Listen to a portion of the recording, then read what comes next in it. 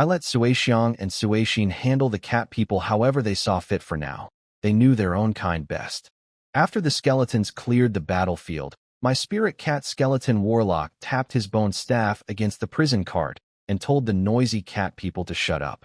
Once they quieted down, my heavy armored skeleton warriors grabbed the carts and dragged them forward like hand-pulled wagons. On the way back, Suexiang and Suexin walked alongside the carts, chatting with a cat girl named Kaling. They were clever about it, dropping hints about Kurd, showing off their heritage spirit marks, talking up the benefits of joining us. Suexin even demonstrated her spell abilities and promised to help complete quelling spirit marks once she joined Kurd. The other cat people in the carts kept quiet, but their ears stood straight up, catching every word. Smart girls, doing my recruitment work for me. When the carts entered City Block 1, I watched from the top of the central tower. Over 300 cat people slaves, men and women both. I'd grown up in noble circles, so I knew exactly why slave traders kept the good-looking ones of both sexes. Noble ladies loved exotic male servants, and some male nobles had their own peculiar tastes. I ordered the skeletons to open the carts and unchain the cat people, then told Suexiang and Suexin to manage their own people. Those willing to behave would live in the residential district. Troublemakers would find themselves a nice spot in the burial grounds. Suexiang led the cat people out through the north gate and east along the main road to City Block 2. They had good night vision, so I knew they'd notice what I wanted them to notice. Rows of skeleton soldiers standing guard on every wall, skeleton patrols at every intersection. The message was clear without me saying a word. Don't even think about running. That night, the cat girls showed their gratitude for what I'd done for their people. Enthusiastically. Until dawn. Next morning, Suexiang and Suexin headed to Block 2 to start their work. When I'd left the tower, I could still hear the faint jingling of bells. Suehua wasn't going to be free anytime soon. Suexin mixed up the spirit liquid for inscribing cat tribe spirit marks and started working on Kaling first, carefully filling in parts of her incomplete heritage mark. She was smart enough not to do it all at once. Too much inscription at one time could overload the body, leaving the cat person crippled or worse, dead. Gradual adaptation was the proper way. After Suexin finished inscribing Quelling's spirit marks, the girl got noticeably stronger, beating fighters she couldn't before. And that was only a partial completion. Suexiang then taught Kaling lost combat techniques she'd learned from the spirit cat skeleton warriors. Turned out those were the very techniques their tribe had been mourning as lost for generations. The other cat people watched all this with envy, but stayed quiet and well-behaved. Good. They were learning fast how things worked in Kurd. Over the following days, the first batch of cat girls who joined Kurd, Suexiang, Suexin, and the others, pulled out every trick they knew to please me. They never once asked me directly to save their tribe. Not a single word of begging.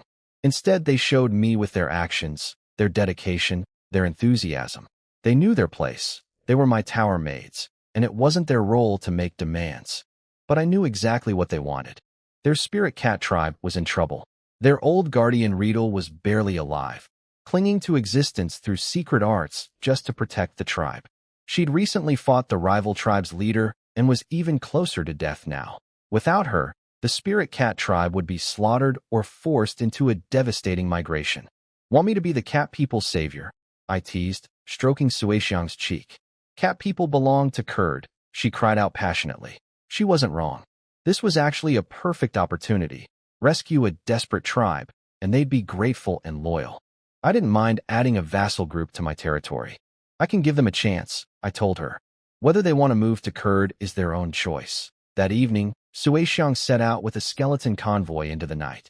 The convoy took remote routes, with skeleton assassins and rangers sweeping ahead to eliminate anyone who might spot us. After 10 days of nonstop marching, they reached the Spirit Cat Hills. The tribe spotted my skeletons approaching, thousands of regular skeletons and nearly 100 first-rank extraordinary ones. Their new middle-aged chief reported to Riedel with barely hidden grief. The old guardian looked like a walking corpse, withered and hollow-eyed, but she still dragged herself up to fight what she assumed was an invasion. She told the chief to take the tribe and run while she held off the skeletons in one final battle. Before any blood was shed, Suexiang rushed to the front lines, shouting her name. along with Kaling and the other rescued cat people. Warriors on both sides recognized them. The tension broke. When the chief learned Sui Xiang had come to recruit them into Kurd on my behalf, he was stunned. From their perspective, a dead necromancer offering salvation to a dying cat tribe must have sounded absurd. But Sui Xiang stood firm. Cat people belonged to Kurd. She understood better than anyone. Kurd was the only future the spirit cat tribe had left. If we refuse, it's war? The middle-aged chief asked, bracing for the worst. Through my spirit cat skeleton warlock, I gave my answer, no. We'd simply leave, as if we'd never come. I wasn't interested in forcing anyone. But then things got complicated. Old Riedel recognized something in the skeleton warlock. Her grandfather's remains were part of him. She sensed the familiar aura and started asking questions. How could a necromancer raise their ancestors when the god of light's blessing was supposed to prevent exactly that? Sui Xiang and Sui Xin jumped in fast, showing off their heritage marks and lost combat techniques, trying to distract the crowd. It worked on most of the cat people, but Riedel was too sharp. She'd figured out my secret. I could bypass the god of light's blessing to raise the dead. That was dangerous information. I had my skeleton warlock make it clear. Knowing too much isn't always a good thing. Riedel understood the message perfectly. One path led to death, the other to revival. Cat people belonged to Kurd, she declared. The chief and warriors echoed her. After that, skeletons and cat people worked side by side, tearing down the settlement and packing everything onto carts. The cat people even dug up their ancestors' bones willingly. Once they learned the skeletons could pass down lost knowledge, they stopped seeing undeath as desecration. Riedel herself decided she wanted the same fate after death, guarding her tribe as a skeleton. During the move, Jackalmen raiders showed up to harass the tribe again. I sent a few hundred greenbone skeletons to deal with them. The cat people watched with wide eyes as my skeletons butchered the jackal warriors effortlessly. The greenbones fought simply. Take a hit, feel nothing, swing back, enemy dies. My extraordinary skeletons put on an even better show. The spirit cat skeleton warriors activating spirit marks and chasing down jackalmen champions with lost tribal techniques.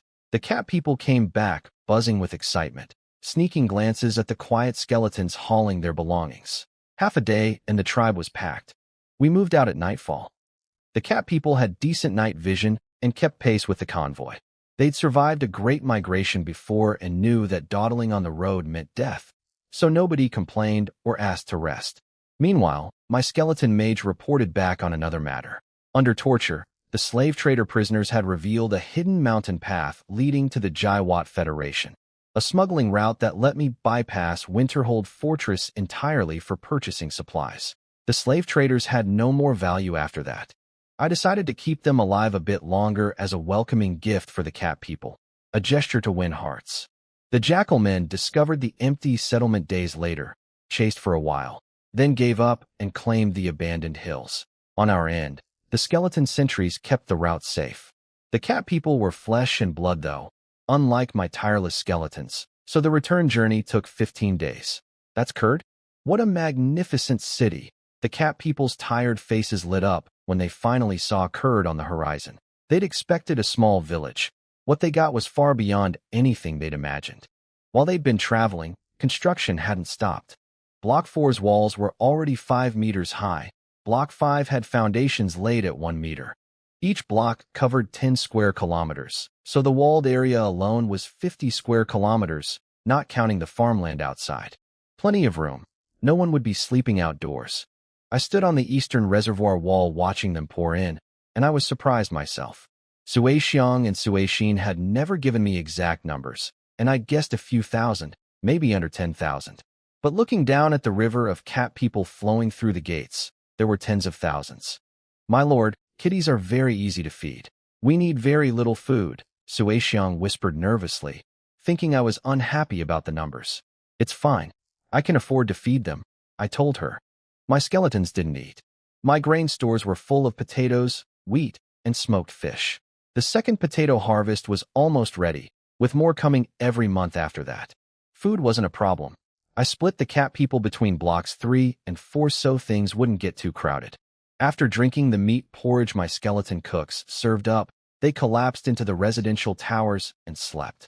While the tribe rested, Riedel and the chief came to my tower. Riedel's spirit mark knowledge filled in gaps in our existing heritage marks. The tribe brought 6 new combat techniques, bringing our total to 15.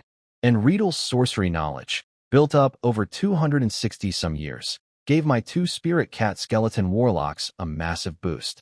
They both admitted they could learn plenty from this younger descendant. I had my skeletons do a proper head count. 85,328 cat people. That was staggering. My entire skeleton force was under 10,000. But with that population came plenty of potential spirit warriors and sorcerer candidates to train, plus ordinary cat people for manual labor and crafts. After the meeting, I sent Suixiang and the others away to rest.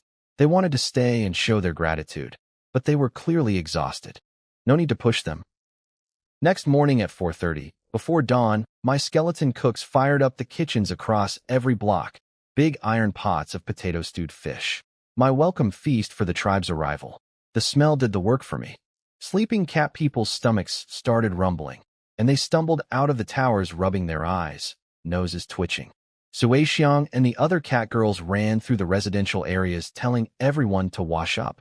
Food was coming. At 6:30, flatbed carts loaded with huge iron barrels rolled out from the kitchens. The cat people lined up under the direction of their elders. When the skeleton cooks banged on the barrels and lifted the lids, the steam carried that fish smell straight into thousands of hungry faces. The cat people's eyes went wide. They loved fish more than anything, but water had been scarce back at Spirit Cat Hills, so fish was a rare treat. Each cat person got a bowl of potato-stewed fish and a big chunk of bread. For people who'd gone hungry regularly, this was a luxury meal. Little kittens tasted the stewed potato for the first time and asked their parents what it was. One father, a veteran warrior, laughed and said he'd stolen raw potatoes from a human settlement years ago and thought they were poisonous and disgusting. He'd had no idea you could cook them like this.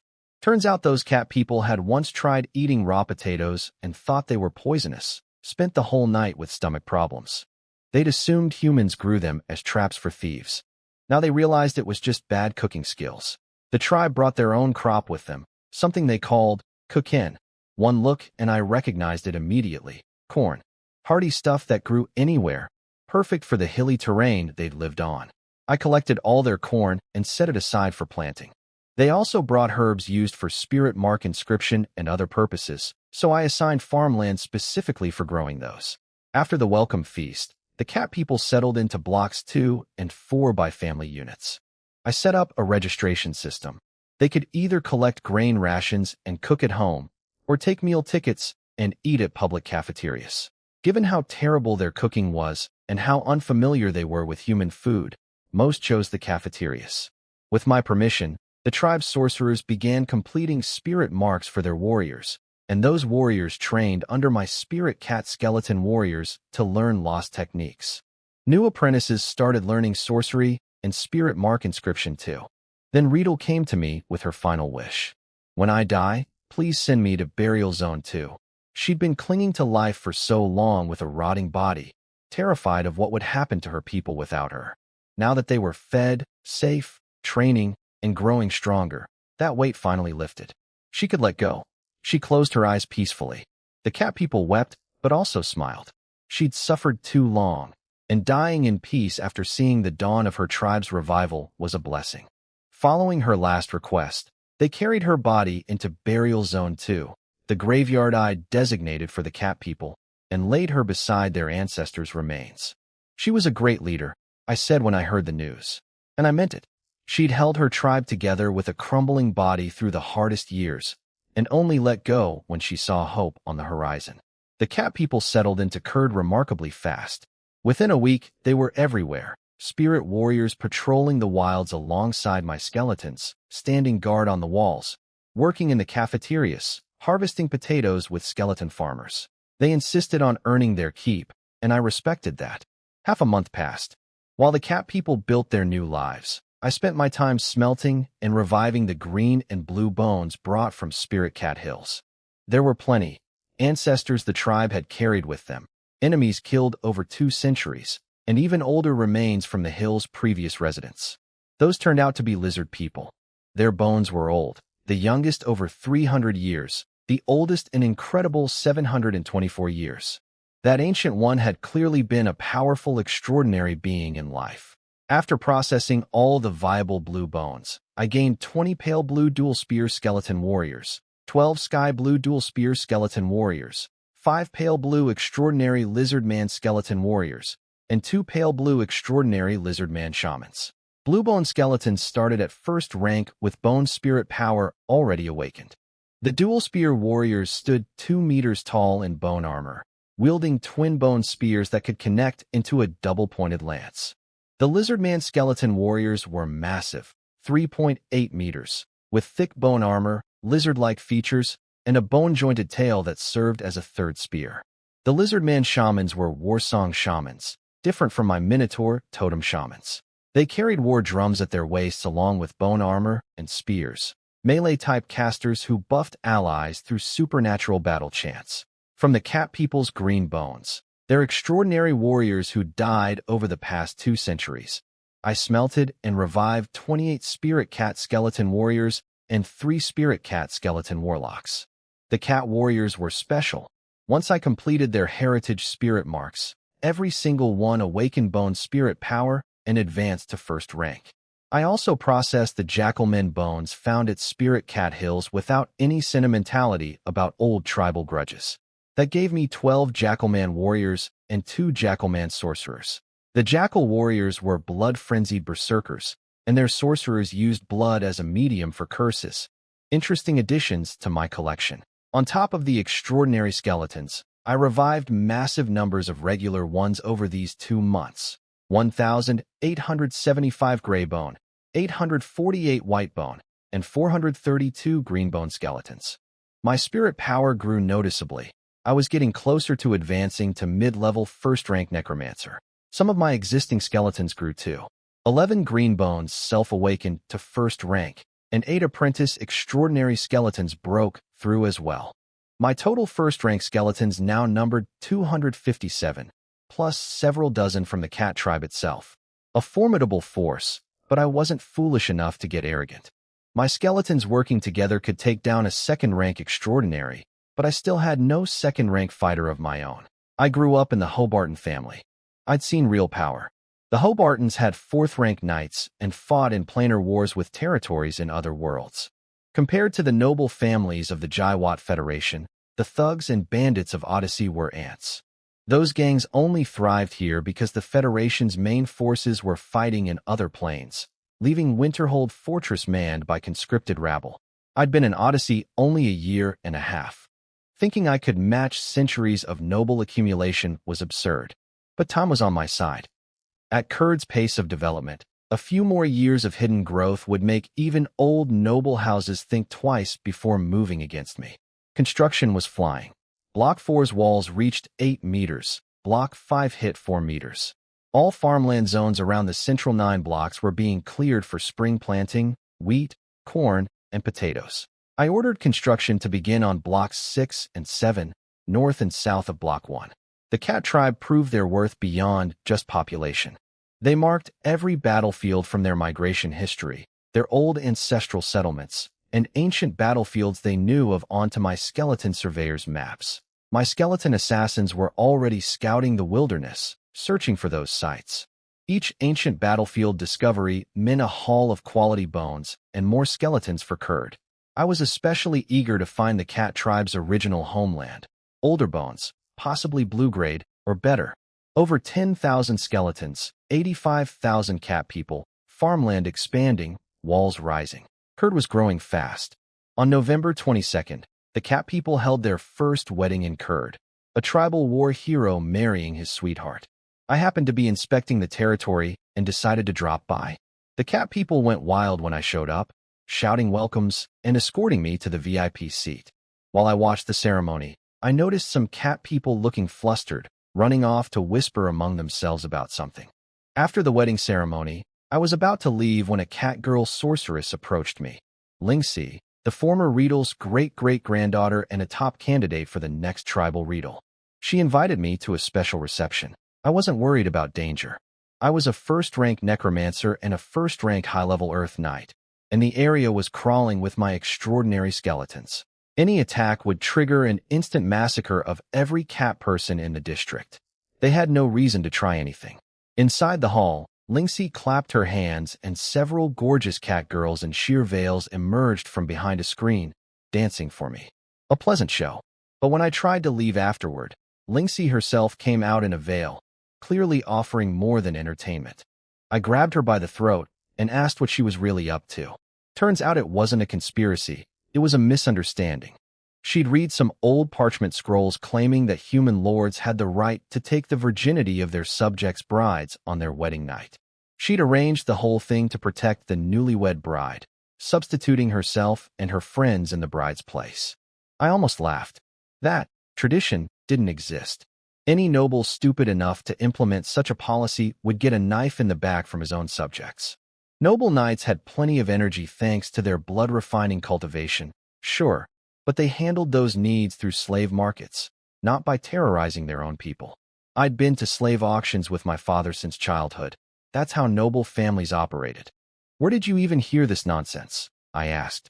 She'd gotten it from old cat tribe parchments, propaganda written by ancestors who'd wanted to paint humans as evil to keep their people wary. Understandable, given how often cat people were targeted by slave hunters, but still wrong. I wasn't angry. Actually, I was in a good mood. I told Lynxie to make it up to me properly, and she happily obliged. Next morning, I gave her a task. Burn those misleading parchments and spread the correct information. Cat girls were already throwing themselves at me out of genuine gratitude. I didn't need false rumors causing unnecessary drama. After that, I had my skeletons build a tower castle in Block 2 and turned it into the Spirit Cat Sorcerer Hall, a center for the tribe's supernatural heritage. It housed both a sorcery school and a combat technique hall. Tribal sorcerers and the Spirit Cat Skeleton Warlocks would screen talented cat people for training, inscribe, and complete heritage marks for warrior apprentices, and teach lost combat techniques. Block 2's tower became the heart of the cat tribe's growth. Then the good news started rolling in. The ancient battlefield locations the cat tribe had marked on my maps, my skeleton assassins found them one after another. Carts loaded with high-quality green bones came streaming back to Kurd. Every bone I smelted was training for me, and I threw myself into the work with passion. In late November, my spirit power finally crossed the threshold. I broke through to mid-level first-rank necromancer. I let out a satisfied laugh. The hard work was paying off. After advancing to mid-level first rank, my spirit power and mana capacity grew enough to handle deeper blue bones, 450 to 500 years old. These produced cobalt blue skeleton parts. I could now assemble ordinary cobalt blue skeletons that started as first-rank high-level bone spirits, and extraordinary sky blue skeletons born with 2 types of supernatural power at first-rank mid-level. Every revival at this tier left me drenched in sweat. I burned through my stored high-quality parts quickly. 21 ordinary cobalt blue skeletons, mostly heavy warriors and dual spear fighters, plus a few farmers. 9 extraordinary sky blue skeletons, 3 minotaur warriors, 1 minotaur shaman for lizardman warriors, and 1 lizardman shaman. A massive boost to Kurd's combat ceiling. While I was busy with that, I sent Audrey over the Winterhold Mountains through the smuggling path to the Jaiwat Federation. Her mission, establish a trade route. She found exactly what I'd arranged for. A bankrupt merchant named Anthony, drowning in alcohol in his empty house, stripped bare by debt collectors. My skeleton mage offered him the deal. Sign a magic contract, get startup funds and orders. Anthony read the contract carefully. Harsh terms, but he had nothing to lose. He bit his finger and pressed his thumbprint. The contract burned into a soul brand. Break it, and it kills you. The first order was simple: crop seeds, rice, soybeans, fruit saplings, peach, pear, grape, livestock, chickens, ducks, geese, sheep, pigs, plus fabric, clothing, and daily supplies. Anthony just had to buy everything and deliver it to a pickup point. My skeleton convoy would handle the rest. I assigned 4 skeleton knights as his guards, sealed inside full iron armor with detection wards so nobody could tell they weren't human. Bone spirit assassins trailed him in the shadows, cleaning up anyone who followed too closely. As a reward for his efficiency, Audrey gave him my old night breathing technique manual. Not a single-use magic copy, but a real manual he could pass down to his children. For a common man with no path to the extraordinary, this was life-changing. He could become a knight, live longer, and start a family legacy. Anthony practically worshipped us after that. Word spread fast in his little border town. Other merchants grumbled with jealousy, wondering why some mysterious patron had picked Anthony, of all people. He was smart enough not to ask questions about his armored guards, treating them with respect and reporting everything to them. The skeleton knights occasionally helped him with his breathing technique practice, keeping him grateful and loyal. The convoy took over half a month to return through the mountain roads. When Audrey came running back to the tower, I hit her with a cleaning spell before she even reached me. I knew exactly what she wanted after. Being away so long, my skeleton mage distributed everything. Seeds to the skeleton farmers for cultivation, saplings for planting, livestock to the new pasture zones, supplies to the warehouses. After properly welcoming Audrey home, I drew up plans for Kurd's next phase. The inner 9 blocks would continue as planned. Around them, I'd add 16 outer blocks in a different layout, keeping residential centers and reservoirs, but replacing workshops and burial zones with orchards, farmland, and livestock areas. The outer ring would be Kurd's breadbasket: rice, wheat, corn, flax, cotton, fruit trees, cattle pastures, chicken coops, and pig farms. Construction of walls and buildings there could wait. The priority was clearing and planting the fields so everything would be ready for spring sowing. Audrey liked to rest her chin on her hands and watch me work. When she saw the clothing designs I was sketching, she called me a genius. City planning, farming, workshops, cooking, and now fashion design too. I just smiled. My past life as an archaeologist meant I'd studied a bit of everything. I wasn't much of a tailor myself, so I handed the designs to my skeleton tailors. The first dress went to Audrey.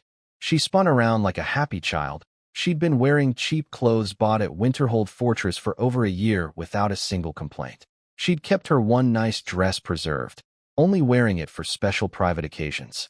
I appreciated that about her. She never whined when times were tough, and enjoyed the good times without guilt. That afternoon she declared it private dance time, and put that dress to very creative use without me even needing to suggest anything. Soon after, I outfitted all the Tower Cat girls in matching black and white made dresses with butterfly hair clips pinned to their cat ears. The combination was dangerously appealing, but something was still missing. Beautiful legs without stockings felt like a waste. I already had plans for improved textile machinery in my head. The fabric from the Jaiwat Federation was mediocre quality. I'd build Kurd's own textile industry from scratch.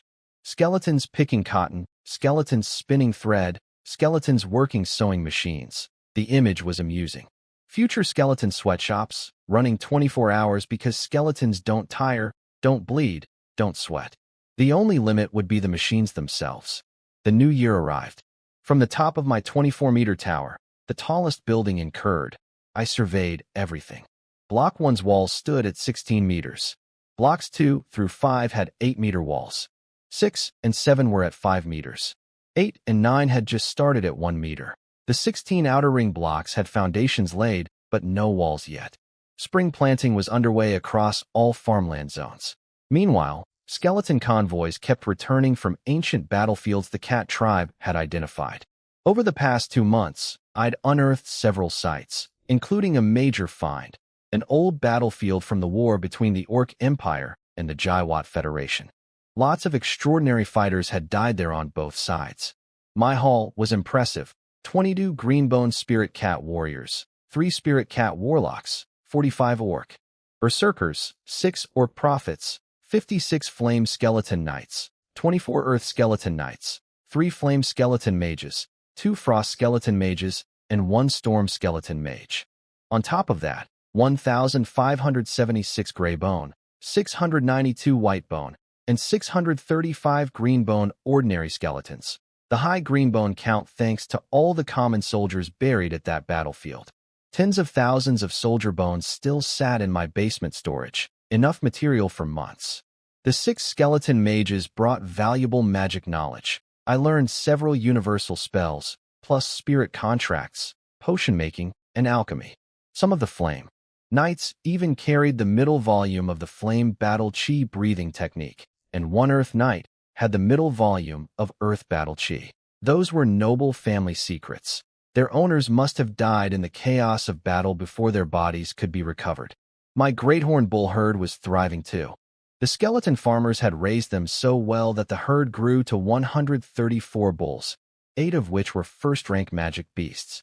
Every month, each pair of magic bulls could donate enough blood to awaken one greenbone skeleton's bone spirit power. All this month's blood went to 5 skeleton mages, pushing them to first rank.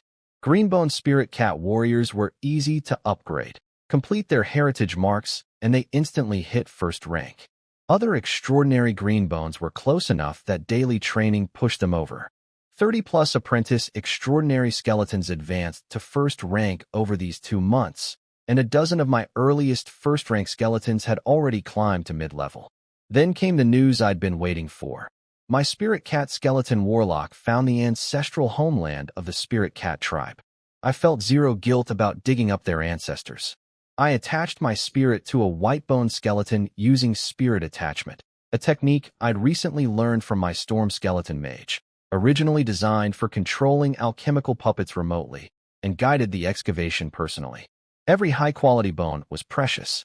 I trained a specialized team of archaeology skeletons. They worked with gentle precision, perfect for extracting near-crumbling remains. First-rank skeletons wrapped each unearthed bone in spirit membranes to prevent decay during transport. From excavation to preservation, storage to deployment, Kurd had built a complete professional pipeline. When it came to bones, we were experts. The cat people lined the streets when the convoy returned, watching their ancestors pass by. Nobody rioted. They understood. Their forebears would return in another form, as skeleton guardians walking among them. I stopped regular skeleton production and personally sorted through the haul. The oldest bone was 762 years old. Anything over 500 years, purple grade, went straight to the core storage vault for preservation. The rest were all blue grade, the youngest at 432 years. The ancestral land had unusual geology that kept bones remarkably well preserved. Thousands of blue bones, the lowest quality being cobalt blue. With blue bones flooding in, green bones became second tier overnight. I threw myself into smelting cobalt and deep blue bones day and night. Bones over 495 years old with good preservation I set aside rather than smelt. In just 5 years they'd age into light purple grade, far more valuable. I'd have loved to save all the deep blues too, but Kurd needed combat power now. That kind of long-term thinking could wait until purple bone skeletons became my front line. After a few days of non-stop work, I'd processed everything urgent. When Suexiang walked in wearing her maid dress carrying food, I pulled her onto my lap and made her my real meal instead. These cat girls had been my lucky stars. Kurd's first breakthrough came when Suexiang led me to the old cat-human battlefield. That excavation gave me my first real batch of extraordinary skeletons. That foundation carried Kurd through every crisis since, including wiping out the Minotaur tribe. Taking in the Spirit Cat tribe brought even more. Bones from Spirit Cat Hills, ancient battlefields from their maps, and now thousands of premium blue bones from their ancestral homeland. Once I finished reviving all of these, Kurd's upper-tier combat power would leap forward dramatically. And since Blue Bone Revival was intense spirit training, my own growth was about to accelerate fast. After resting up, I dove back into assembling cobalt blue skeletons. It was a happy problem to have, so many high-quality parts that I couldn't use them all yet. My spirit power could only handle ordinary cobalt blue skeletons for now. The extraordinary cobalt blue and all the deep blue parts just sat there, taunting me. A month disappeared in a blur of assembly and meditation. 108 new ordinary cobalt blue skeletons, 36 rangers, and 72 assassins, all born at first-rank high level. The cat people's bones naturally produced ranger and assassin types. These would be any enemy's nightmare. My spirit power had shot up like a rocket. At this rate, finishing the remaining cobalt blue parts in storage would push me to first-rank high-level necromancer.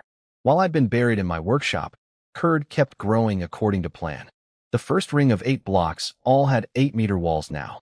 The second ring of 16 blocks had started wall construction, capped at 5 meters for now. I wanted to stay hidden, Taller outer walls meant easier detection and a bigger perimeter to patrol. With just over 10,000 skeletons, most assigned to farming and archaeology, I only had a few thousand for actual combat and patrol duty across 250 square kilometers. The cat people helped solve that. Cat warriors mixed with regular skeleton soldiers handled nearby patrols, while my extraordinary skeletons focused on the outer perimeter, keeping bandits and hostile groups away from Kurd's suburbs. My defense design was layered, 4 rings deep. Outer walls with mixed skeleton cat patrols. Residential towers connected by aerial walkways forming a second wall. Fortified warehouse blocks as a sealed third barrier. And at the core, fortress castles with high towers. 9 towers total, mine in Block 1. The rest managed by skeleton mages and cat sorcerers. Someday those towers would become real mage towers. Multiple wall layers plus mage towers. That was true tower defense. Unbreakable. When I finished meditating and opened my eyes, Audrey was sitting there staring at me with her chin in her hands, as usual. I sensed her aura. She'd reached first rank high-level knight. Not surprising. She was dedicated to the knight path, while I'd been spending most of my time on necromancy. Congratulations, Audrey. I'm your guardian knight. I can't slack off. She grinned, pouring me water. Then she nudged me with her elbow. A month apart had left her full of ideas, and she'd dreamed up plenty of creative new performances. A memorable reunion. After she fell asleep, I went out to inspect the territory. Left alone, came back with a few adoring cat girls trailing behind me. When Audrey woke later and heard the mewing sounds echoing through the tower, she just smiled. She didn't mind. Since the cat tribe arrived, the tower's catgirl population had been steadily rising. She knew her place in my heart from the small things. Always being first, always getting the first gift, always being thought of. She went off to train without bothering me. She understood my rhythm perfectly. Rest, recharge, then back to work. Sure enough, the next morning I was back in the underground workshop, smelting cobalt blue skeletons again. A few days into my cobalt blue work, my bone spirit assassins reported finding the ancient battlefields that the fox girl and rabbit girl servants had marked long ago. Back when I first rescued them from the slave hunters alongside the cat girls, the fox and rabbit women had offered battlefield locations hoping to earn the same treatment. Access to their ancestors' lost knowledge. Those sites had been too far away when Kurd was weak, but now my scouts had stumbled upon them while searching for other ruins. This is a lucky accident, I said when I checked the bone ages. No human remains at all. This wasn't from the Odyssey War. It was a tribal conflict between fox people, rabbit people, and jackal men from 356 years ago, before the war even started. That was the best possible outcome. Pre-war battlefields meant blue-grade bones minimum. Post-war ones only produced green-grade at best. The site's geology was average, and the battle had been small-scale, so my archaeology team only brought back around 800 complete skeletons. But every single one was 356 years old, just past the threshold for sky blue quality. I was thrilled. I smelted the most fragile ones immediately, then called in the fox and rabbit servants for a generous reward. They were ecstatic knowing their ancestors' bones were in storage. Soon they'd inherit lost knowledge just like Suexiang and Suexin had. Regular fox and rabbit bones produced ranger and assassin parts, same as cat people. Their extraordinary systems were similar too, spirit marks plus sorcery, though foxes and rabbits had a higher ratio of sorcerers compared to warriors. I paused my cobalt blue work to revive sky blue assassins and rangers first, since they cost less spirit energy. The extraordinary parts, the fox and rabbit spirit warriors and sorcerers, I deliberately saved. Those were new species I'd never revived before, which meant a special spring of time feedback. I wanted to save that boost for when I hit my advancement bottleneck. Weeks of grinding followed. Meditate, revive, meditate, revive. Eventually my spirit power growth slowed to a crawl, blocked by a thin membrane, the bottleneck to first rank high level. It's time. I had them bring up a set of sky blue fox sorcerer parts. Assembling the spirit fox skeleton warlock left me dripping with sweat, but she stood up successfully. Without even inspecting her abilities, I immediately rode the special spring of time feedback to slam through the bottleneck. The membrane shattered. I was now a first-rank high-level necromancer, with all my spent mana restored as a bonus. The Spirit Fox Warlock was fascinating. Bone armor, a foxbone staff, and a belt of bone potion vials. Fox sorcerers specialized in mind-bending illusions and magical potions. When I had her cast on me as a test, vivid hallucinations flooded my mind. Impressive power. At high-level first rank, my revival range expanded again. I could now handle ordinary deep blue skeletons and extraordinary cobalt blue ones. I immediately assembled a cobalt blue spirit cat warlock from the ancestral homeland bones. It nearly drained me completely, but the knowledge this one carried further perfected the cat tribe's heritage marks and sorcery traditions. The Spring of Time feedback was powerful, solidifying my new rank. After recovering, I pulled out a set of sky blue spirit fox warrior parts. Another new species, another special feedback waiting. I decided not to save the new species sky blue skeletons for later. They weren't strong enough to help with a second rank breakthrough, so better to use them now as fuel. The strategy was simple: revive a new species.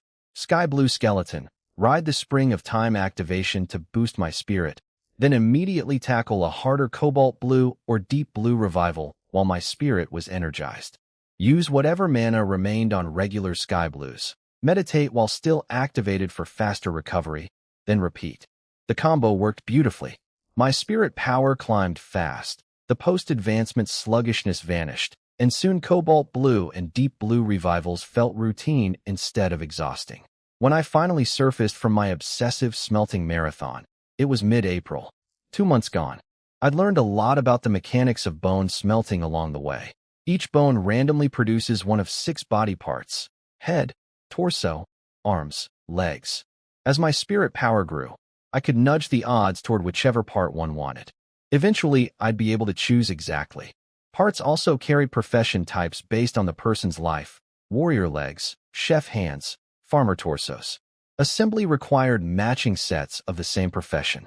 Mismatched leftovers piled up in storage waiting for their partners. Different races produced different types. Ordinary cat, fox, and rabbit bones all made the same ranger and assassin parts, conveniently interchangeable, which kept my assembly efficiency high. Extraordinary bones always maintained their racial identity, though. One critical rule I'd confirmed through experiments: the barrel effect. A skeleton's quality equals its weakest component. Stick one graybone part into a set of blues, and you get a graybone skeleton. Mixing qualities was shameful waste. From those 800-plus sky blue bones, 2 fox sorcerers, 5 fox warriors, 1 rabbit sorcerer, for rabbit warriors, 3 jackalman sorcerers, 9 jackalman warriors, 35 rangers, and 40 assassins.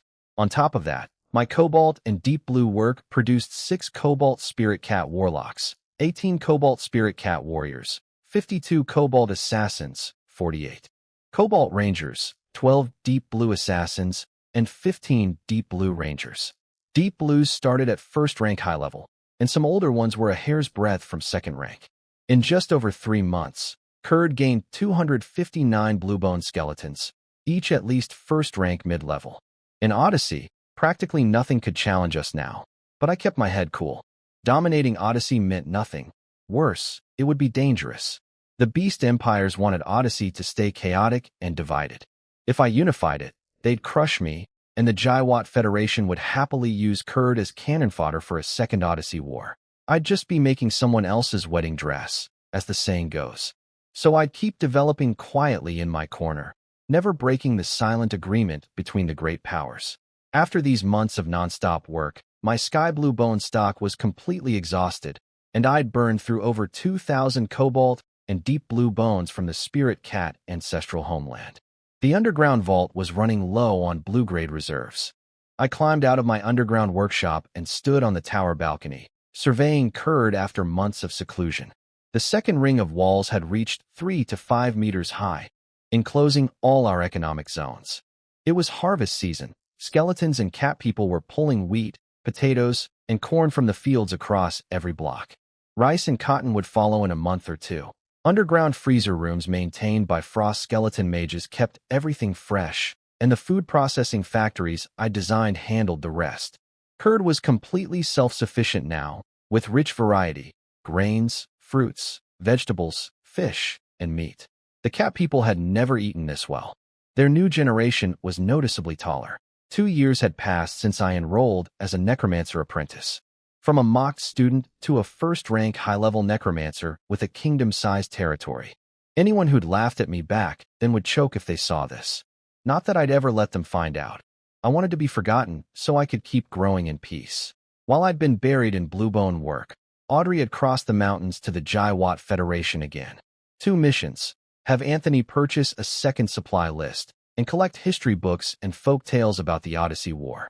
We broadened the request to cover 500 years of Federation wars so Anthony wouldn't guess our location. Audrey filtered out everything unrelated to Odyssey before bringing the relevant materials to me, having already studied them herself so she could point out details I might miss. 300 years wasn't ancient history for the stable Federation. There was plenty of documentation. Official Noble Council records were beyond Anthony's reach, but he gathered various folk histories and personal memoirs of war participants. Cross-referencing these accounts with our discovered battlefield locations, broken Odyssey map fragments, and information from the Cat tribe, Audrey and I pinpointed several major battle sites. Many more had enough clues to narrow down their general area. My skeleton assassins would no longer be searching blindly. Audrey, excellent work. I rewarded her thoroughly. She deserved it. Looking out at the empty residential blocks one morning, I sighed. Nearly 15,000 skeletons across this massive territory simply wasn't enough. I shifted priorities. Instead of blue bones, I'd mass-produce gray and white bone laborers from the stockpile that had accumulated during my months of blue bone focus. At my current power level, cranking out dozens to 100 basic skeletons per day was effortless. While producing workers, I multitasked, spirit attaching to my archaeology skeletons to remotely guide a major dig. This new site was from a significant Odyssey War battle, packed with 276-year-old green bones. Once full excavation started, 2,000 to 3,000 complete skeletons arrived daily. I processed any fragile ones immediately while focusing the rest of my energy on laborers. By May 9th, I produced 2,412 graybone and 1,346 whitebone skeletons, mostly from human remains, giving me every profession imaginable. Craftsmen, cooks, farmers, builders. Kurd's manufacturing capability exploded. Then I decided it was time to take action. A kobold tribe in the Winterhold Mountains had caught my attention. Not because I wanted their ancestral burial grounds. I was just curious about how old their ancestors might be. The kobold tribe had been on my radar since my skeleton assassins found them while mapping mountain paths over a year ago. They were bigger than they looked. The surface buildings were just a front.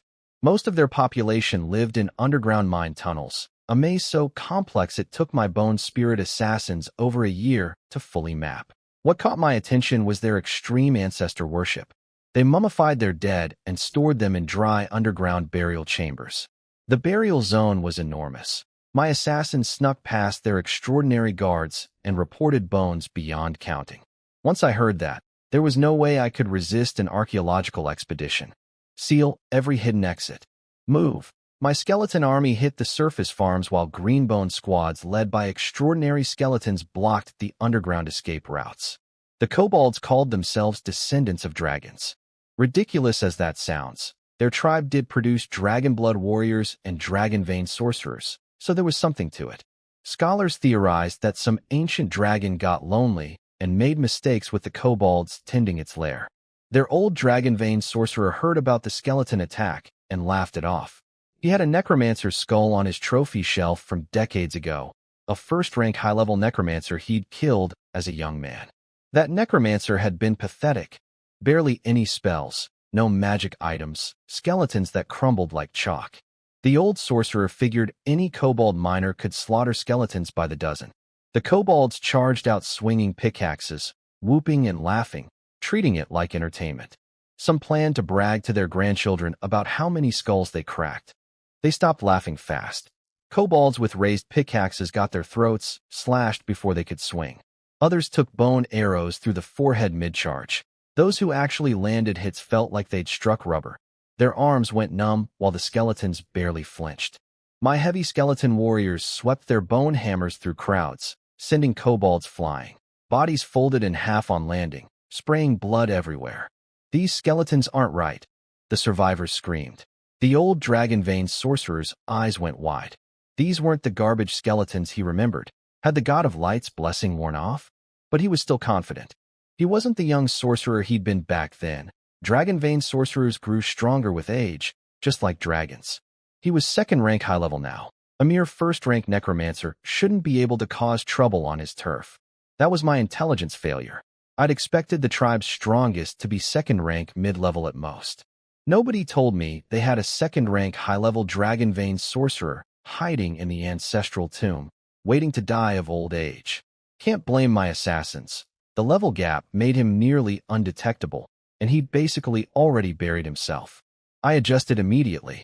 Minotaur shamans and greenbone Minotaur warriors handled the other second-rank kobolds. Everything else, all my caster skeletons and bluebone combat types, focused fire on the old sorcerer. His dragon tongue spells hit brutally hard, blasting bone chips off my bluebone warriors and cracking them deep with every strike.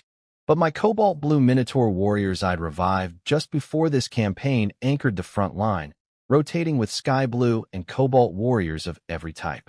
Blue bones were tough enough not to shatter instantly, and I had enough of them to keep swapping in fresh tanks while the rear line casters buffed them. It was holding, barely, but it was holding. The old dragon vein sorcerer couldn't break through my front line. Behind the wall of bluebone warriors, my caster skeletons and ranged units poured everything they had into him. Curses, attack spells, bone arrows from every angle without pause. Ants can kill an elephant. Even dragon blood resistance couldn't hold up against endless bombardment. He was already dying of old age, and as his supernatural power drained, the curses that had bounced off him earlier started sticking. Bleeding curses, weakness curses, all piling on. The weaker he got, the weaker he got. He finally collapsed under the concentrated fire of over 200 blue-bone skeletons. That was way too close, I exhaled. The tribe had two more second-rank fighters, a mid-level dragon blood warrior and a low-level dragon vein sorcerer. They'd wanted to help the old one, but couldn't. My blue-bone skeletons and Minotaur warriors had them surrounded. My stockpile had paid off. Nearly 500 blue bones, 400 first-rank green bones, over 2,000 ordinary green bones. That depth saved me from an ugly surprise. I took no prisoners. Blood enemies get no mercy. The kobolds would have stabbed me in the back eventually if kept as slaves. I didn't need them anyway. Gray and white bone skeletons made better miners. After clearing every last kobold from the tunnels, my skeleton mage led me to the ancestral tomb. It was like walking into my own burial zones. Walls carved with rows of niches, each holding a mummified kobold. I cast necromantic blacklight to scan the depths. Gray glow near the entrance, then white, green, blue, purple as I went deeper. Then came the real surprise. At the very back, beside a magma pool, I found bones glowing yellow, over 800 years old. Not all kobold either. I identified other dragon blood creatures' remains. This cave was likely an abandoned dragon's lair. I've struck gold. I'd come expecting some blue and purple bones. Instead, I'd found a treasure vault of ancient remains stretching back centuries, plus what looked like a former dragon nest. If I smelted everything in here, the boost to curd would be beyond imagination. The tomb was a natural preservation chamber, so I left everything in place. As an archaeologist, I knew better than to disturb delicate equilibriums. Moving ancient bones could accelerate their decay. Until I was strong enough to smelt the highest grade ones, best not to touch them. I surveyed the terrain and drew up plans for a mountain fortress complex to protect the tomb and mine the ores. Most of my blue and green bone skeletons returned to Kurd to hold down the fort, while waves of gray and white bones came to build. The kobold corpses, tens of thousands, went back to Kurd's burial zones to age for at least 5 years. Along with them went loads of ore, some fire element enchanted minerals, and piles of gold and jewels the kobolds had hoarded thanks to their inherited dragon greed. I tested some ordinary kobold bones first. They produced skeleton miner and skeleton blacksmith parts, 2 new professions. I revived the first miner from deep blue parts to get maximum spring of time feedback, then used the activation period to mass-produce miners and blacksmiths. At every grade, Skeleton blacksmiths could forge iron armor for the skeletons themselves and produce surplus armor for Anthony to sell in the Federation, generating income. The extraordinary kobold bones, dragon blood warriors, and dragon vein sorcerers I locked away untouched. The ancestral tomb had deep blue quality specimens of both types. Those were my ticket for when I advanced to second-rank necromancer. By early June, I headed back to Kurd with a load of bluebone parts. Rainy season was coming, so I'd stay home and smelt through my remaining cat people blue bones, then move on to assembling bluebone miners and blacksmiths. After finding a necromancer's skull on the old dragon vein sorcerer's trophy shelf, I sent skeletons to search for the rest of the body. A month later, nothing. The kobolds had a nasty habit. They'd keep enemy heads as trophies but grind the bodies into fertilizer for their farms. Couldn't recover a single matching set. One skull was useless to me, so I let it go. On June 9th, thunder rolled across Odyssey. Rainy season had arrived early this year, almost a week ahead of the usual mid-June start. From my balcony, I surveyed Kurd's progress. All 16 outer ring blocks had 5-meter walls now. Brick factories were still churning out wall blocks, stockpiling them at the base of every wall section. If our location was ever discovered, my skeletons could raise those walls fast. Summer harvest was done, summer planting complete, green seedlings covered the fields. The reservoirs had been drawn down before the rains, no flooding worries. Over the past month, I'd smelted quite a haul. 2 cobalt minotaur warriors, 1 cobalt minotaur shaman, 6 deep blue heavy warriors from minotaur bones, 8 deep blue skeleton miners, 2 deep blue blacksmiths, plus 1,800 gray, white, and green miners and blacksmiths from kobold bones. 7 skeleton mages from the ancient battlefield, fire, frost, earth, and thunder types, carrying vast magical knowledge. 1 cobalt spirit cat warlock, for cobalt spirit cat warriors, and 20 deep blue assassins and rangers from the ancestral homeland dig. The skeleton mages brought more than combat power. Some specialized in potion brewing, magical inscription, or alchemical constructs. They'd formed academic departments in the tower, potion studies, alchemy, magical inscription. Simple potions were already in production. I'd never learned much at Lauren Mage Academy. I was a half-baked necromancer apprentice at best. Instead, I'd built Kurd's magical traditions from the ground up through archaeology, independent of anyone else. I named the Kobold Mountain Base Black Furnace Fort. It was built into the terrain, multi-level structures going both above and underground, some reaching over a dozen floors with 30-meter gaps between levels. The underground sections were carved from the mountain, the above-ground parts built with the excavated stone. No need to ship bricks from Kurd. Kurd was big enough and conspicuous enough. I'd stop expanding the city and only clear new farmland outside. My construction focus would shift to Black Furnace Fort, a hidden second base deep in the mountains. If the worst happened and some beast empire noticed Kurd, I'd abandon it and relocate to the fort. A wise rabbit keeps 3 burrows. That's just good necromancer practice. Of course, as long as I didn't show ambitions of unifying Odyssey, nobody would bother with me. The beast empires would go after the frontier territory first. That's where the mercenary companies and refugee settlements were growing dangerously large. Kurd, quietly sitting in its corner, wouldn't even register. The downpour began. I called Audrey over to watch the rain together through the window. Mixed into the sound of the storm were other noises from the residential blocks. Meow, it's raining. The cat people huddled inside their towers, staring nervously at the rain. They hated rainy season. Back at Spirit Cat Hills, it meant mudslides, flash floods, ruined corn crops, and fishmen raids that killed their people. Every year, little cat children sniffed the air anxiously, picking up the fishy scent of fishmen in the rain, worrying about fathers on wall duty. The little cat girl could smell it, fishmen blood in the rain. They were attacking Kurd's outer walls, where her father Hechuan was posted with the skeleton garrison. She grabbed a food box, threw on a rain cloak, and dragged her mother through the rain. Out through Block 4's north gate, east along the main road, through the checkpoint between the first and second ring, then south to the eastern wall. My outer walls were only 5 meters high. I didn't want them attracting attention, but they were 16 meters thick. The design called for 100-meter wide wall zones eventually, double 16-meter walls with a killing ground between them. When fully complete, Kurd's defenses would be absolutely insane. The fishman blood stank so badly even ordinary people could smell it from below the wall. The little cat found her father in an arrow tower, picking off fishmen with a crossbow. His partner took over so he could eat. "Look," Hachuan told his worried daughter, pointing at the battlefield. "What's there to fear? It was a slaughter. My skeletons were deliberately keeping some extraordinary fishmen alive so the regular fishmen wouldn't get scared away." This wasn't Spirit Cat Hills anymore. Here they had walls, warm food, and an undead army standing between them, and everything dangerous. A second-rank fishman elder eventually showed up, assessed the situation, and marked Kurd as a no-go zone. Smart fish. Last rainy season, Audrey had invented a headhunting tournament, a kill count competition during fishman attacks. We ran it again this year.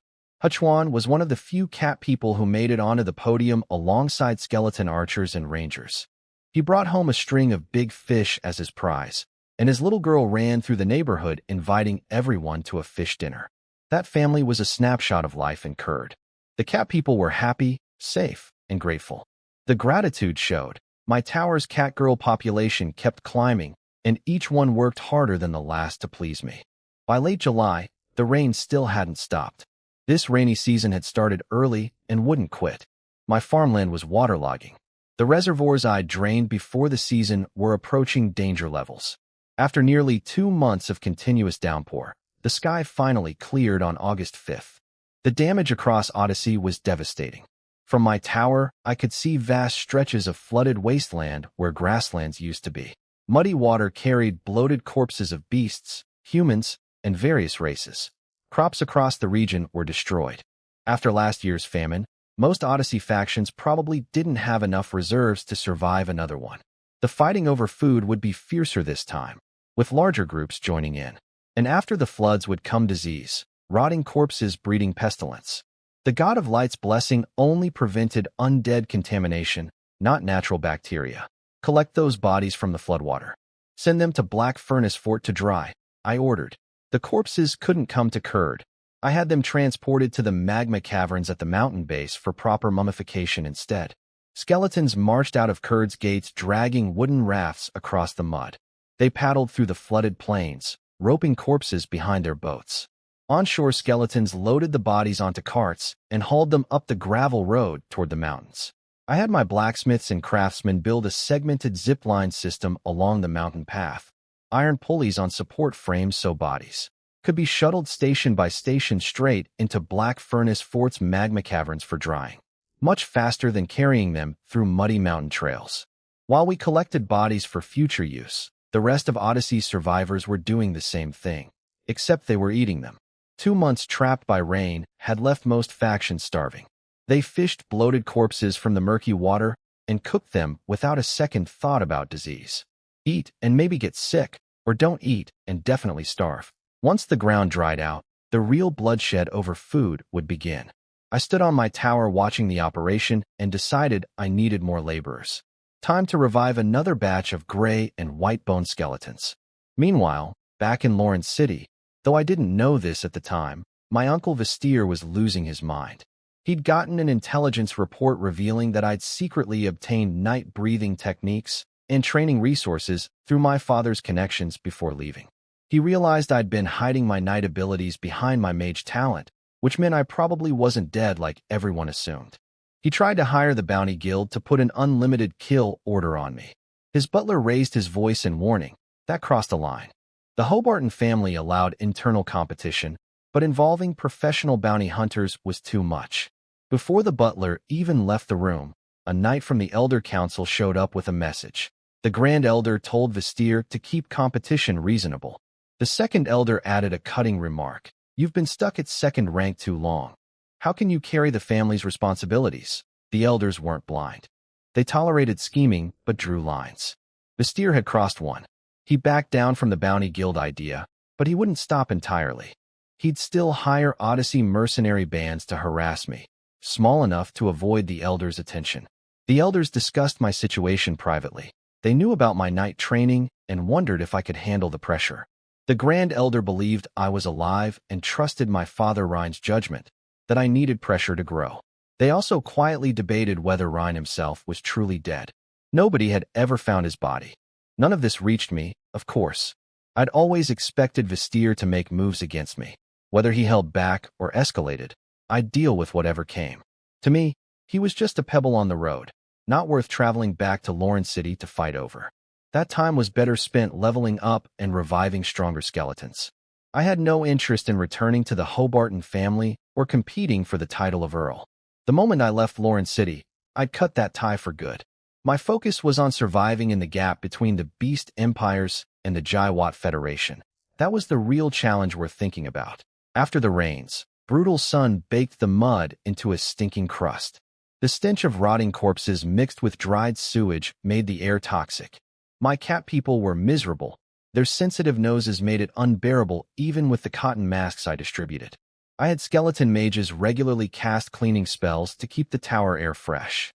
I issued 3 orders. First, use the nutrient-rich mud to clear new farmland around Kurd. Second, collect bones exposed by the floodwater erosion. Third, expand patrol range. The floods had wiped out wildlife and food stores. Once the starving factions ate through their last reserves of waterlogged corpse meat, they'd come raiding, and Kurd would be a target. Half a month later, the warnings started flooding in. Wolfmen marching toward us. A goblin swarm incoming. Human bandit gangs assembling. Kurd had been spotted. Can't stay hidden forever, I sighed. I'd expected this. I pulled most skeletons back behind the walls, leaving only a few fast strike teams to harass smaller groups in the wilderness.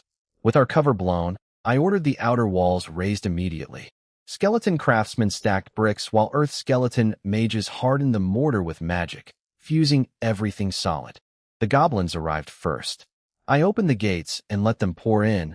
Brainless creatures charged straight into a kill box. 100-meter-wide main roads between wall sections became corridors of death. Arrows rained from above while iron-armored greenbone warriors formed an unbreakable line at the center, backed by healing totems, earth totems, and shield totems. The goblins couldn't even scratch them. Outside the walls, greenbone orc berserkers and flame knights jumped down and slaughtered freely. Their few dozen extraordinary fighters were silently picked off by bone spirit assassins before they could do anything. Goblins were disgusting creatures beyond just being weak. They bred like a plague. One survivor could repopulate an entire swarm.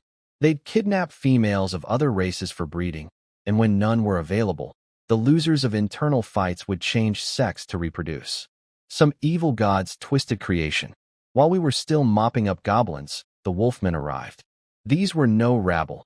Every wolfman warrior was as strong as a human apprentice knight. They destroyed several camps on their way here and expected easy pickings from weak skeletons. They leaped onto the walls, claws extended, and slashed at my defenders. Their claws could tear through thick leather and pierce light iron armor, but when they hit blue-bone skeletons, their own claws shattered.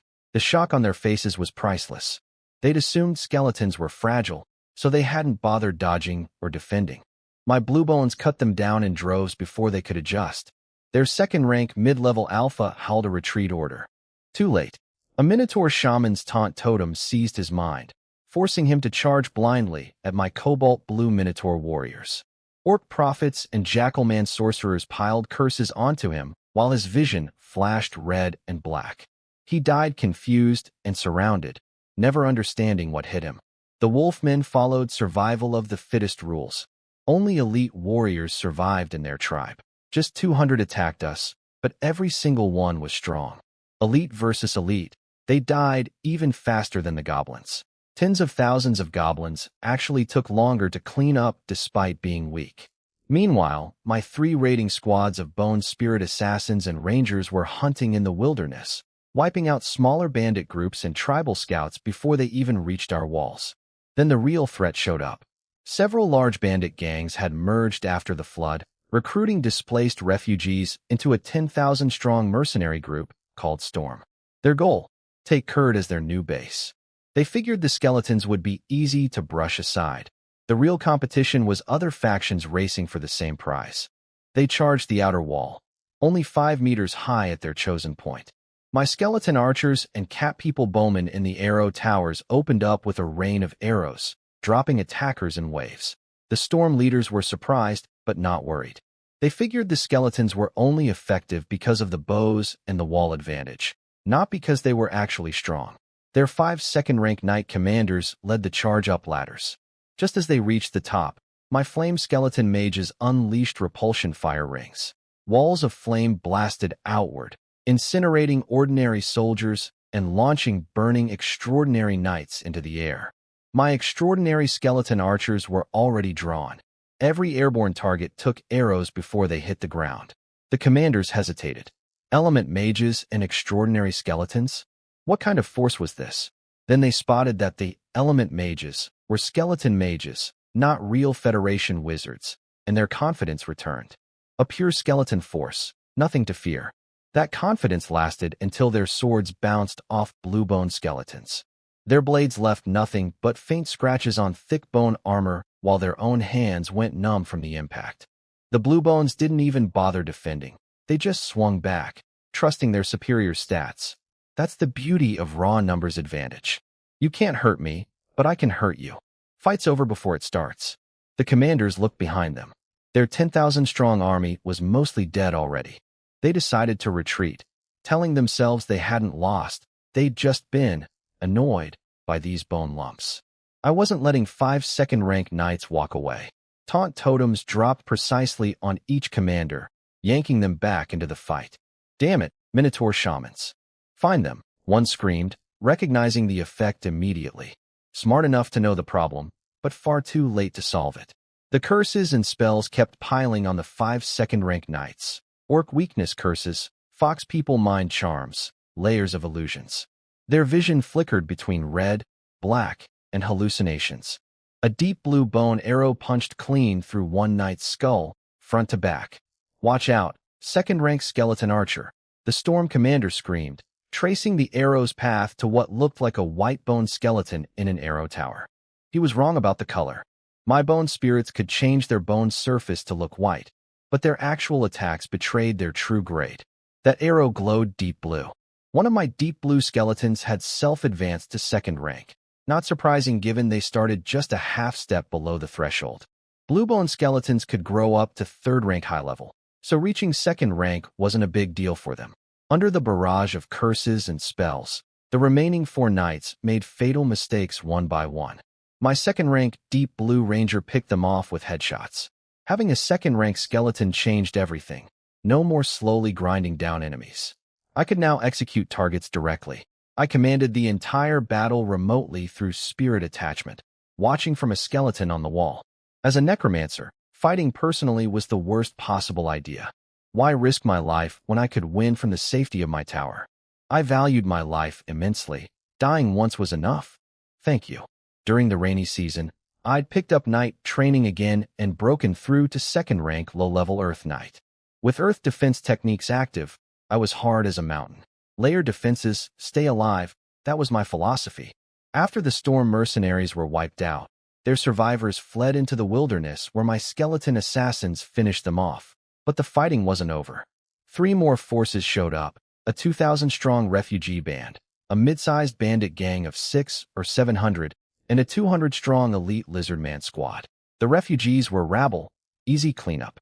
The bandit gang had some strength with first-rank high-level knight leaders, but I had hundreds of first-rank high-level skeletons. They were outmatched completely. The lizardmen were the toughest. Their second-rank mid-level leader had incredible physical and magical defense, spinning twin spears in an airtight guard. We had to wear him down slowly since I still had too few second-rank skeletons to break through high-resistance enemies quickly. Throughout all these battles, my cat people proved invaluable. Over 20,000 cat warriors manning the arrow towers across 64 kilometers of outer wall. They scored the most kills, raining arrows on attackers all night. Without them, my skeleton numbers simply couldn't have covered that much wall. Prepare a feast, full fish banquet for the spirit cat tribe, I ordered. They'd earned it. After the battles ended, I kept my forces busy. Skeleton craftsmen raised the walls while earth mages hardened them. Construction crews began building the inner wall line to create the layered defense from my original blueprints. No point hiding anymore. Kurd would become the fortress it was designed to be. I fired up the skeleton production line, mass-producing greenbone skeletons from the ancient battlefield reserves. Blue bones were mostly exhausted except for the kobold supplies at Black Furnace Fort, but that wasn't necessary right now. More green bones meant better defense density, and that's what mattered. During the rainy season, I hadn't been idle. Besides advancing to second-rank knight, I'd revived a massive batch, 10 Cobalt Spirit Cat Warriors, 2 Cobalt Spirit Cat Warlocks, 32 Deep Blue Assassins and Rangers, 16 Deep Blue Miners, 12 Deep Blue Blacksmiths, 32 Greenbone Knights of various types, 6 Greenbone Mages, 45 Greenbone Orc Berserkers, 8 Orc Prophets, 1,000 ordinary Greenbones, plus over 4,000 Gray and Whitebone Laborers. 2 Deep Blue Skeletons had also self-advanced to second rank. The Ranger who'd scored those headshots during the storm battle, and an assassin currently leading night hunts in the wilderness. Now I focused on mass-producing greenbone skeletons from the ancient battlefield reserves. With 64 kilometers of outer wall to defend, I needed density more than elite power. Odyssey was a low-tier playground. Second-rank fighters were rare, third-rank practically non-existent. If a third rank ever showed up, even more blue bones wouldn't save me, so no point planning for that. The Beast Empires and the Jaiwat Federation maintained Odyssey as a low-stakes buffer zone. Any faction that grew too strong would get crushed by outside powers before local rivals even had to worry. I never intended to conquer Odyssey. Compared to those empires, I was an ant. This was just my growing ground. The second wave of large forces arrived the next day, but didn't attack immediately. They'd noticed the first wave had vanished while Kurd still stood, clearly not an easy target. One mercenary leader sent messengers to the other 3 factions with a proposal: attack together, split Kurd into sections, each group takes a few blocks as neighbors. The central district could be shared or negotiated later. Everyone agreed. Better to cooperate now and compete for dominance later than to let someone else grab the whole city. To prevent anyone from slacking off and letting others do the fighting, all 4 forces gathered on one side for a frontal assault. Fine by me, concentrated enemies were easier to crush and clean up afterward. I shifted my main force to meet them. Archers, ready, fire. When they entered optimal range, my cat warriors in the arrow towers and skeleton archers on the walls launched together. The arrow density shocked the enemy commanders. "How many skeletons are in there?" one shouted. "Not just skeletons. Look, there are cat people in those towers." Sharp-eyed enemies spotted my cat warriors through the firing slits. That explained the overwhelming arrow coverage. They figured I'd recruited a cat tribe because I knew skeletons alone weren't reliable for defense. "We have to get on those walls and clear the arrow towers," the commanders agreed. "If we let those cat people keep shooting, we'll lose everyone before we breach anything." They were reading the situation correctly. My walls connected to walls, arrow towers everywhere. Without neutralizing the cat people, they'd just keep bleeding out under endless arrow rain. The 4 factions threw their second-rank leaders and extraordinary fighters at the walls, trying to clear the arrow towers. My skeletons answered with everything: orc curses, human elemental spells, fox people mind magic, minotaur totems, bluebone warriors tanking the front. How many mercenaries did this necromancer hire? The enemy fighters screamed in confusion. They couldn't figure out why a skeleton city had such diverse combat abilities. While the main battle raged, they'd slipped an assassination squad inside, using invisibility potions. Smart idea, poor execution. I was standing on Block 1's inner wall watching the fight with Audrey. I sensed them easily. My spirit detection was far beyond what their cheap potions could fool. The decoy assassins lunged at my skeleton guards from behind. My guards blocked the backstabs without even turning around, then skewered them. The lead assassin Seiko rushed me, but Audrey intercepted him with a flame sword technique. When Seiko realized the assassination had failed, he bit down on a berserk potion and charged me with blood-red eyes, ignoring Audrey's blade cutting his side open. He dragged himself forward, trailing intestines. I drew my sword, wrapped it in battle chi, and took his head off in one stroke. A second-rank knight was his last thought. He'd burned everything for one chance, only to discover his target wasn't some frail mage, but a second-rank Earth Knight. No chance at all. Audrey blamed herself for letting him get close, but it wasn't really her fault. Berserk Seiko was essentially half a second-rank fighter. Still, it reminded me how badly I needed a mage tower. With proper magical defenses, invisible assassins would never get within 100 meters. On the outer wall, the battle turned into a rout. When the enemy realized their assassination had failed, our morale hadn't budged. Their spirits collapsed. The mercenary leader tried to surrender, offering to serve me like the cat people did. I didn't respond. My skeletons hit harder. They just tried to kill me. That was unforgivable. The 4 second-rank leaders made desperate final stands, damaging some blue bones. But that was all. Skeletons could be repaired. Dead enemies stayed dead. After that, no one attacked for half a month. Any faction strong enough to threaten Kurd had their own bases to protect and couldn't afford the losses. The weaker ones simply couldn't do anything to us. Kurd had survived the crisis and established itself as a power in the region.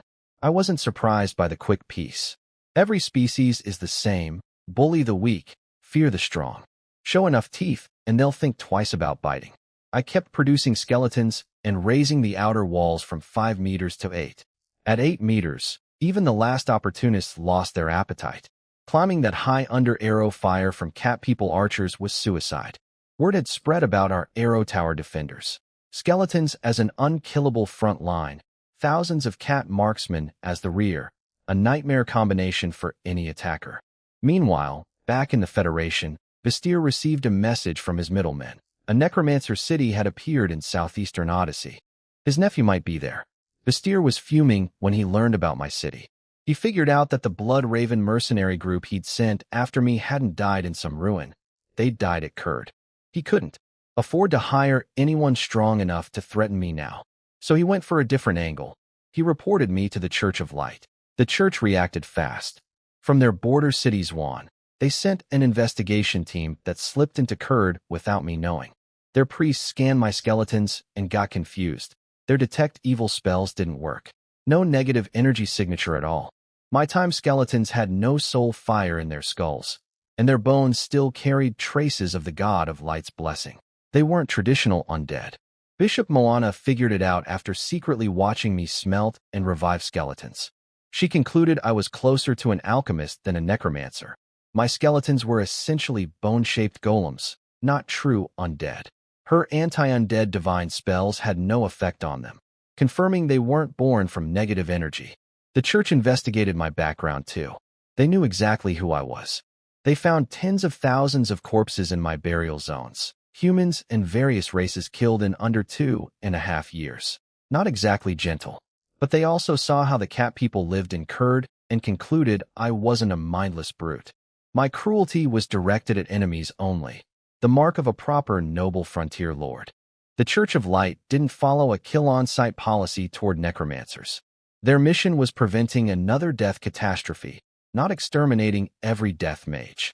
Without evidence of catastrophe-level intentions, they wouldn't act. Besides, times had changed.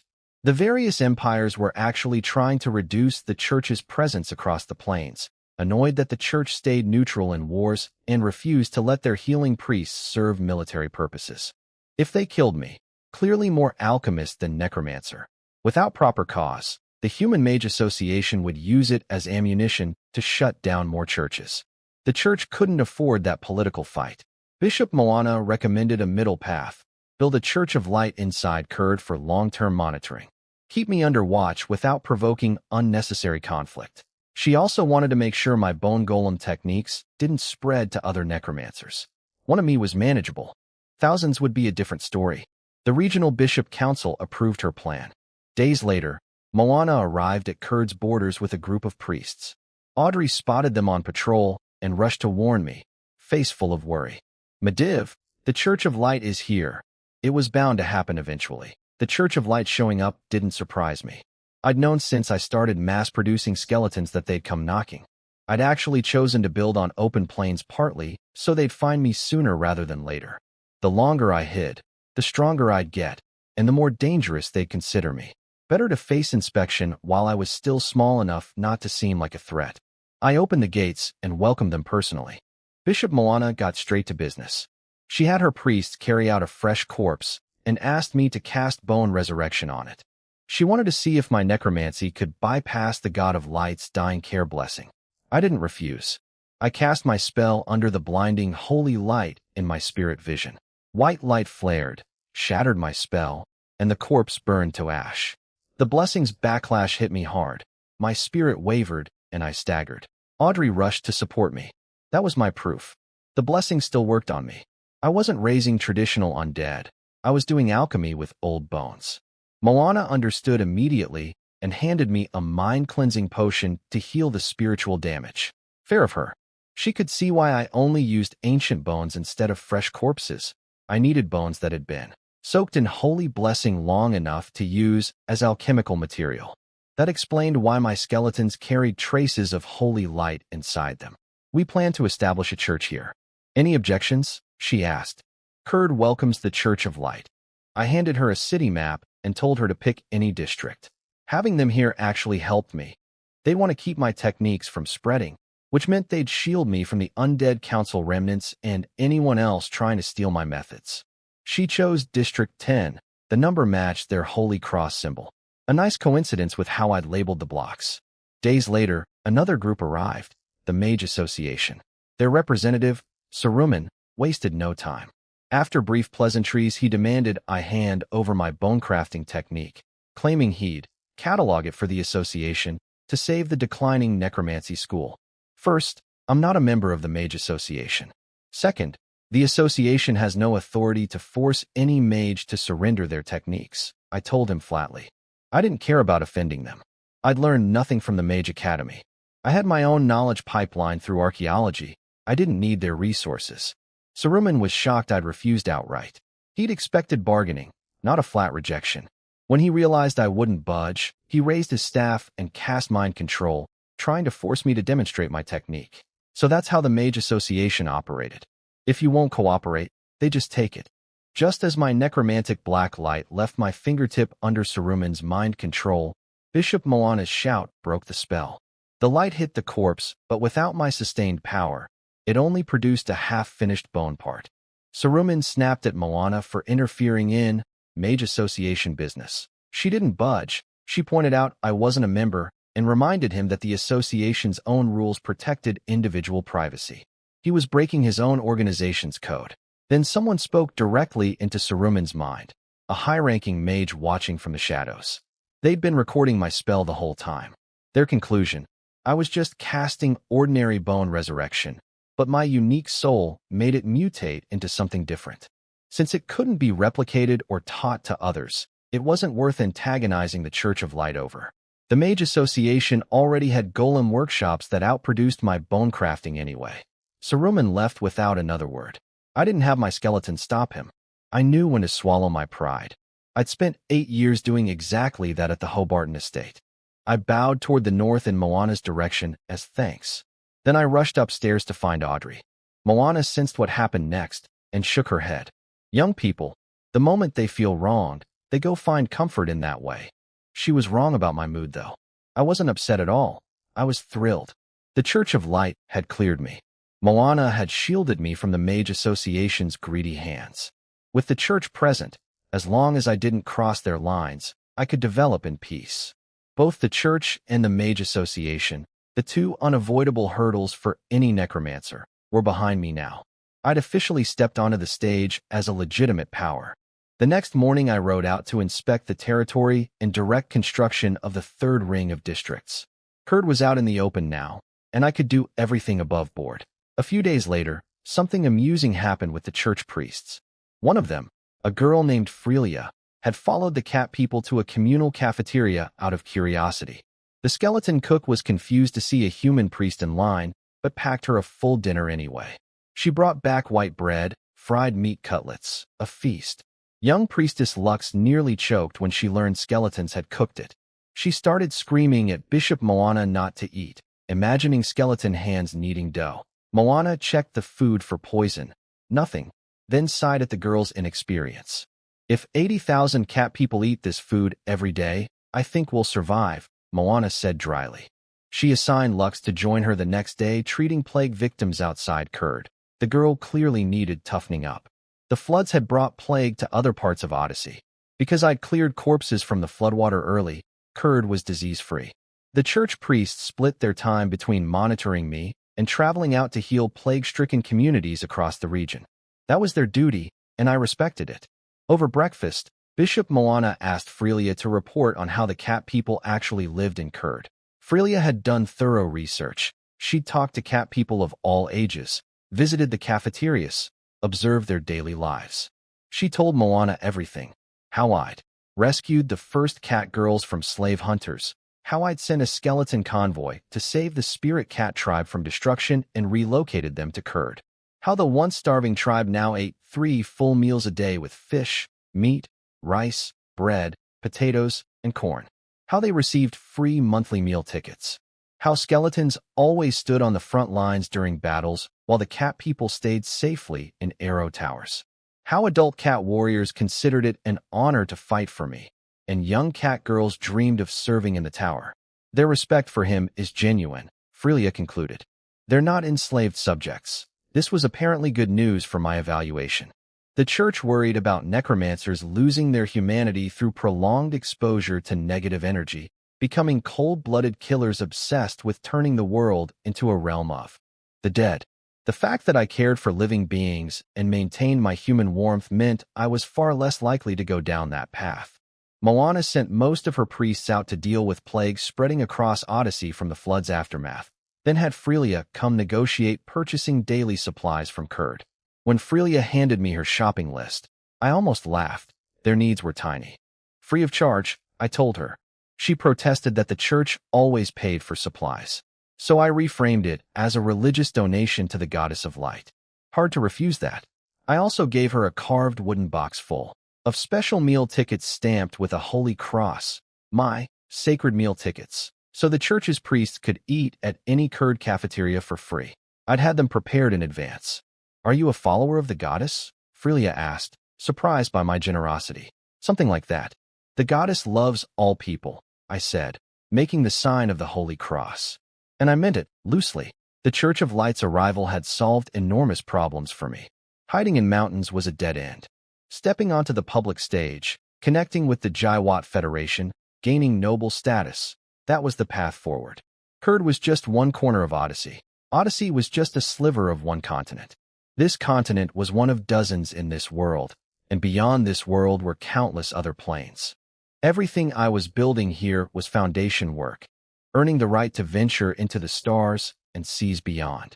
Becoming a recognized noble of the Jaiwat Federation was the easiest way to earn that ticket. A few days later, a secret envoy from the Jaiwat Federation's Noble Council arrived through the slave trade smuggling route. They'd clearly known about that path all along. Most slave-hunting operations probably had noble backing anyway. The envoy recognized my achievements as a frontier lord and told me to keep developing. When the time was right, the Federation's army would return to reclaim Odyssey, and I'd just need to fight alongside them.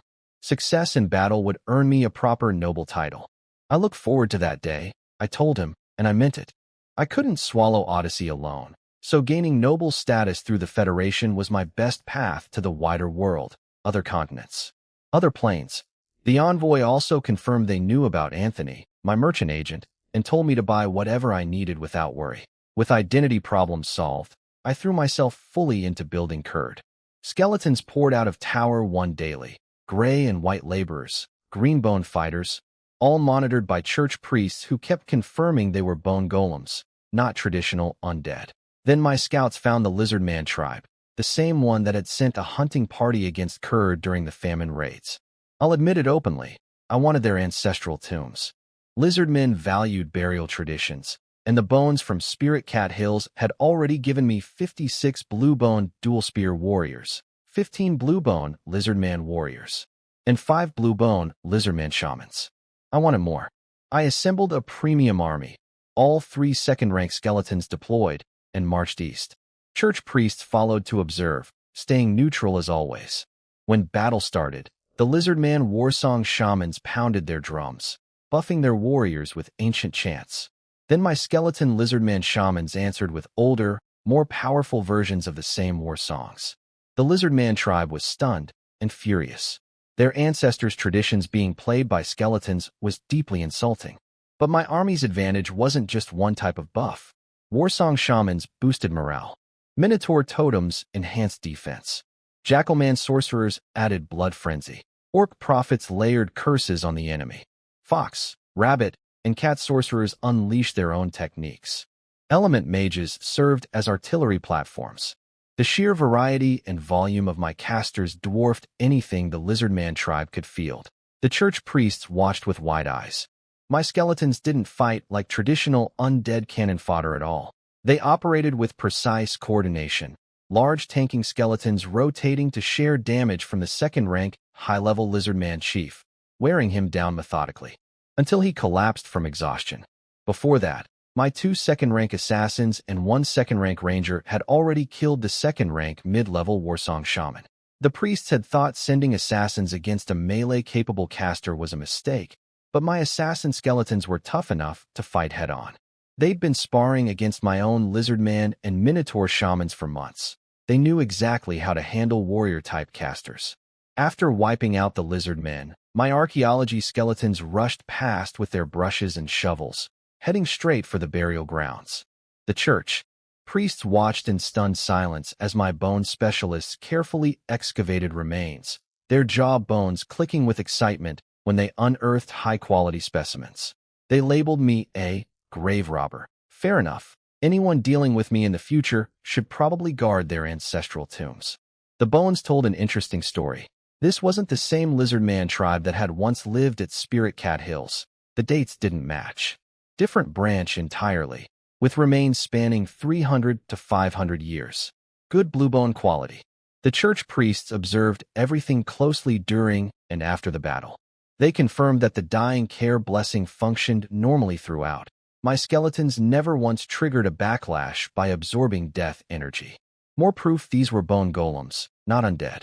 They even started wondering if I'd accidentally created a new alchemical race. My skeletons had their own supernatural system, showed genuine intelligence, preserved bones with their own power. They had all the characteristics of an established alchemical species. Low-rank mages creating new races was historically rare, but documented. The priests also figured out why I stockpiled corpses in burial zones. I was waiting for the holy blessing to fully saturate the bones, turning them into alchemical material. The God of Light's blessing, designed to prevent necromancers from defiling the dead, was being repurposed by a necromancer as a crafting ingredient. Even the God of Light would probably say, "You've really outdone yourself."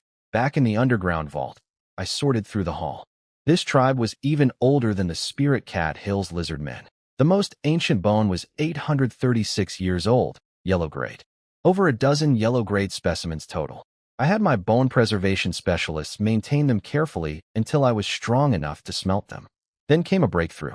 After weeks of smelting blue bones, I successfully revived a deep blue extraordinary Lizardman warrior for the first time. My spirit power had grown significantly since becoming a high-level first-rank mage. Second rank was getting closer. I didn't stop until every set of matched blue bone parts in storage was assembled. When I finally emerged from the vault, it was early November. 3 months had passed since the rainy season ended. 3 months of invasions, the church investigation, the Mage Association confrontation, the Federation envoy, and the Lizardman campaign. Through it all, I never slowed production. The final tally, 3,216 gray bone, 1,834 white bone, and 3,582 green bone skeletons. 4 blue bones, 5 deep blue spirit cat warriors, 2 deep blue spirit cat warlocks, 4 deep blue minotaur warriors, 1 deep blue minotaur shaman, 98 dual spear warriors, ranging from pale to deep blue, 34 lizardman warriors, and 8 lizardman shamans. Kurd was stronger than ever, and I was still climbing. Kurd's current roster, over 16,000 gray bones, 9,000 white bones, 7,000 ordinary green bones, nearly 700 first-rank green bones and extraordinary green bones, 635 ordinary blue bones, 135 extraordinary blue bones. For second-rank skeletons, 2 assassins, 2 rangers. Construction was progressing steadily across all 3 rings of districts. While I'd been buried in smelting, the church's Holy Construction Bureau had arrived and built an enormous Church of Light in District 10 in just half a month, powered by divine energy. More priests moved in alongside the original group. When Bishop Moana returned from treating plague across Odyssey, she was impressed by how much Kurd had grown. She noted what I'd always known. Tireless skeletons who farm nonstop without eating anything themselves make the perfect economic engine. Her priests reported that everything was normal. They couldn't connect me to a traditional necromancer at all. I was more like an obsessive alchemist who disappeared into his workshop for weeks on end. Young priestess Lux had toughened up after her field missions treating plague victims. She'd gotten over her squeamishness about skeleton-cooked food and dragged Freelia to the Spirit Cat cafeteria the moment she got back. They noticed one serving window with no line and different food from the rest. "Those are kebabs," a little cat girl explained in perfect human common tongue. I'd made language classes mandatory. She explained that I only allowed kebab service twice a month, mid-month and end of month, because while delicious, they weren't as nutritious as regular meals. Today was an exception because I was eating at the cafeteria. I spotted the two church girls and invited them to join our table. Lux grabbed the little cat girl and pulled her along too. "You can sit. Today's an exception," I told the nervous kitten. When the skeleton waiters brought out platters loaded with meat and vegetable skewers, every cat person in the room turned to stare. I laughed. "Stop drooling. There's not enough for everyone today. But mid-month is coming, and I'll double the kebab supply." The cat people cheered. I reminded them to help the kitchen staff prepare skewers when the day came, or I wouldn't make up any shortages. Lux and Freelia watched me joke around with the cat people and exchanged glances. I could tell what they were thinking. I wasn't the grim, brooding mage type at all. They followed the little cat girl's lead on how to eat, starting with grilled potato skewers. Their eyes lit up at the first bite. Then grilled corn on the cob. Both delicious. "Mediv really does spoil the cat people," Freelia murmured to Lux. I pretended not to hear. The little cat girl squealed when the skeleton waiters brought out grilled yellow fish. Whatever she picked up, Lux and Freelia copied. Smart strategy for newcomers, and the cat girl had excellent taste. "The whole roast chickens are ready," a skeleton mage announced. "Honey-glazed whole chicken, extra spicy. And iced cola," Audrey called out immediately, still chewing a beef skewer. The cat girl and the two church girls followed her lead and ordered the same. I ordered crispy skin chicken. I liked adding my own seasoning. Audrey knew the routine. She pulled on the paper gloves, tore off a drumstick, took a few bites of the chili-dusted honey chicken, then downed a glass of ice-cold cola with a satisfied sigh. The cat girl tried copying her and burst into tears from the spice. Lux and Freelia's faces turned red, but they held it together, barely. I poured the cat girl a glass of cola. The sweetness calmed the burn. "We don't drink alcohol," Lux said, waving away the glass Audrey offered her. "It's not alcohol, it's sweet corn juice," Audrey explained. She'd toured the cola workshop and knew corn syrup was the main ingredient, though she admitted it tasted nothing like corn. Lux took a cautious sip and her eyes widened. "Definitely not alcohol, just a unique sweet drink that somehow resembled beer without any actual beer flavor." I pushed my unseasoned crispy chicken over to the teary-eyed cat girl. "Here, no chili on this one." She looked up at me like I was her hero. The two church girls were clearly struggling with the spice too, so I suggested they could switch to something milder. "We can handle it," they insisted. Waste was against their principles. They treated it like a minor religious trial, which honestly made me respect them. Cola chicken and all these recipes were things I developed during those 8 silent years at the Hobarton estate. Once curd was running smoothly, I taught everything to my skeleton chefs. After adapting to the heat, the two girls stopped their delicate nibbling and started devouring the chicken enthusiastically. Their faces were still flushed when they thanked me after the meal.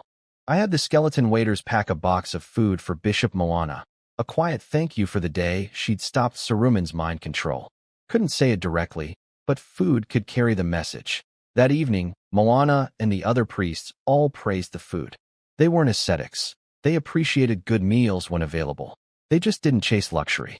Their regular supply orders stayed the same.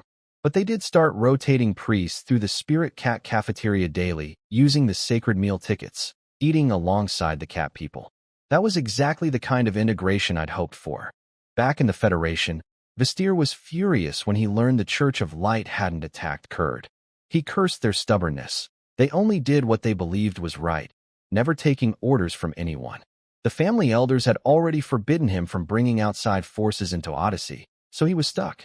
He didn't even know I was the necromancer running Kurd. The noble council hadn't shared that detail with the Hobarton family. On the mid-month kebab day, Lux and Frelia came to document cat people life at the cafeteria. The cat people had shown up at dawn to help the skeleton chefs prepare, sitting on little stools around big basins, threading meat and vegetables on skewers alongside the skeletons. The harmony between bone and fur was something even the church girls had to admire. Every table got identical portions, fair distribution, no favoritism. The church priests noted how open and genuine my relationship with the cat people was. No sign of darkness in me at all. My archaeology operations scaled up massively after striking a deal with the Federation. Anthony, my merchant agent, purchased official Odyssey war intelligence and complete maps from the Noble Council on my behalf. In exchange for being the Federation's vanguard when they eventually reclaimed Odyssey, they'd grant me noble status and sell me their war records. After studying the complete war history and maps, I marked every ancient battlefield, abandoned city, and old tribal settlement across Odyssey. My archaeology teams fanned out systematically, working from nearest to farthest. Skeleton convoys flowed in and out of Kurd daily, hauling bones to the underground vaults. The smuggling route through Winterhold Mountains became a proper trade road. My skeletons carried Kurd's products over for Anthony to sell, quality goods at fair prices that made the border town boom, then brought back supplies from his purchasing lists. Construction never stopped. The second ring was complete. The third ring's walls were rising. The fourth ring broke ground. With the Federation agreement in place, I dropped all size restrictions on Kurd. The southern fourth ring districts extended into the mountains, but I wouldn't push further south. Black Furnace Fort was hidden in there. Future expansion would go east, west, and north only. The underground tunnel connecting Kurd to Black Furnace Fort was nearly finished. Soon we'd have rail transport running through it. The Earth Skeleton Mages solved every engineering problem the miners encountered. For peaceful months past, protected by the church's presence, no mage or hostile force bothered me. I donated generously to the church every month in gratitude. With the Federation's precise intelligence, my archaeology flourished.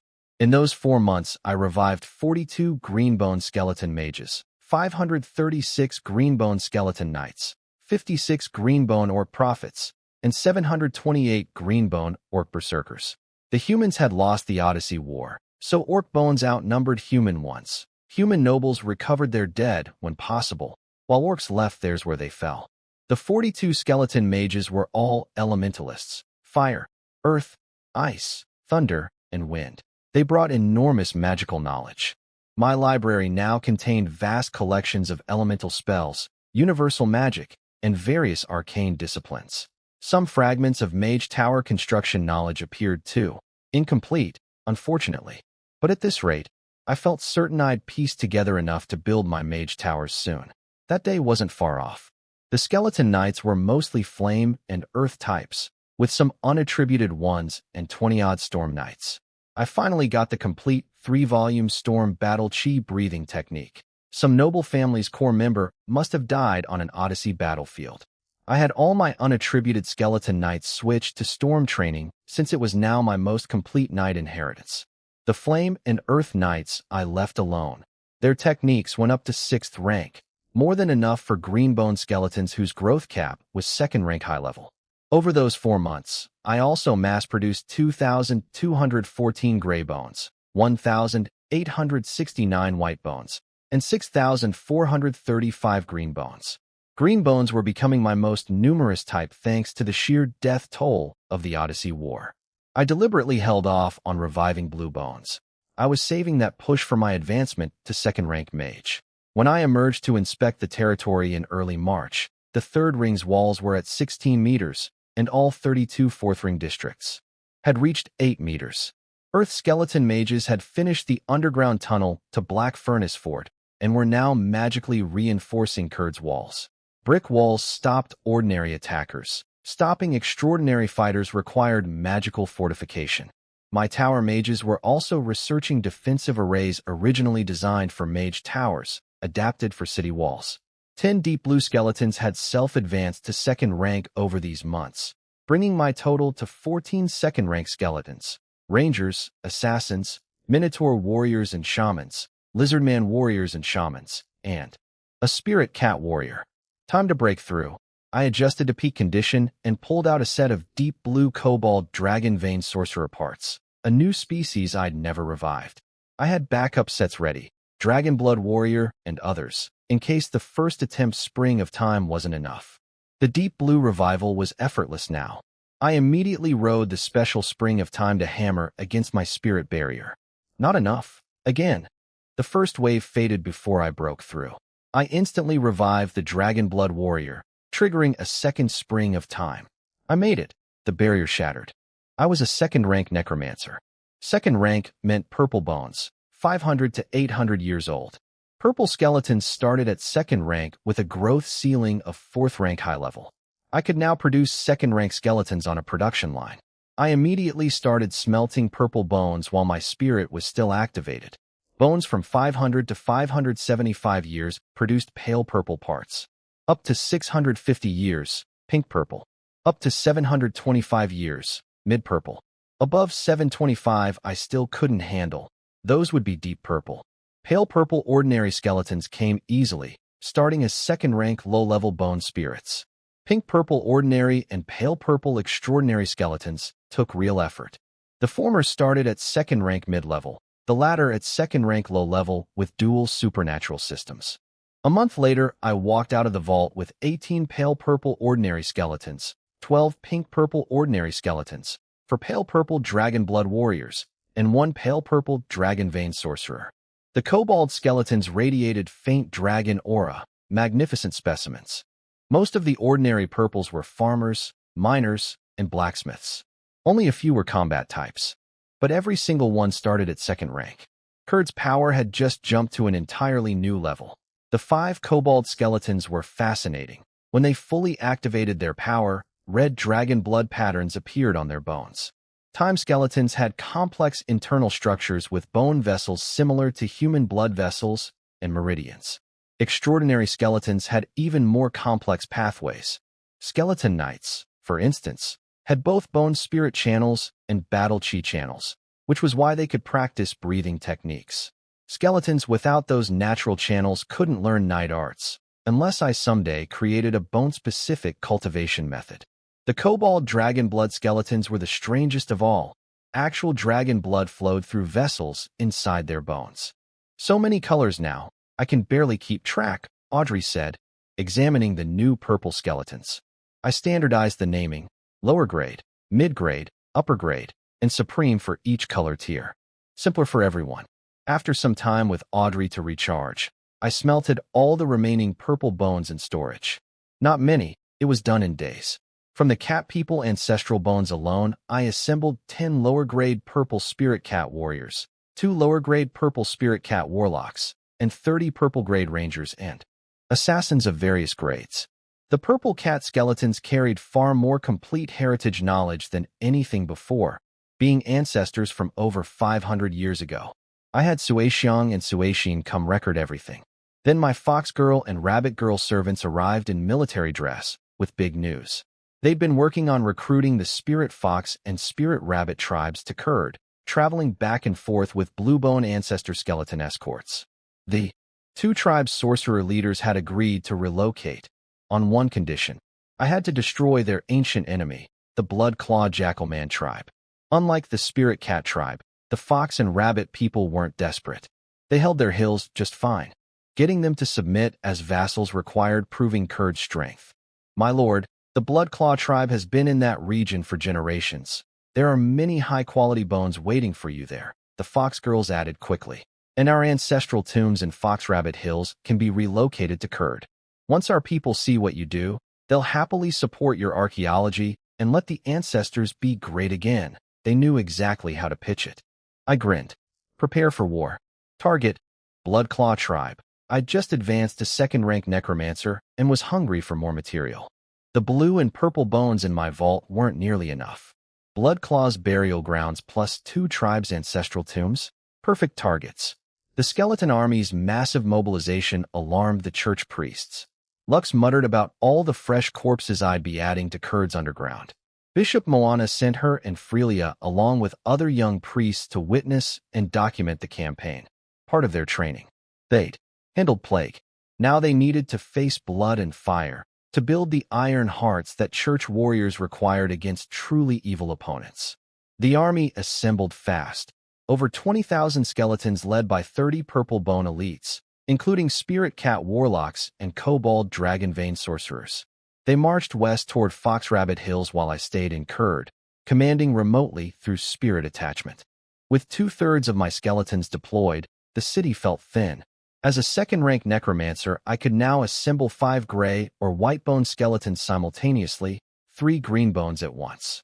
I fired up the production line immediately. Word of my army's march spread fast among the frontier gangs. Some mercenary captains saw an opportunity: intercept the army in the open or raid the weakened city. But their leaders shut it down. The noble council had given orders: nobody touches Kurd. The big mercenary groups and refugee settlements all had Federation backing. They'd been told to cooperate with recognized frontier lords, and I was one. The council was planning a major push to reclaim Odyssey, and my success had accelerated that timeline. Other noble families were already sending their own frontier lords to Odyssey. The army reached Fox Rabbit Hills without a single fight along the way. After a brief meeting with the Fox and Rabbit tribe leaders, I gave the order. The skeleton army surged toward Bloodclaw territory while the Fox and Rabbit warriors followed as rear support, skeptical about the weak skeletons leading the charge. They only saw white and green bone skeletons. They didn't know my bone spirits could change their surface color. Every white skeleton in front was actually green bone or higher. Blue and purple bones always disguised themselves as white the moment they left the tower. Skeleton assassins especially loved masquerading as harmless gray bones. The Bloodclaw Jackalmen rallied their full army. Their blood energy combat system had always been devastating. Berserker warriors with blood frenzy, sorcerers casting bleeding curses. It had never failed them before. Against skeletons, it was completely useless. Bleeding curses couldn't make bones bleed. Their life drain attacks found nothing to drain. Then my orc skeleton prophets and jackalman skeleton sorcerers stole the blood energy the enemy warriors were releasing and turned it back on them, casting blood rage frenzy on my own berserker skeletons. My orc and jackalman skeleton berserkers charged into the enemy lines like rabid beasts, tearing apart jackalman warriors and drinking their blood to fuel even stronger frenzy. The jackalmen, who'd built their entire identity around making enemies fear blood, were now being used as blood batteries. The Fox and Rabbit warriors stood in the rear, mouths hanging open. Their ancient enemies, the terror of their lives, were being butchered by skeletons using the jackalmen's own techniques against them. Their claws couldn't penetrate bone armor. Their curses bounced off. Their one advantage was completely nullified. Guess they really don't need us, the tribal leaders muttered, not knowing what else to say. The Fox and Rabbit leaders had expected my skeletons to be weak in open field combat. They quickly changed their minds. They counted 28 second-rank skeletons and over 1,000 first-rank ones tearing through the jackalmen. What they saw wasn't even everything. I deployed 42 second-rank bone spirits, 1,800 first-rank bone spirits, 6,000 elite green bones, plus 14,000 support skeletons for cleanup and archaeology. Back at Kurd and Black Furnace Fort, another 20,000 skeletons stood guard with 56 second rank and over 1,600 first rank among them. 3 years of dedicated grinding had made Kurd untouchable in Odyssey. The battle was barely underway when the Fox and Rabbit chiefs sent word to their people: start packing.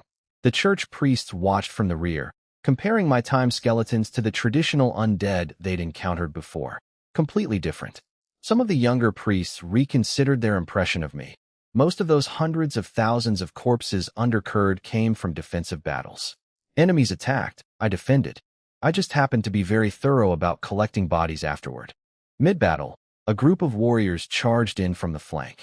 My skeleton archers swung around to fire, but the Fox and Rabbit chiefs grabbed my attention. Don't shoot. They're allies. The Tiger Cat tribe. Tiger cats were a different breed from the spirit cats. Bigger, stronger, with round ears instead of pointed. They fought with axes and picks, and one Tiger Cat warrior could handle a dozen jackalmen simultaneously. They'd been the Fox and Rabbit tribe's muscle for years, showing up whenever Bloodclaw attacked, fed by Fox Rabbit supplies during famines. Why are you moving? You're winning, the Tiger Cat chief asked, confused. The The fox and rabbit chiefs had their scouts describe Kurd's living conditions. The tiger cat chief's eyes nearly popped out of his head. Those little cats eat 3 meals a day, fish and meat until they're full. We big cats can't even manage that. He immediately asked if his tribe could come too. With his best friends leaving, nobody would feed his people during hard times anyway. Of course, welcome to Kurd, I said through my skeleton. I sent logistics and archaeology teams to help the tiger cats move. Chief, the skeletons are digging up our cemetery, a tiger cat warrior reported, alarmed. The tiger cats had been thrilled about moving to a land of 3 meals a day. Then they noticed my archaeology skeletons cheerfully excavating their ancestral burial grounds. Their heads started buzzing. The tiger cat chief waved off his people's concerns about the cemetery digging. He explained that since they were leaving permanently, it made sense to relocate their ancestors rather than leave the graves for wild animals to dig up. The fox and rabbit tribes were doing the same thing. All 3 tribes trusted each other, and nobody suspected foul play. They figured I used fresh battle corpses for necromancy, not ancient bones.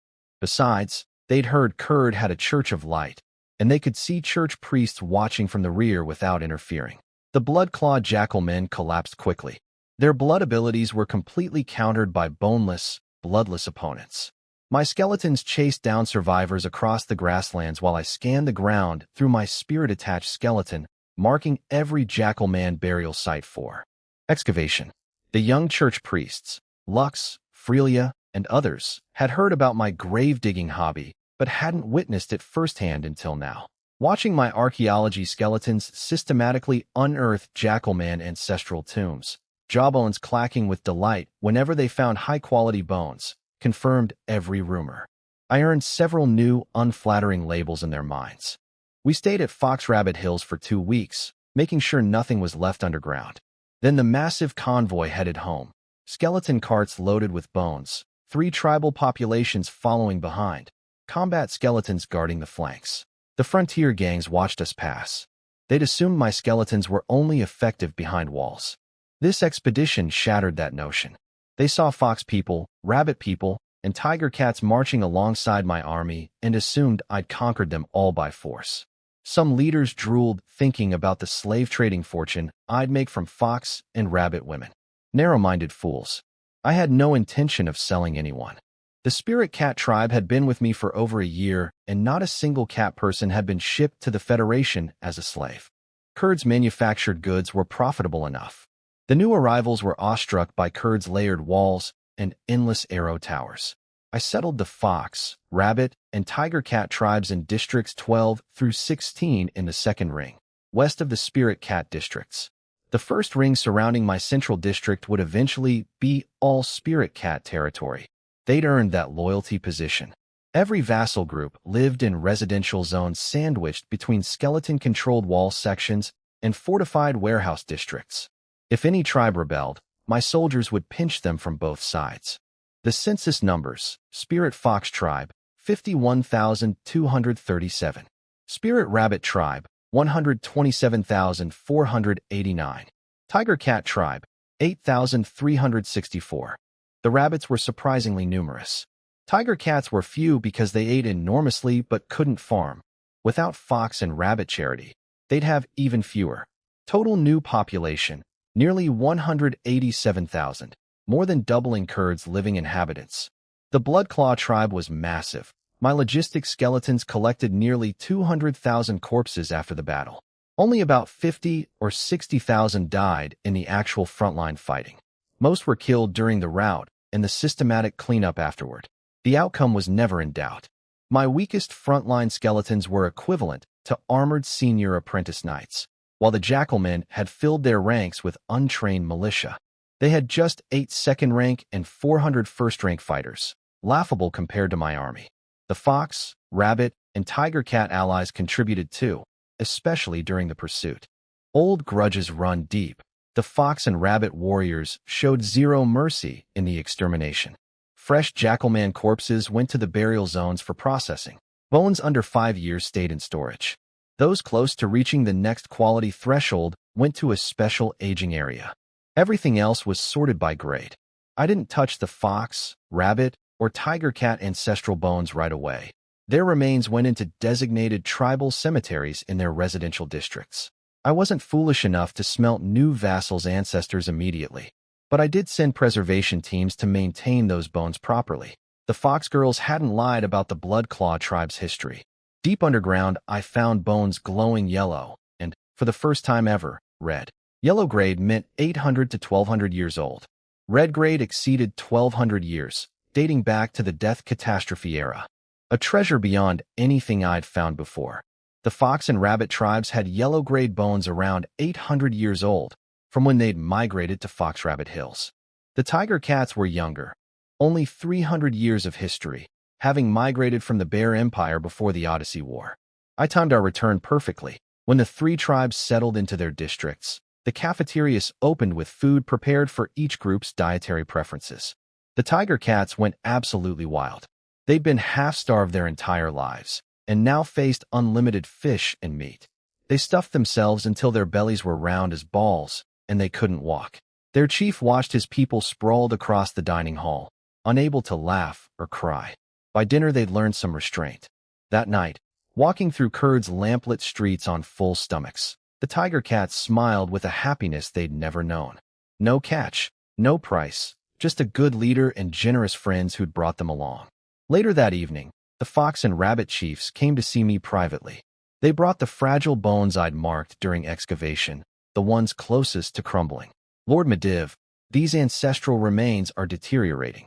Please restore our ancestors' glory. They knew exactly what I did with bones, and they were volunteering.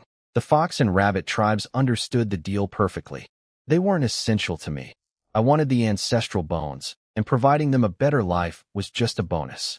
They accepted that reality and voluntarily brought me their fragile ancestral remains, asking me to restore their ancestors' glory. 3 days of smelting later, I summoned their leaders to my tower. 4 purple bone ancestor skeletons, Fox Warrior, Fox Sorcerer, Rabbit Warrior, Rabbit Sorcerer, stood flanking my seat. The tribal chiefs bowed to me and to their ancestors. These skeletons weren't truly their forebears. They were new beings carrying inherited supernatural imprints. But the connection was real enough. I established Spirit Fox and Spirit Rabbit heritage towers as their supernatural training centers, just like I'd done for the cat people. Sorcerer academies, Spirit Mark warrior schools, the full system. The tribal leaders handed over all their existing knowledge for the ancestor skeletons to compile and organize. Over the next 2 weeks, I smelted their extraordinary bones, 12 purple-grade fox warriors, 3 fox sorcerers, 46 blue-grade fox warriors, 8 fox sorcerers, 36 green-grade fox warriors, 6 fox sorcerers, and identical numbers for the rabbit tribe. These ancestor skeletons massively completed both tribes' lost heritage. When the heritage towers opened, pre-selected apprentices walked in under their people's cheers to begin training. Existing warriors could come in too, to complete their spirit marks and learn lost techniques. By early July, I noticed something troubling. No rain clouds. The rainy season should have started weeks ago. Last year's flood meant this year's drought. I ordered the skeleton farmers to maintain irrigation. Kurd's deep reservoirs in every district meant we'd handle it fine, but the rest of Odyssey would suffer badly. Then in late July came the moment I'd been waiting for. Among a batch of newly revived skeleton mages, one carried complete mage tower construction knowledge. One of his component bones had belonged to someone who'd actually helped build a mage tower, so practical experience came with the theory. This was critical. The Jaiwat Federation was preparing a second Great Frontier campaign. When the 3 empires got involved, second-rank skeletons wouldn't be enough. My own advancement couldn't be rushed. The church wouldn't protect me in warfare. Noble council aid would come with strings attached. Mage towers were my best insurance. I immediately assembled my skeleton mage team to study the knowledge, then began converting Tower 7 as a test build. Black Furnace Fort supplied the supernatural metals. Earth skeleton mages fused magical alloys into the tower's structure. Lord Mediv, the mage tower needs a power source. We know how to build an elemental energy pool. It draws power from the 4 elemental planes using earth, water, fire, and wind supernatural materials. We'd reached the critical step. Without an energy pool, the tower was just an expensive building. Building the elemental energy pool was the hardest part of constructing a mage tower. The standard method required drawing power from the 4 elemental planes: earth, water, fire, and wind, using high-energy magical materials as anchoring keystones for each element. I checked what I had available. For the water element keystone, I could use the first-rank Coldhorn Deer magic core I'd obtained long ago. Ice was a variant of water, so it would work. For wind, I had a second-rank wind-type magic beast core from the Tiger Swallowing Wolf operation. For earth and fire, I could use enchanted metals mined from the underground tunnels at Black Furnace Fort. That gave me one complete set of keystones, barely. But this budget set would perform terribly. Anyone could see that at a glance. The real difficulty wasn't just gathering the 4 keystones. It was balancing the elemental energies drawn from 4 different planes. If the balance failed, the energy pool would become a magical bomb and blow everything apart. With mismatched keystones like mine, achieving that balance would be a nightmare. Worse, I only had one set. I didn't want just one mage tower. I wanted to convert every single tower castle incurred into a mage tower. One tower gave limited security. Only a forest of mage towers would let me sleep peacefully. Then inspiration struck. I called over 4 elite greenbone skeleton mages. These 4 were special. They'd been revived from the same batch, died on the same day, were reborn on the same day, had identical cultivation levels, and all possessed bone spirit power. The only difference between them was their elemental affinity: earth, ice, fire, and wind. They were perfect elemental keystones and natural balancers. Willing to serve, Lord Mediv, they answered without hesitation. Each one sat at the corresponding node of the elemental channeling array. The skeleton mages responsible for building the energy pool activated the formation. Power from the 4 elemental planes pierced through the void and poured into the 4 skeleton mages, serving as living keystones. This was the beauty of using living elemental bases instead of dead materials. The 4 skeleton mages automatically balanced the incoming energies from all 4 planes, feeding the perfectly harmonized power into the elemental furnace array. They moved in perfect sync, completely unified in purpose. The elemental energies behaved like tame animals under their control. Balancing elemental energy and building the furnace was supposed to be the most difficult step in mage tower construction. For us, it was almost easy. Elemental skeleton mages were natural balance regulators. The elemental furnace hummed to life, began processing the channeled energy, and filled the energy pool. Magic circuits connected to the pool lit up as power flowed through them. The tower's core foundation was complete. The energy surge woke Bishop Moana from her prayers. She investigated with divine arts and was shocked, not just that I could build a mage tower, but that I'd use skeleton mages as the elemental keystones. She called me a genius, shaking her head in amazement. First I'd turned necromancy into alchemy. Then I'd made the god of light's blessing work in my favor. Now I was building mage towers without proper materials by substituting skeleton mages for expensive magical components. She had to admit my creativity was something else. Moana didn't interfere. The church was here to watch, not to weaken me. They wouldn't protect me in war, but they wouldn't sabotage me either. Unless someone tried to steal my bone crafting technique or I drifted toward the Undead Council, the church would remain invisible observers. As the elemental energy kept flowing, the 4 skeleton mages gradually lost their original forms, merging into the array itself. They became part of the tower's foundation, similar to tower spirits. My connection to them remained. When the mage tower was fully complete, we'd meet again in a different way. With the energy pool concept proven, I immediately started on the second mage tower, converting my own residence, Tower 1. I'd already mapped out the first batch of mage tower locations across Kurd. Tower 1 at the center. Towers in districts 3, 5, 7, and 9 forming the inner ring. Then the 4 corners of the second ring, districts 12, 16, 20, and 24. The 4 corners of the third and fourth rings would follow, all arranged in diagonal patterns radiating outward from Tower 1, creating overlapping fields of protection. If materials allowed, I'd keep going until every tower castle in Kurd was a mage tower. An impregnable fortress was the only acceptable outcome. The skeleton mages handled the construction themselves. They'd willingly sacrifice to become part of each tower's elemental foundation. I didn't need to oversee every step. While Tower 1 was being converted, I moved temporarily to Tower 4, the Spirit Cat Heritage Tower. I was ecstatic. After years of dreaming about mage towers, they were finally becoming reality.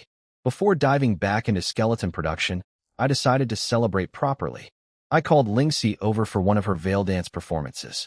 Suixin joined in, switching into sheer fabric and gliding into the performance hall.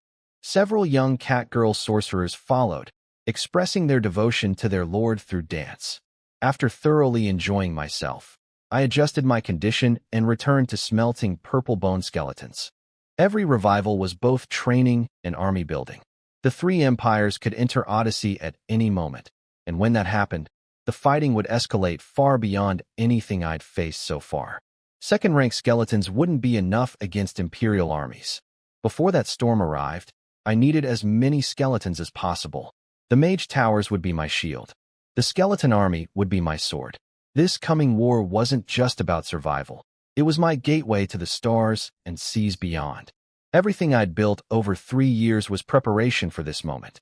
When the empires clashed over Odyssey again, I intended to emerge on the other side with a noble title and the power to step onto a much larger stage. By mid-August, not a single drop of rain had fallen since early June. The ground cracked and dried across Odyssey, bringing severe drought. But inside Kurd, my water reservoir districts kept everything cool and green.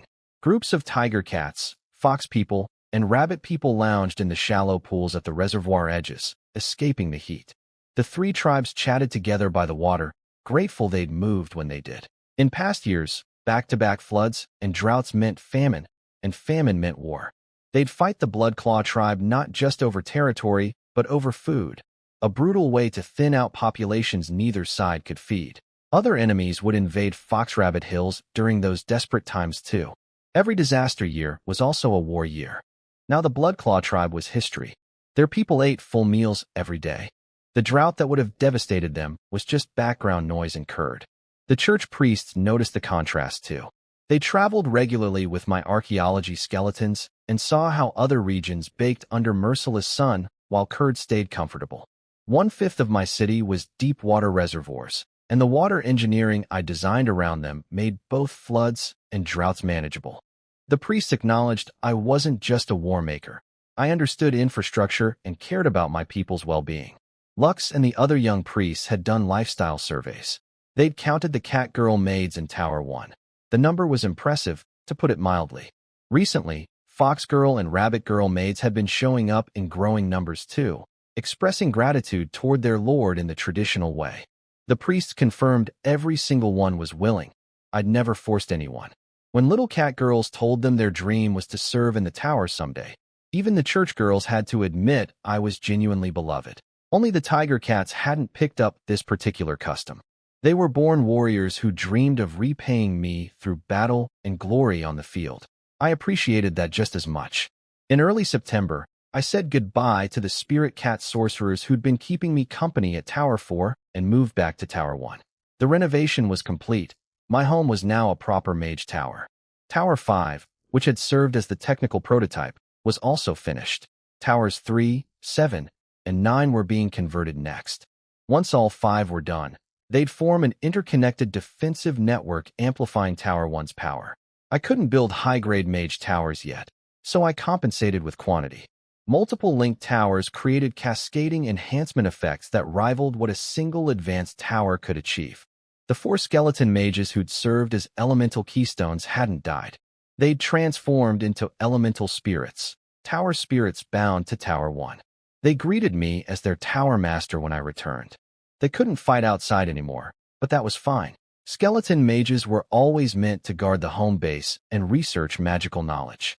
This was their perfect role. For months had passed since the Fox Rabbit Hills campaign began. I hadn't wasted a single day.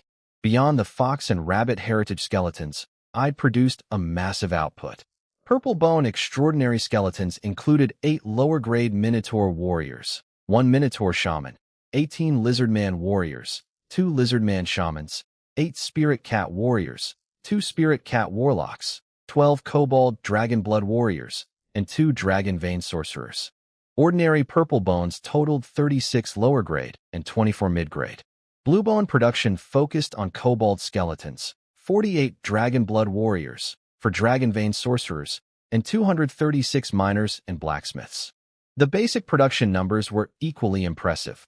3,513 gray bones, 2,356 white bones, and 9,637 green bones.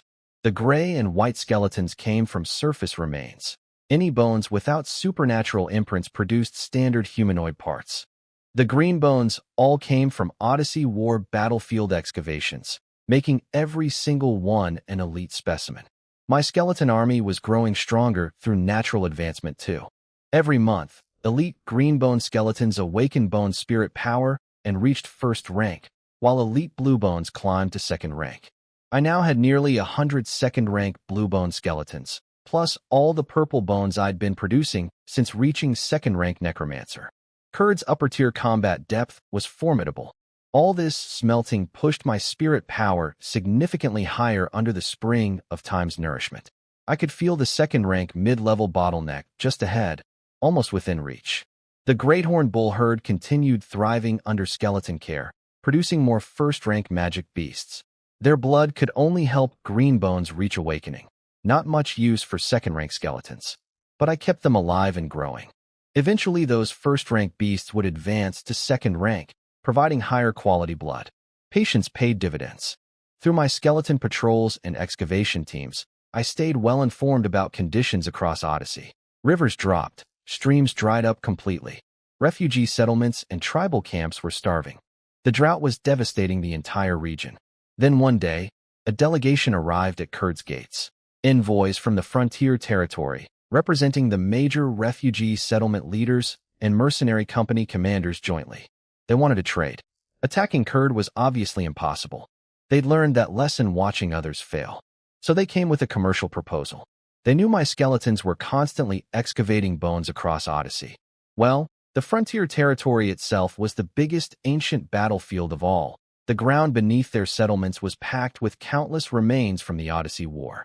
They offered bones in exchange for food. I had to smile at the irony. These were the same people who'd once considered my skeletons easy prey. Now drought and famine had driven them to my door, offering me exactly what I wanted most, high-quality battlefield remains, in exchange for grain that my tireless skeleton farmers produced in surplus. My warehouses overflowed with food that cost me nothing but skeleton labor to grow. Their ancient battlefields held bones I'd have eventually dug up anyway. This deal was extraordinarily favorable from every angle. The frontier territory was about to fuel Kurd's next phase of growth, and they'd thank me for it while handing over the keys. I'll send a team to the frontier territory to purchase bones. Before the Kurd War, I'd been quietly excavating bones near my territory, avoiding the frontier territory's factions. After the war and my agreement with the Federation envoy, I'd scaled up massively. But there was a catch. The Federation wouldn't let the frontier territory attack me, and in return, I couldn't attack them either. My skeleton army couldn't march into their lands to dig up remains. So when their envoys showed up offering to trade bones for food, it was exactly what I needed. After some negotiation, we reached a deal that satisfied both sides. For the frontier territory factions, the bones buried beneath their settlements were worthless, zero cost to them. Anything they sold was pure profit. For me, those bones were fuel for everything I was building. Perfect exchange. To protect bone quality during handling, I didn't let them ship bones to me. Instead, I sent a skeleton merchant caravan to the frontier territory to collect directly. My archaeology skeletons knew how to handle fragile remains properly. The frontier people didn't. If the local factions didn't want to bother digging themselves, my skeleton caravan offered free excavation services. They just had to provide the land and sit back collecting payment. On pricing, I kept things simple. One flat rate for all complete bones regardless of age. I absolutely did not want outsiders figuring out that my time skeleton's strength depended on the historical depth of the bones used to create them. The information gap worked beautifully in my favor. I could buy ancient high-quality bones at the same cheap price as recent ones. The savings were enormous. There were laws across the plains prohibiting large-scale corpse trading, meant to prevent another death catastrophe. But those laws targeted fresh bodies. Ancient dry bones weren't on the restricted list. The church priests watched me finalize the bone trade agreement and said nothing. They hadn't stopped my archaeological excavations, so they had no grounds to interfere with commercial purchases of old remains. The deal spread fast. Beyond the established frontier territory factions, wandering bandit groups and refugee gangs heard that bones could be traded for food. They put down their weapons, picked up shovels, and started digging. They hauled their finds to Kurd or traded with my skeleton convoys passing through. Even some hostile tribal groups showed up to trade peacefully. They couldn't beat Kurd in a fight, so commerce was their only option for getting grain during the drought. The bone trade exploded overnight, all because of the drought. What started as an emergency food deal became a booming market that fed half of Odyssey while filling my underground vaults with exactly the materials I needed most. The Jaiwat Federation's Noble Council sent written praise for what I'd done. Their Great Frontier campaign was still being prepared, and the timing was delicate. Shipping grain directly to the frontier territory would alert the beast empires and jeopardize the operation. But letting their advance forces starve would cause devastating infighting before the campaign even launched. My bone trade solved the problem elegantly. The Federation didn't have to intervene, didn't have to tip off their enemies, and the frontier territory's famine was handled through private commerce. Everyone won. I barely glanced at the Federation's letter. I was busy with something more important, breaking through to my next level. The Tiger Cat tribe delivered a batch of their extraordinary warriors' ancestral bones at my request. Tiger Cat extraordinary skeletons were a species I'd never revived before, which meant the first revival would trigger a special spring of time feedback. I planned to use that activation to push through my spirit power bottleneck. The jump from second-rank low-level to second-rank mid-level mage was a minor advancement. My accumulation was more than sufficient. The breakthrough came smoothly, without any difficulty at all. At mid-level second rank, I could now smelt supreme-grade purple bones into skeleton parts and assemble upper-grade ordinary purple skeletons and mid-grade extraordinary purple skeletons. While my spirit was still activated, I had a set of mid-grade purple spirit cat warlock parts brought up and assembled them immediately. Having a mage tower changes everything. For the first time, reviving a purple-grade caster skeleton didn't leave me drenched in sweat. The mage tower's amplification effect boosted my capabilities dramatically. A revival that would have pushed me to my limits before now felt comfortable and controlled. I used my remaining mana to revive several blue-bone Jackalman skeletons, then meditated inside the tower to recover. The tower enhanced my meditation efficiency too. I was back to full capacity remarkably fast, ready to continue production. The mage tower was a force multiplier in every aspect of my work. Revival speed increased. Recovery time decreased. Output per day climbed significantly. Every skeleton I produced both strengthened Kurd's army and pushed my own spirit power higher. The cycle fed itself. While I was immersed in skeleton production, the bone trade outside was running at full speed. The system I designed was elegant in its simplicity. Frontier territory factions would claim a plot of land, and my skeleton laborers would excavate while their foremen recorded quantities. They'd receive grain vouchers redeemable at Kurd or through delivery by my skeleton convoys. My caravans only accepted vouchers, no cash. What the factions did with their grain was their business. Some kept it for their own people. Others resold it at premium prices to desperate groups. Either way, bones flowed steadily into Kurd's storage. One afternoon, my skeleton mage research team presented me with something exciting, a new spell. They'd taken the Orc Weakness Curse as a foundation, combined it with accumulated magical knowledge from our library, and developed an improved weakness. Curse spell suitable for necromancers and dark element mages. Excellent work. Keep it up, I told them, accepting the spell inheritance scroll with genuine pleasure. I focused my energy on smelting and revival. Research, development, spell improvement, alchemy, magical inscription studies. All of that fell to my skeleton mage teams. They worked in their areas of expertise, so I didn't have to do everything myself. The weakness curse was just the beginning. More customized spells would follow as the research teams grew and the magical library expanded. Kurd wasn't some backwater wild mage's hideout. Time was our inheritance. History was our knowledge. Every skeleton I revived added to our collective wisdom. My tower library grew richer with each passing month. I was no longer the clueless half-trained necromancer who'd left Lauren Academy knowing only basic bone resurrection and nothing else. After receiving the spell scroll, I paused production to study and master the new curse. I might never cast it in actual combat. I was the commander behind the lines, not a frontline fighter. But knowing a spell and choosing not to use it was very different from not knowing it at all. I kept up my night breathing technique training too. Being prepared for every scenario was how you stayed alive. I died once before. Once was more than enough. Every skill I learned, every defense I layered, every contingency I planned, all of it served one purpose, making sure I never died again. A few days after my breakthrough, Audrey came bounding in, beaming with excitement. "Mediv, I've advanced to second-rank knight," she called out. I didn't turn around. I was standing before a small altar, holding a lit incense stick, paying respects to 2 memorial tablets, my parents' names carved into the wood. Audrey noticed what I was doing and immediately dropped her smile, stepping forward to bow solemnly alongside me. While I stood lost in thought, she fidgeted awkwardly, picking at something on the nearby table. When I turned around, I caught her handling an ornate jewelry box. There was dust on it, she said quickly, rubbing the lid with her sleeve to cover her embarrassment. That was my mother's jewelry box. Before she died, she asked me to give it to my future wife. Audrey's eyes went wide. She knew the history between us.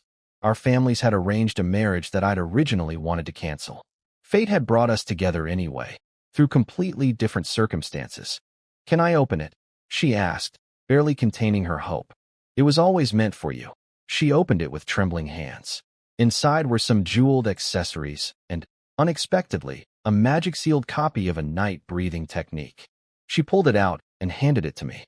I scanned it with my spirit power. It was the upper volume of the Hobarton family's night-breathing technique, sealed in a one-use magical imprint. When I was 8 years old, my father had tried to teach me the family's night arts. But even back then, carrying memories from my previous life made it hard for me to feel any real connection to the Hobarton family. I'd refused the night inheritance, using my mage talent as an excuse. Later, when I secretly purchased night training materials, I claimed it was for training a night attendant. A perfectly reasonable cover story. My father wouldn't have left this imprint. He died in an accident and couldn't have planned ahead. This was the Hobarton Elder Council's doing. They'd hoped I would follow my father's night path and place this inheritance in the box my mother had prepared. They never knew I'd never opened it, choosing instead to buy a different breathing technique entirely. Honestly, the Hobarton family hadn't wronged me. Only Vestir had. The elders, my father's old comrades. Many of them would have helped if I'd asked. But I'd been born with memories of another life, and that made it impossible to feel like I truly belonged to them. I'd chosen to distance myself and build something of my own. I placed the magic imprint in a new box behind my father's memorial tablet. The past was smoke drifting away. I'd left the Hobarton family behind and built my own foundation. I would keep walking my own path. Outside the memorial room, Audrey's grin returned instantly. "Mediv, I advanced to second-rank knight," she announced again, waiting for her reward. "I believe in you," I said, pressing my hands on her shoulders. She'd come wearing a short skirt and stockings. Her intentions were perfectly clear. I was happy to oblige. After properly celebrating her advancement, I returned to the alchemy workshop. The Great Frontier campaign was approaching. Every day mattered. For the next 3 months, I abandoned all leisure time and lived in the workshop.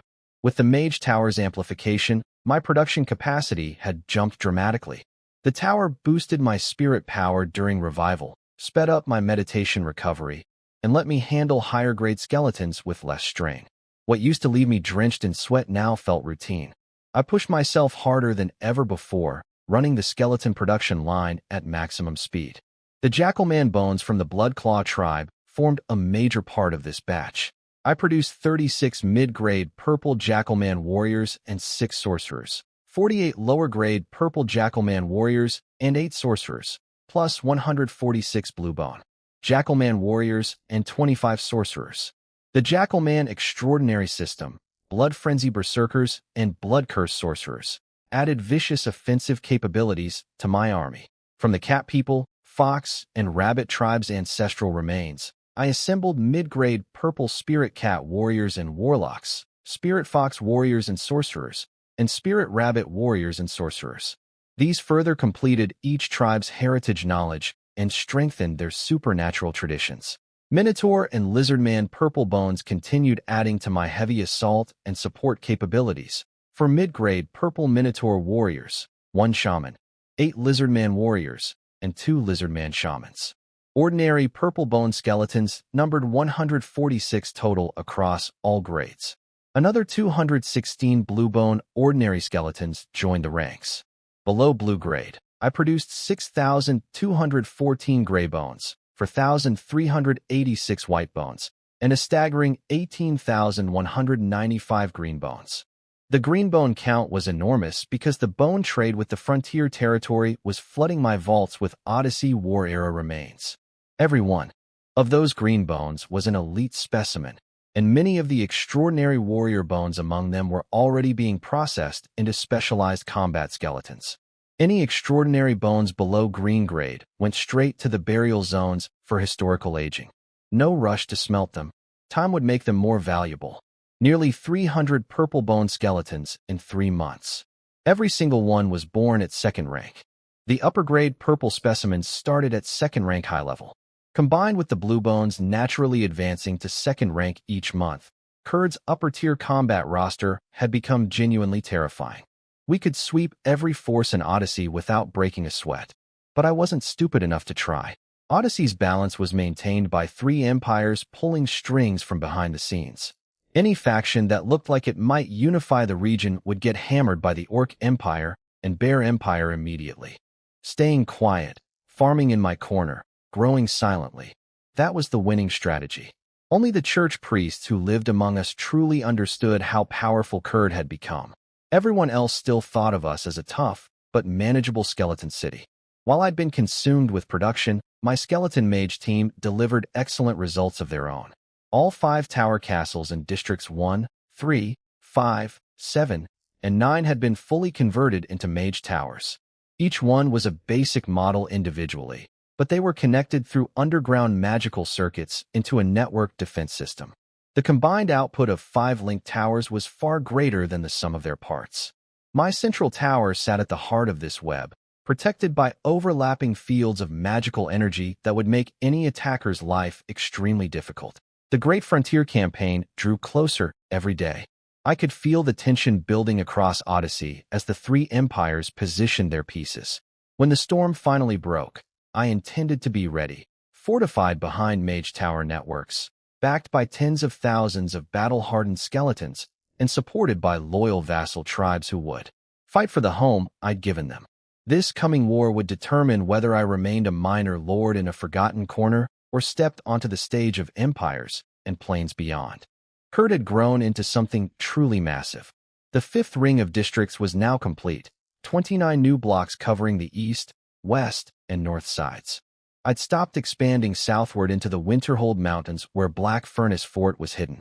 No need to draw attention to my secret base. The numbers told the story. District 1 was the city center.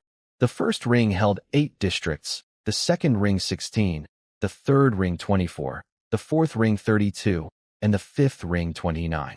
Every single district sat behind protective walls, contained deep water reservoirs, and had full logistical support infrastructure. Total area, 1,100 square kilometers. A city that rivaled anything the Jaiwat Federation had built on this continent, and it was still growing. My 4 vassal tribes were thriving. The latest population census showed the Spirit Cat tribe had grown from around 85,000 to 93,132, nearly 8,000 new members in 2 years, mostly births. The Spirit Rabbit tribe, which had only been here half a year, already jumped to 129,514 from their original count. Warm homes and full bellies encouraged families to grow. The Spirit Fox tribe reached 52,168, up by about 1,000 newborns. The Tiger Cat tribe hit 8,777. Their chief told me proudly that his goal was breaking 10,000. Combined, my 4 vassal populations exceeded 280,000 people, filling the vast city with life and activity. The skeleton army had grown into a force that would make any regional power think twice. Greybone skeletons numbered 28,157, the backbone of my labor force. Whitebone stood at 17,770. Greenbone skeletons had exploded to 43,510, with over 10,000 of those being first-rank bone spirits or extraordinary variants. The Odyssey War had been a goldmine. Those ancient battlefields produced massive quantities of elite green bones right at the awakening threshold, and my bone trade with the frontier territory kept the supply flowing steadily.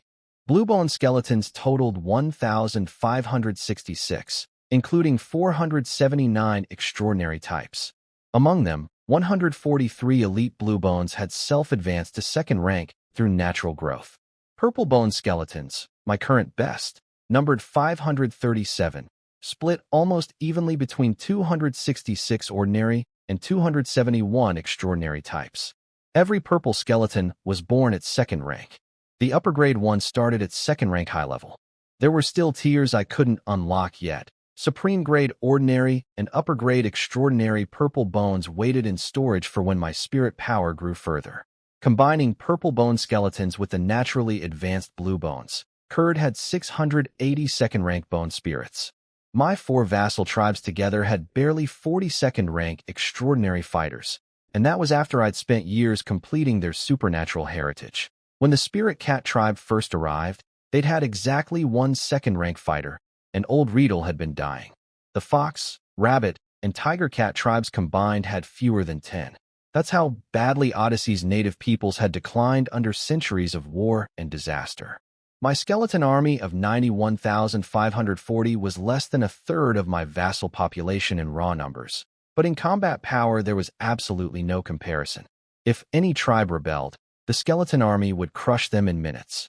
At my current strength, my second-rank bone spirits could team up to take down third-rank extraordinary fighters without much trouble.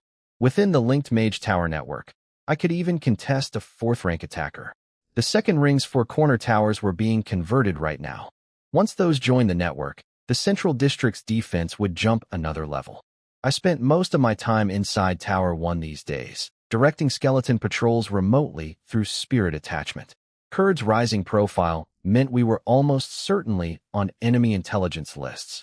I'd survived 2 assassination attempts already and learned my lesson. City walls couldn't stop extraordinary assassins. Only mage towers could. Within the tower network, a third-rank assassin who entered wouldn't leave alive. A fourth-rank assassin couldn't kill me and would be driven away.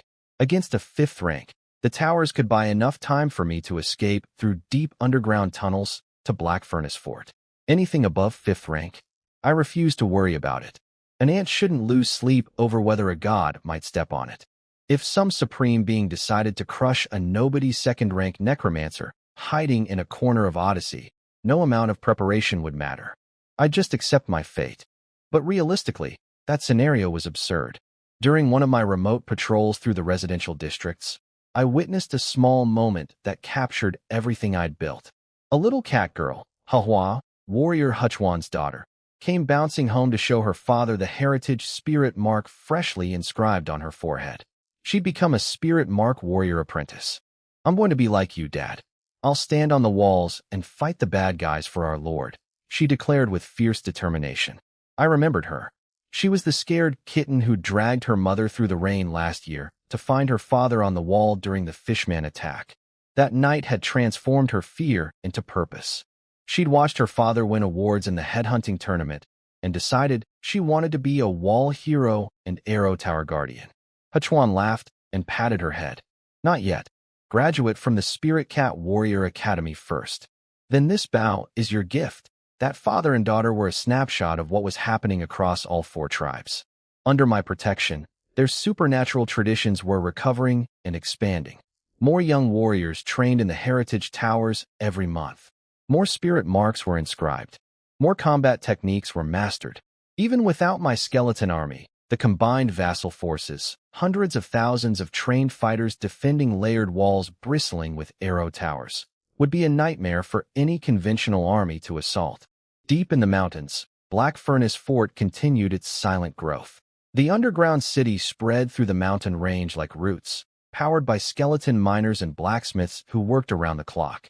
They sent a constant stream of supernatural metals, iron armor, swords, and arrowheads to Kurd through the underground tunnel. The fort also housed sealed breeding facilities where I kept captured goblins.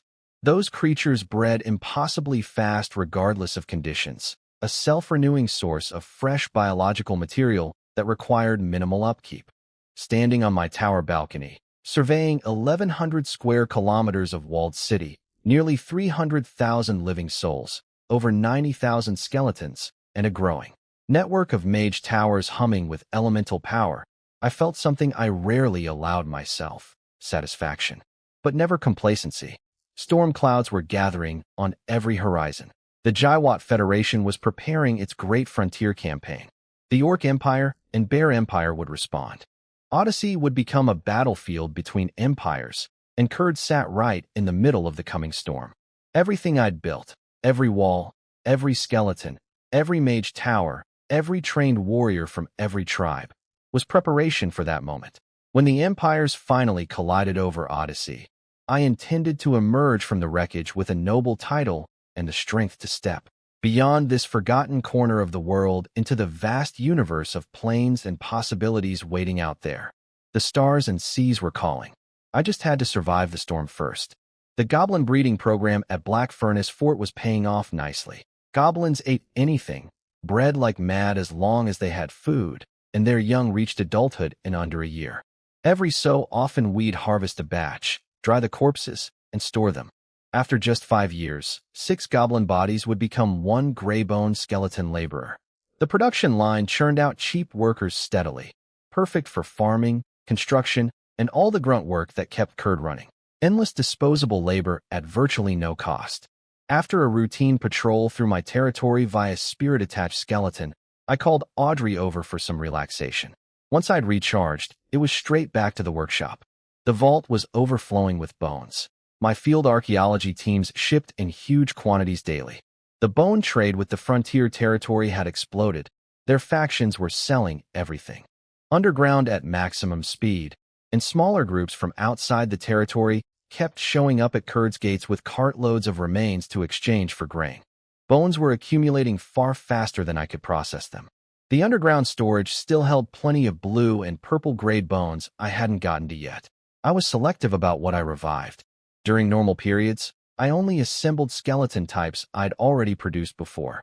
New species were deliberately saved. Those first-time revivals triggered special spring of time feedback that I used exclusively for breaking through spirit power bottlenecks.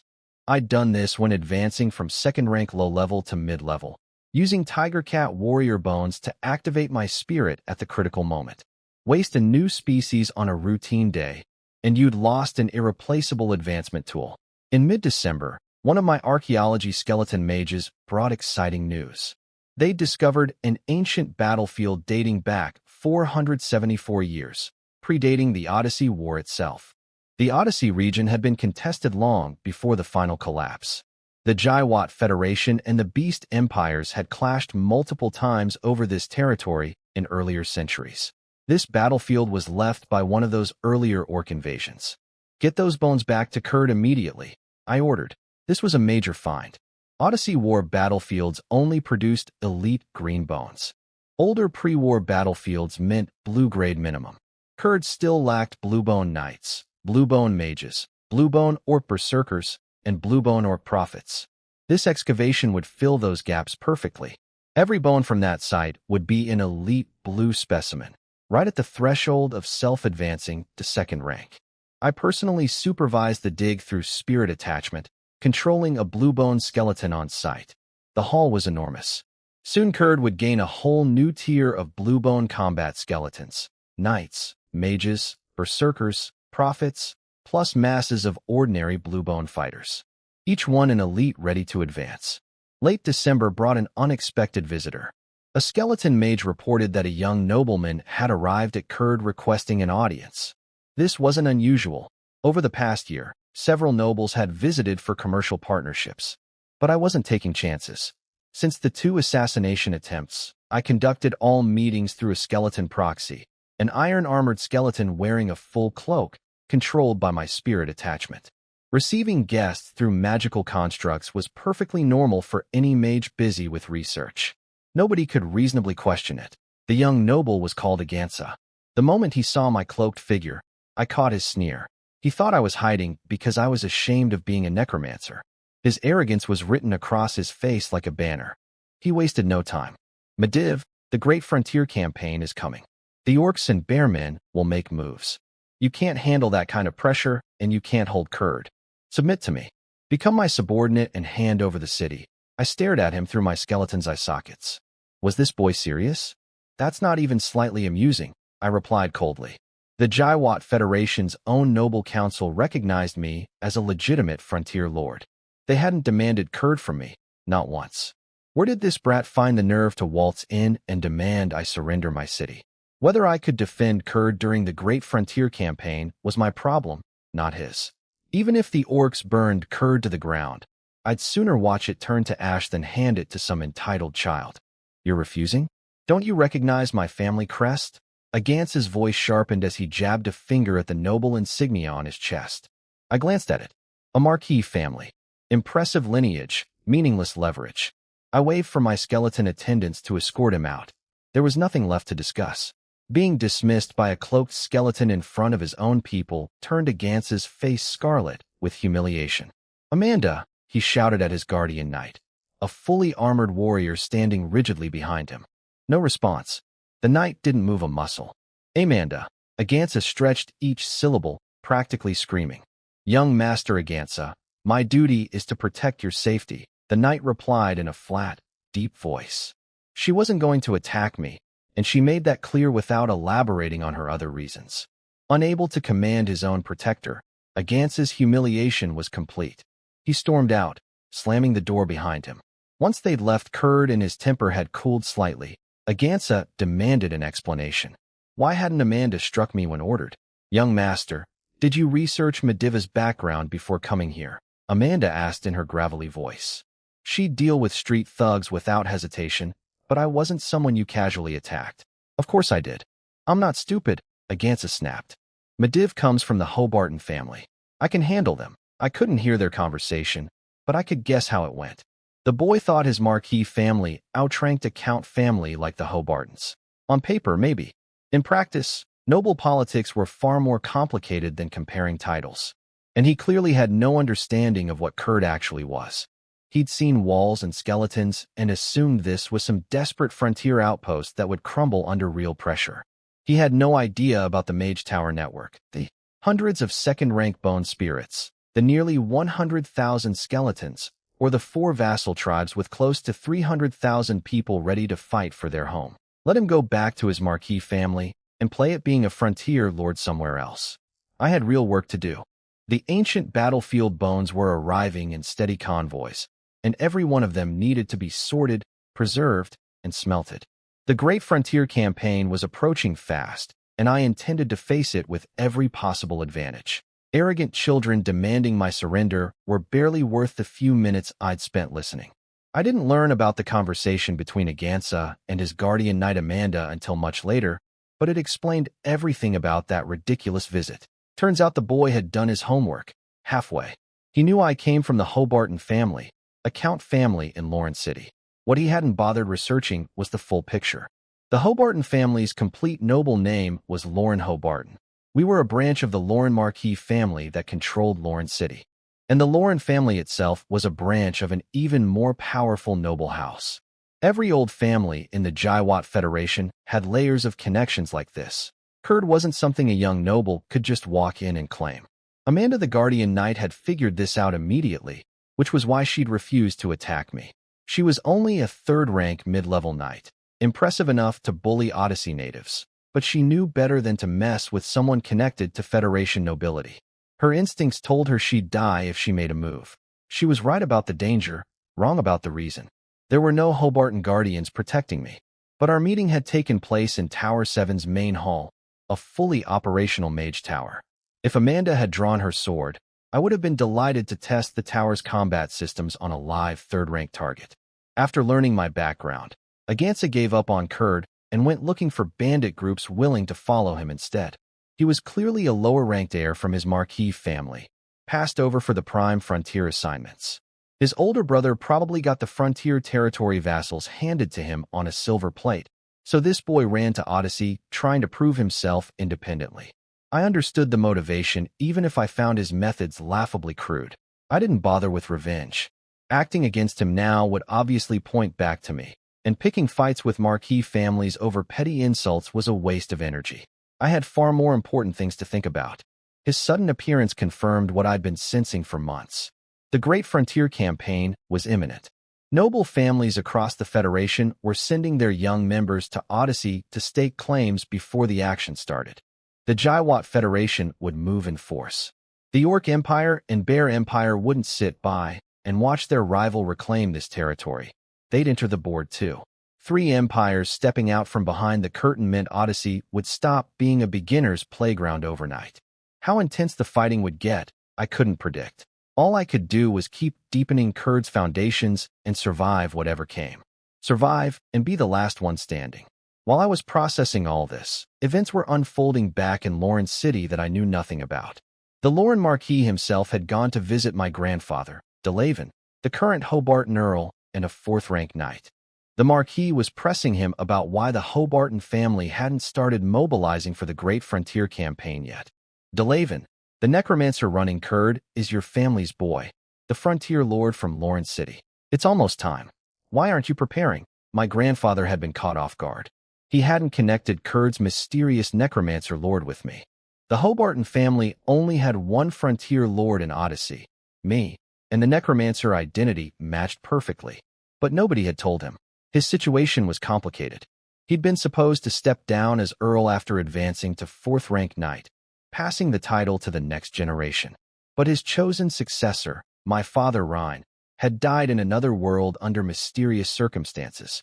No suitable replacement had been found since, so grandfather was stuck holding both the Earl title and an Elder Council seat. The family had always expected great things from me, even when I'd hidden behind my mage talent and refused their knight inheritance.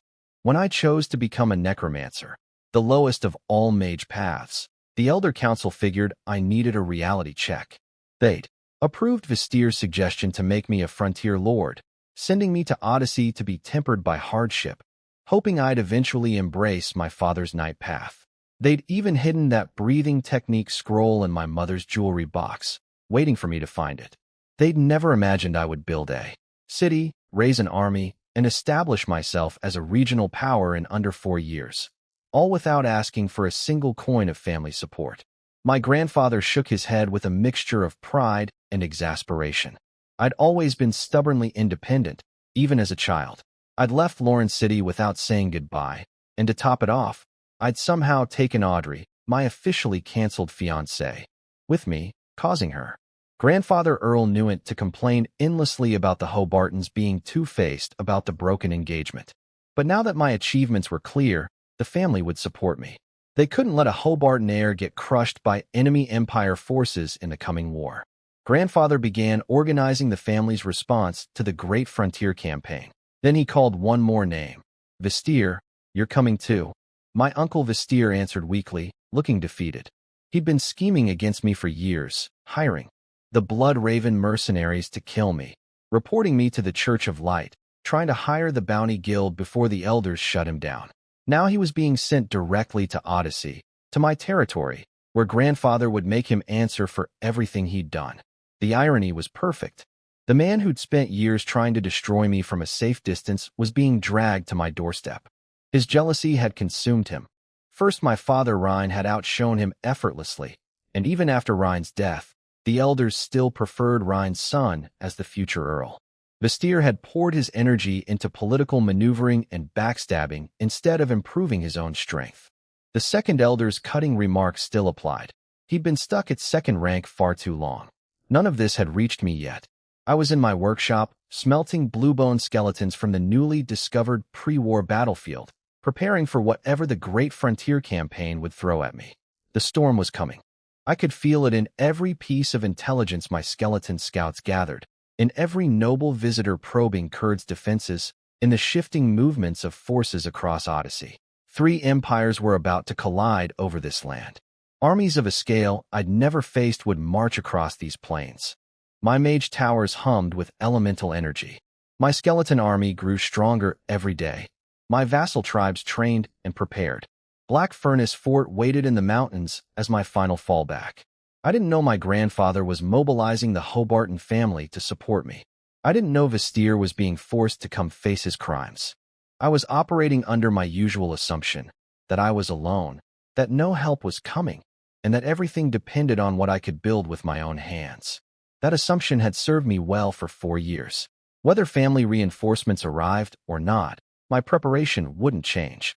Build more skeletons, strengthen the towers, train the tribes, stockpile resources, and when the storm broke, stand firm behind everything I'd created and fight for the future I'd chosen. Vestir's broken spirit had nothing to do with me anymore. Some young third-rank knight had appeared in the Hobarton family and stolen everything Vestir had spent years scheming for, just like my father Rhine had done to him a generation earlier. All his political maneuvering and relationship building meant nothing against raw talent and power. He'd stopped caring about me entirely.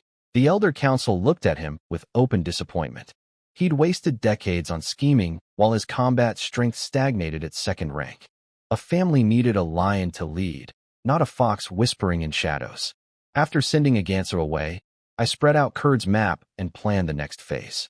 I held back on building new districts. My city's visibility was already too high, and I didn't want the Orc Empire targeting me before the main action started.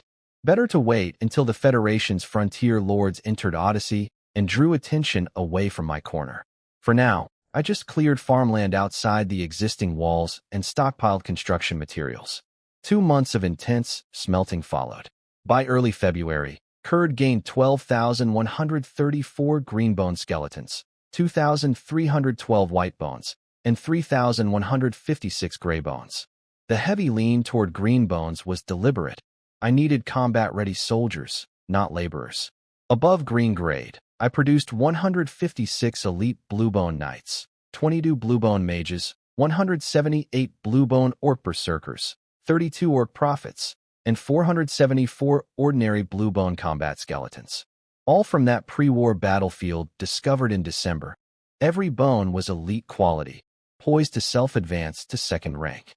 On the purple side, 18 mid-grade Kobold Dragonblood warriors, 3 Dragonvein sorcerers, plus 64 ordinary purple bones across all grades. Each purple skeleton was born at second rank. If only I could advance to second rank high-level mage, I'd unlock supreme grade purple bones, skeletons that would start right at the threshold of third rank, ready to break through almost immediately. But that advancement wasn't happening anytime soon. Then I spotted it through my skeleton sentries watching Winterhold Fortress, a massive army marching through Winterhold Canyon. The Great Frontier Campaign had officially begun. Halt all archaeological operations. Everyone back to Kurd. I recalled every skeleton team from the field. The unclaimed wilderness would soon be carved up by frontier lords from noble families. I didn't want my excavation crews accidentally trespassing on someone's freshly claimed territory and starting unnecessary conflicts. I also sent word to Anthony, my merchant agent, ordering him to report to Kurd. The bone trade had shown me a better way to acquire remains. Once the new frontier lords settled in, Anthony would travel between their territories, purchasing bones on my behalf. Those nobles would have no use for the ancient remains under their land, and I had grain to trade. The Federation frontier lords poured through the canyon and headed straight north to the frontier territory along the Wan River. The refugee leaders and mercenary captains welcomed their patron families' young nobles with open arms, finally getting the official status they'd craved for years. No more being called bandits and thugs. They were legitimate citizens now. The frontier lords moved aggressively, pushing north to claim territory between the Wan River and the second Great River, the Tu River. They built defensive fortifications at breakneck speed. The Orc Empire and Bear Empire responded immediately, occupying everything north of the Fourth River, the Fu River, and pressing southward. The middle ground between the Second and Fourth Rivers became contested territory. With everyone's eyes fixed on the northern confrontation, I made my move. Start building. Kurd expanded north toward the Wan River and east toward the Cross Mountains, the north-south range separating Odyssey's landmass from the ocean, cut through by 4 great rivers. My skeletons worked around the clock, raising new walls and clearing new districts while the world's attention was elsewhere. Then in late February, Audrey burst into my workshop looking flustered. "Mediv, your grandfather is here." I paused mid-spell. She repeated herself more formally. The Earl of Hobarton has arrived with his people to support us. I never talked about my family with her, so she couldn't read the situation. Our relationship was complicated, or rather, it was simple from my end. I deliberately cut ties when I left Lawrence City, but I wasn't stupid enough to refuse useful allies. If I could get Hobarton's 4th-rank knights to help defend Kurd during the coming war, that would be invaluable. I was willing to share some profits in exchange for that kind of protection. Cooperation didn't require reconciliation. Let's go meet them, I told Audrey. My grandfather Delavin and the family elders walked through Kurd streets, openly impressed by the layered walls and massive infrastructure. They hadn't expected this level of development from someone they'd sent out as a struggling young man barely 4 years ago. Then I saw him, Vestir, walking with the group, looking defeated and hollow. My blood ran hot immediately. This man had sent the Blood Raven mercenaries to kill me. He'd reported me to the Church of Light. He'd tried to hire the Bounty Guild before the elders stopped him. He'd made my early years in Odyssey unnecessarily dangerous. I drew my sword. Vestir, if you're any kind of man, draw your blade. Let's settle this. I challenged him to a formal duel right there, in front of the entire Elder Council. No ambiguity, no scheming, steel against steel. I admit I was wrong, Vestir replied, pulling his own sword. But I'll go easy on you afterward. He was putting on a show for the elders, pretending to be magnanimous. He assumed they'd intervene before he could actually lose, so he said pretty words about sparing me after his inevitable victory. A life for a life, debts cleared. The Guardian Knight Levis looked to my grandfather. Should I stop them? Grandfather waved him off with genuine curiosity on his face. Let me see how much of his father's talent this boy inherited. We'll step in if needed. The other elders nodded, settling in to watch. With 4-rank knights supervising, nothing fatal could happen. I raised my magic shield first, standard procedure for any mage entering combat. The moment my barrier materialized, every elder's expression changed. Wait, that shield strength. When did this boy reach 2nd-rank mage? One of them blurted out. Don't tell me he actually was a mage genius all along and chose correctly from the start. Their surprise was satisfying. They'd sent me to Odyssey expecting a struggling necromancer who would be forced to embrace his knight heritage. Instead, they were looking at a 2nd-rank mage with a shield dense enough to give a 3rd-rank fighter pause. For years ago, I'd left Lawrence City as a half-trained academy dropout. Now I stood in the heart of my own city, surrounded by mage towers and 90,000 skeletons, challenging my uncle to single combat, while my grandfather watched with what I hoped was pride. Vestir hadn't even registered what the shield strength meant. He was too lost in his own misery to notice the danger. That was fine. He'd understand soon enough. This duel wasn't about killing him. The elders would prevent that. This was about showing everyone present exactly who I'd become, and making sure Vestir knew that every scheme he'd ever hatched against me had been completely and utterly pointless. The elders were surprised by my magic shield, but they quickly connected the dots. I'd refused the family's knight path since childhood, insisting on being a mage. Reaching 2nd rank, mage this fast proved my talent was real. They thought it was a shame I'd chosen necromancy. Any other school would have made me formidable. Then again, looking at the skeleton army manning my walls and the mage towers humming with power, maybe necromancy wasn't the dead and everyone assumed. Vestir didn't waste time analyzing. He charged straight at me, trying to close the distance before I could cast any spells. Standard anti-mage tactics. In open combat, mages dominated at range. They could wash away same-rank knights with ease and even kill above their level. But in close quarters, knights could interrupt spell casting and grind mages down. Smart mages carried defensive amulets, teleportation charms, or trained guardian knights to cover their weakness. The wealthiest mages armed themselves head to toe with magical equipment, making them nearly untouchable even up close. Others learned quick casting or flight spells to maintain distance. My skeleton mages had bone staffs for spell acceleration and bone books for storing precast spells, instant release when needed. And of course, the ultimate mage weapon was the mage tower itself. A tower-wielding mage could kill higher-ranked knights as easily as drinking water. But enemies weren't stupid. They'd bypass towers and starve them out rather than charge in. None of that mattered for this duel. I wasn't using skeletons or tower support. This was personal. Weakness curse. I cast as Vestir rushed in, slamming the spell directly into his face. Then I drew my sword and met his charge head-on.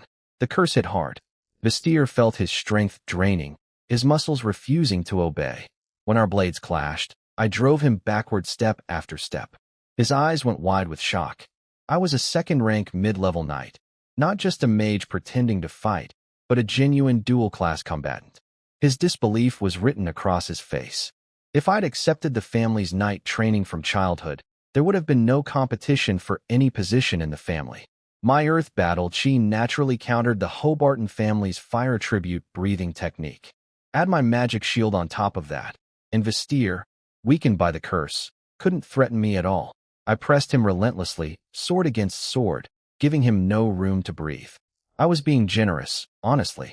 As a necromancer, I could have summoned skeletons. I could have activated the mage tower we were standing beside. Either option would have ended the fight instantly. But this was a personal matter. I wanted to beat him with steel, face to face, so there would be no excuses afterward. Impressive, my grandfather Delavin and the other elders murmured. They were clearly pleased. Hardship had shaped me into something worthwhile. Exactly what they'd hoped when they sent me to Odyssey. Their only minor disappointment was that I hadn't learned the Hobarton family's own breathing technique. I'd picked up an earth battle chi method from somewhere else instead. That stung their family pride a little, but results spoke louder than tradition. Guardian Knight Levis leaned toward the elders and whispered, "Vestir won't last much longer." Earlier he'd been asking whether to protect me. Now he was asking whether to save Vestir. The outcome was already decided. The second elder shook his head slowly. Let the boy decide. Vestir crossed too many lines. They knew everything. Vestir's attempt to post a kill order through the Bounty Guild had triggered their investigation, and they'd uncovered all his other schemes. The Blood Raven mercenaries, the Church of Light report, the constant behind-the-scenes sabotage. This was a private grudge, and they would let it be settled privately. They'd protect me, but not Vestir. He'd earned whatever was coming. When I finally broke through Vestir's guard completely, I didn't hesitate. I didn't give him time to beg. I didn't look to the elders for permission. Uncle Vestir, in your next life, please be an honorable person. My sword went through his heart. Clean. Final. Years of schemes and assassination attempts ended with one thrust.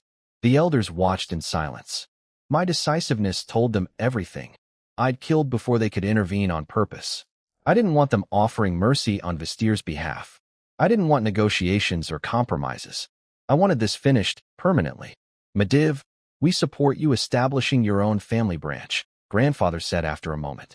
But we hope you won't forget that your name is Lauren Hobarton. They understood me. I wasn't coming home. I'd never planned to return. The distance I'd maintained since childhood hadn't changed. But they weren't going to force the issue. Instead, they offered the most practical solution. Let me formally separate from the Hobarton family and create my own noble house. This was common practice among old families. When branch members grew too independent or disagreements emerged, splitting off was cleaner than forcing unity. The Hobarton family itself had been created this way. Their ancestor had separated from the Lauren family due to philosophical differences. The original family name was preserved as a prefix to maintain the connection. That's why the full Hobarton name was Lauren Hobarton. It signaled that the two families were still allies, still bound by blood obligations to help each other in times of crisis. If I established my own house, my descendants would carry the name Hobarton something. They couldn't use the Lauren prefix unless the Lauren family specifically approved it. Each generation of separation meant one layer of obligation dropped away. It was a system built on practical reality. Close relatives helped each other, distant ones didn't. I'll remember, I told them, and I meant it. I couldn't feel like a true Hobarton. Born with memories from another life made that impossible. But maintaining an alliance with them, recognizing the connection without being bound by it, that I could accept. They'd sent support when I needed it.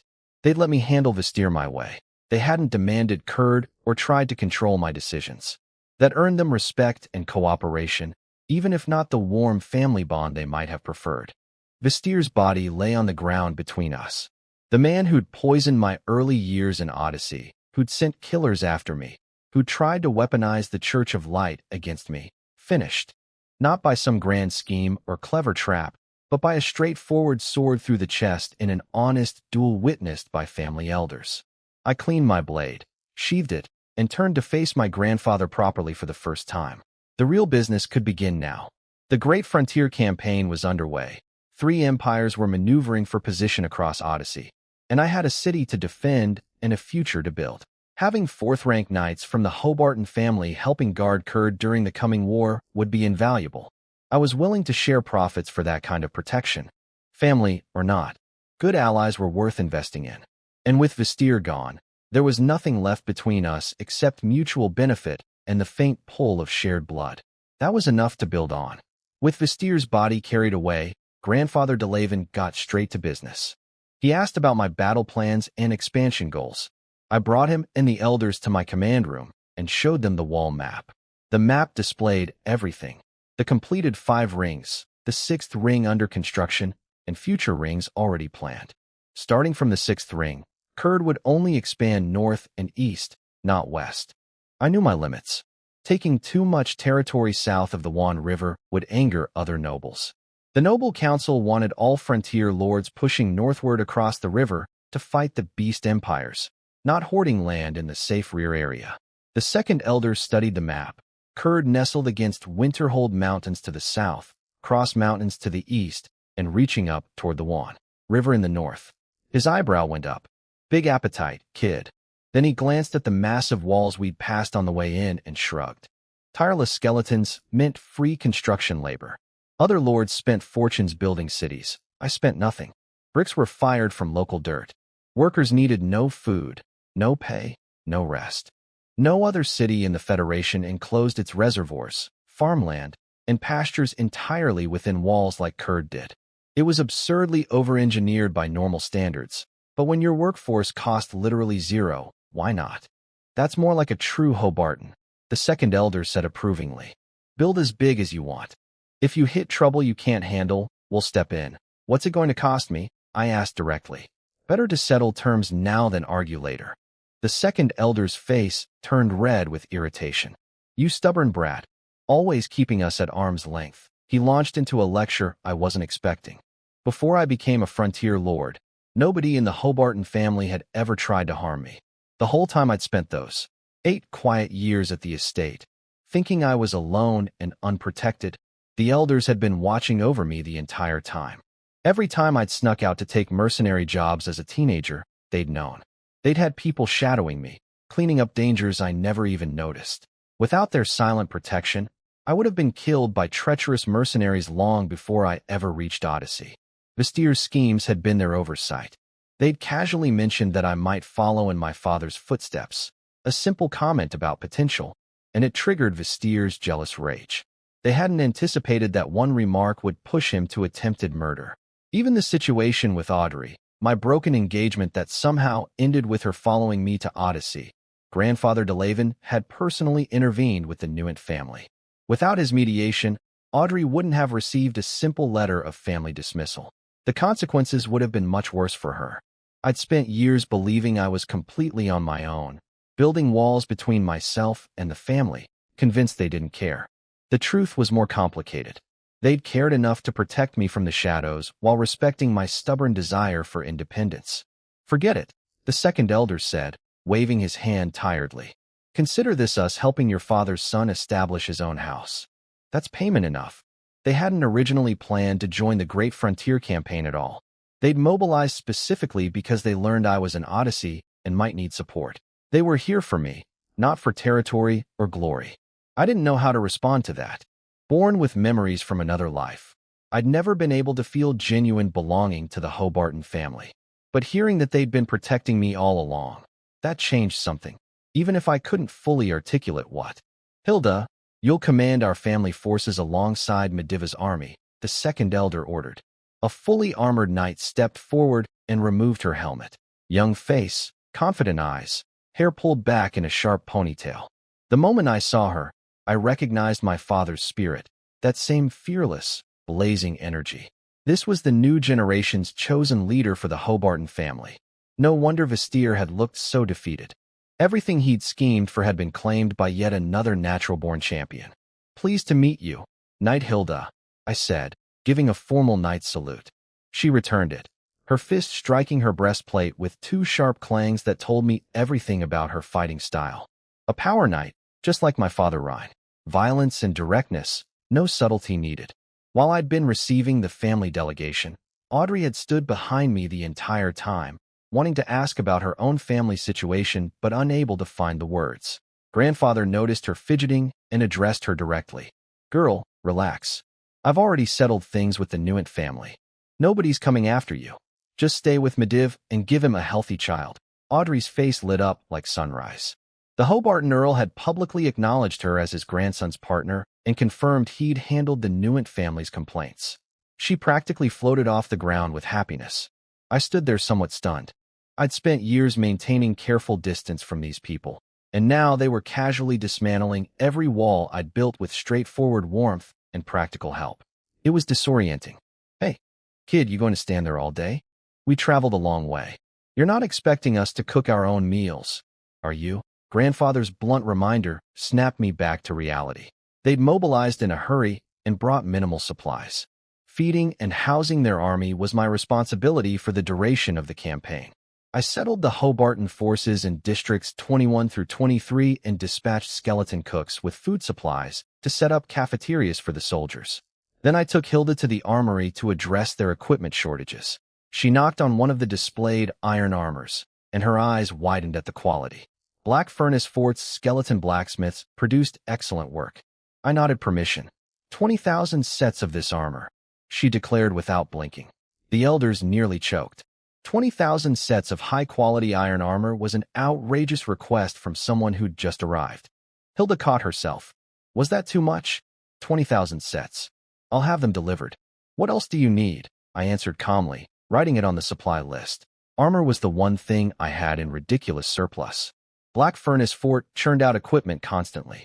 The elders watched in amazement as Hilda kept rattling off enormous numbers, and I kept accepting without flinching. One person bold enough to ask for the moon, another rich enough to hand it over without caring. The elders laughed despite themselves.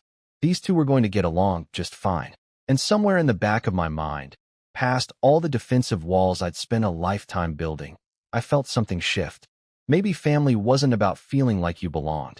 Maybe it was about people who showed up when it mattered, protected you when you didn't know you needed it, and asked for nothing except that you remember where you came from. I'd remember. I was Lauren Hobarton. Whatever new name my house would carry, that prefix would stay. Wait, you actually delivered all of it. The elders' faces when my skeletons hauled 20,000 sets of quality iron armor into their camp were priceless. They'd expected me to hand over a few hundred sets as a polite gesture and call it done. When cart after cart rolled in, each loaded with gleaming armor, they stood there with their mouths open. Grandfather DeLaven couldn't wrap his head around it. That's not a lot. How much military equipment do you have stockpiled in there? I genuinely didn't understand the fuss. 20,000 sets was maybe a few days of full production at Black Furnace Fort. My warehouses were overflowing with the stuff. Armor stacked to the ceiling, weapons piled in mountains. I'd never had much contact with the family before, so I honestly didn't know what normal production capacity looked like for a noble house. For Kurd, this was pocket change. The elders tried to make sense of it. Since when were skeletons this useful? With this kind of output, how could necromancers ever have become a joke profession? The answer was simple. Other necromancers couldn't do what I did. Traditional death mages needed fresh corpses from planes without light goddess worship, which were extremely rare and expensive to source. Corpse transport regulations made bulk purchasing illegal. Just the raw material problem alone crippled most low and mid-rank necromancers. I bypassed all of that through archaeology. The entire earth was my supply warehouse. Ancient bones waiting under every battlefield and ruined city, free for the taking. Then there was the quality gap. My time skeletons came with built-in professions. Skeleton blacksmiths actually knew metallurgy. Skeleton miners knew how to extract ore. Skeleton farmers understood crops. Traditional necromancer skeletons were mindless things that could barely swing a sword, let alone perform skilled labor. You couldn't ask them to farm or forge. They'd just stand there or break things. My skeletons had inherited professional knowledge from the bones they were made from. Kobold remains naturally produced miners and blacksmiths, which was why Black Furnace Fort had become an industrial powerhouse, churning out military equipment around the clock. Traditional necromancy had declined for many reasons. I'd simply walked a completely different path. So we're here to rest and re-equip, the Hobarton soldiers joked among themselves. They'd been pulled from active duty elsewhere, expecting brutal combat the moment they arrived in Odyssey. Instead, their first experience was getting brand new armor sets and full weapon loadouts, better than anything they'd carried before. Several of them said they'd feel guilty if they didn't kill extra enemies to earn this equipment. When it was time for lunch, I told Hilda the food was ready. The soldiers filed into the cafeteria and found rows of iron serving trays behind the counter, loaded with diverse dishes, plenty of meat. The fact that skeleton cooks had prepared everything didn't bother anyone. These were battle-hardened fighters who'd eaten blood-soaked rations and spoiled food during desperate campaigns. Clean, hot meals served by bony hands were a massive upgrade from their usual field conditions. Lunch was a bit rushed. I wasn't expecting you. I apologized to Hilda and the elders. Tonight's dinner will be a proper welcome feast. Hilda took one look at the generous spread of food and shook her head. Mediv, this is already excellent. She ate with the common soldiers instead of requesting special treatment. All the elders did the same.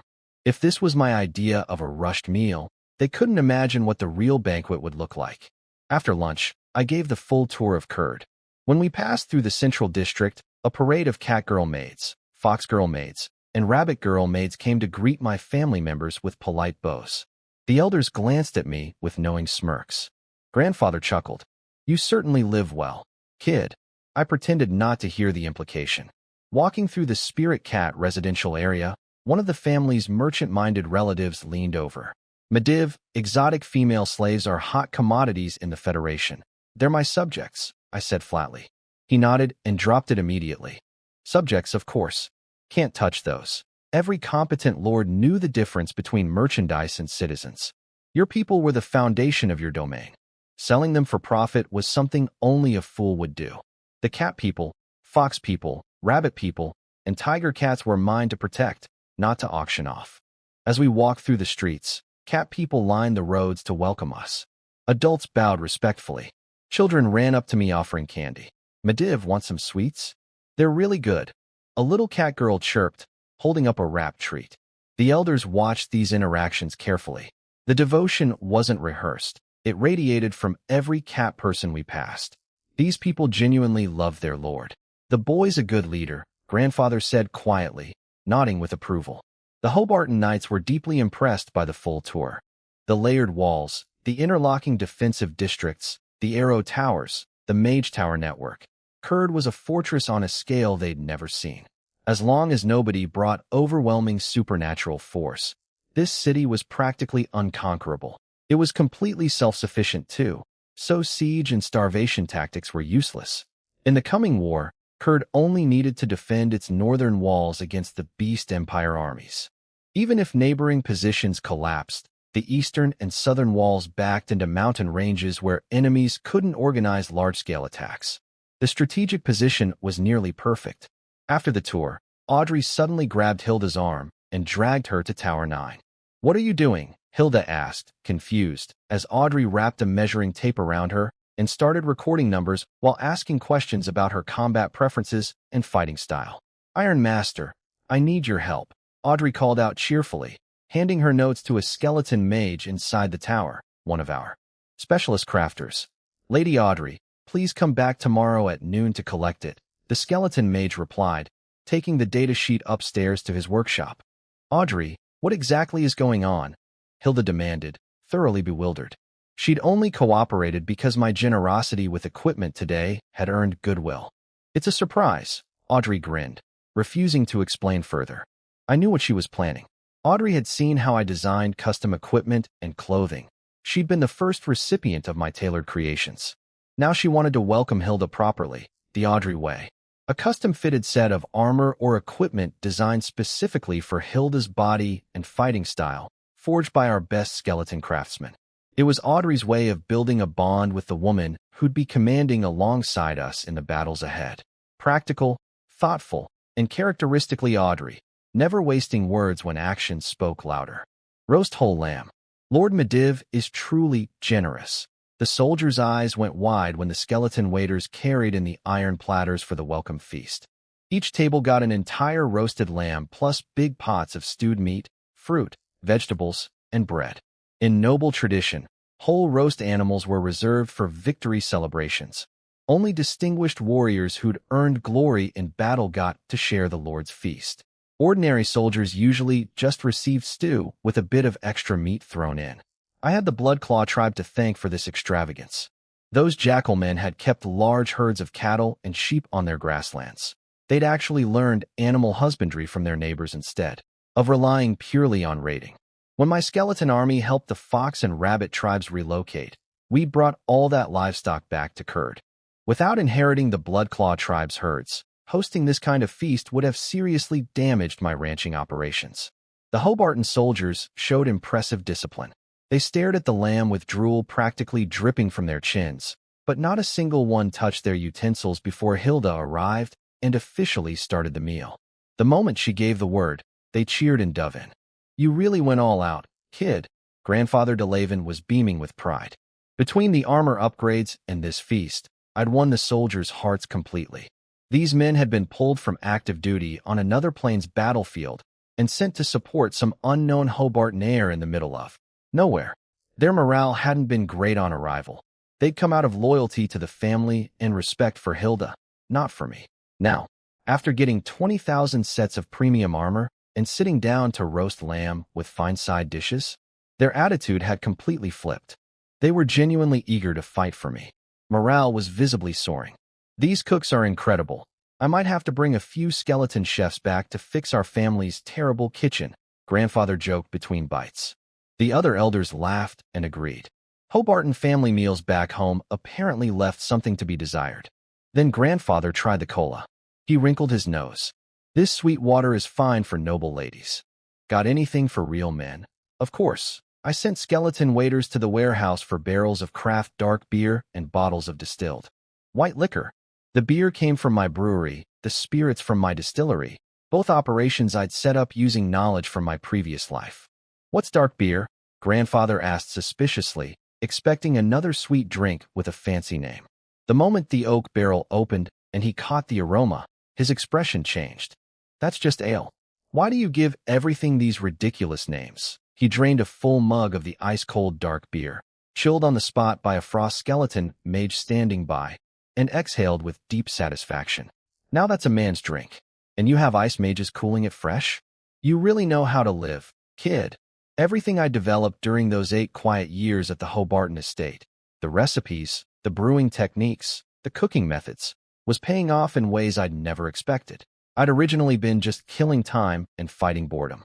Now those hobby projects had become Kurd's signature luxuries. "No battles coming soon. You may drink tonight," Hilda announced to the troops. The orc armies were still far north beyond the Fu River. There'd be no fighting in the immediate future, and these soldiers deserved rest after being yanked from one war zone to another. They erupted in cheers and went at the dark beer with enthusiasm. Every soldier agreed it was the best ale they'd ever tasted, putting every tavern they'd ever visited to shame. Hilda herself didn't drink. "A military commander should always stay sharp," she said. I respected that discipline. After several mugs of dark beer, Grandfather noticed the glass bottles that had come with the delivery. "What's in those?" "Something stronger than the beer," I said simply. He opened one and took a deep sniff. His eyes lit up like lanterns. "Is this white rum?" "Not exactly. The Federation's white rum sat around 20 to 30% alcohol. My distillery produced spirits at 45% and above." When Grandfather took his first sip, his eyes went wide. "Now this is what men should drink," he roared with delight. Hobarton family knights practiced fire attribute breathing techniques, which apparently made them crave strong liquor. They believed it helped their blood-refining cultivation. The second elder immediately opened his own bottle and was equally thrilled. Within minutes, multiple elders were passing bottles around the table, trading appreciative comments about the burn and the finish. I didn't stop them. They were all knights. Their bodies metabolized alcohol differently from ordinary people. If an emergency arose, one pulse of battle chi would burn the alcohol clean out of their systems. And there was no emergency coming tonight. "Take whatever you can't finish," I told them, gesturing at the stacked barrels and crates along the wall. "There's plenty more where that came from. Kid, you're suddenly very likable." the second elder declared, already directing soldiers to start loading bottles onto a cart. They weren't wrong about the shift. I'd kept my distance from the family my whole life, and they'd found me cold and strange because of it. Tonight I'd shown them the Hobarton boldness they valued, generous to a fault, holding nothing back for allies. This was apparently what the family had always wanted from me. Not political scheming like Vestir. Not cautious calculation. Just open-handed, straightforward generosity backed by the strength to afford it. The feast ended with vanilla ice cream for dessert, another creation from my 8 years of kitchen experiments. The soldiers stumbled out of the cafeteria into the evening air, pleasantly full and mildly drunk, and discovered that Kurd's streets were anything but dark. Fluorescent stones from black furnace forts' underground mines lined every road. These crystals absorbed sunlight during the day and glowed brightly at night.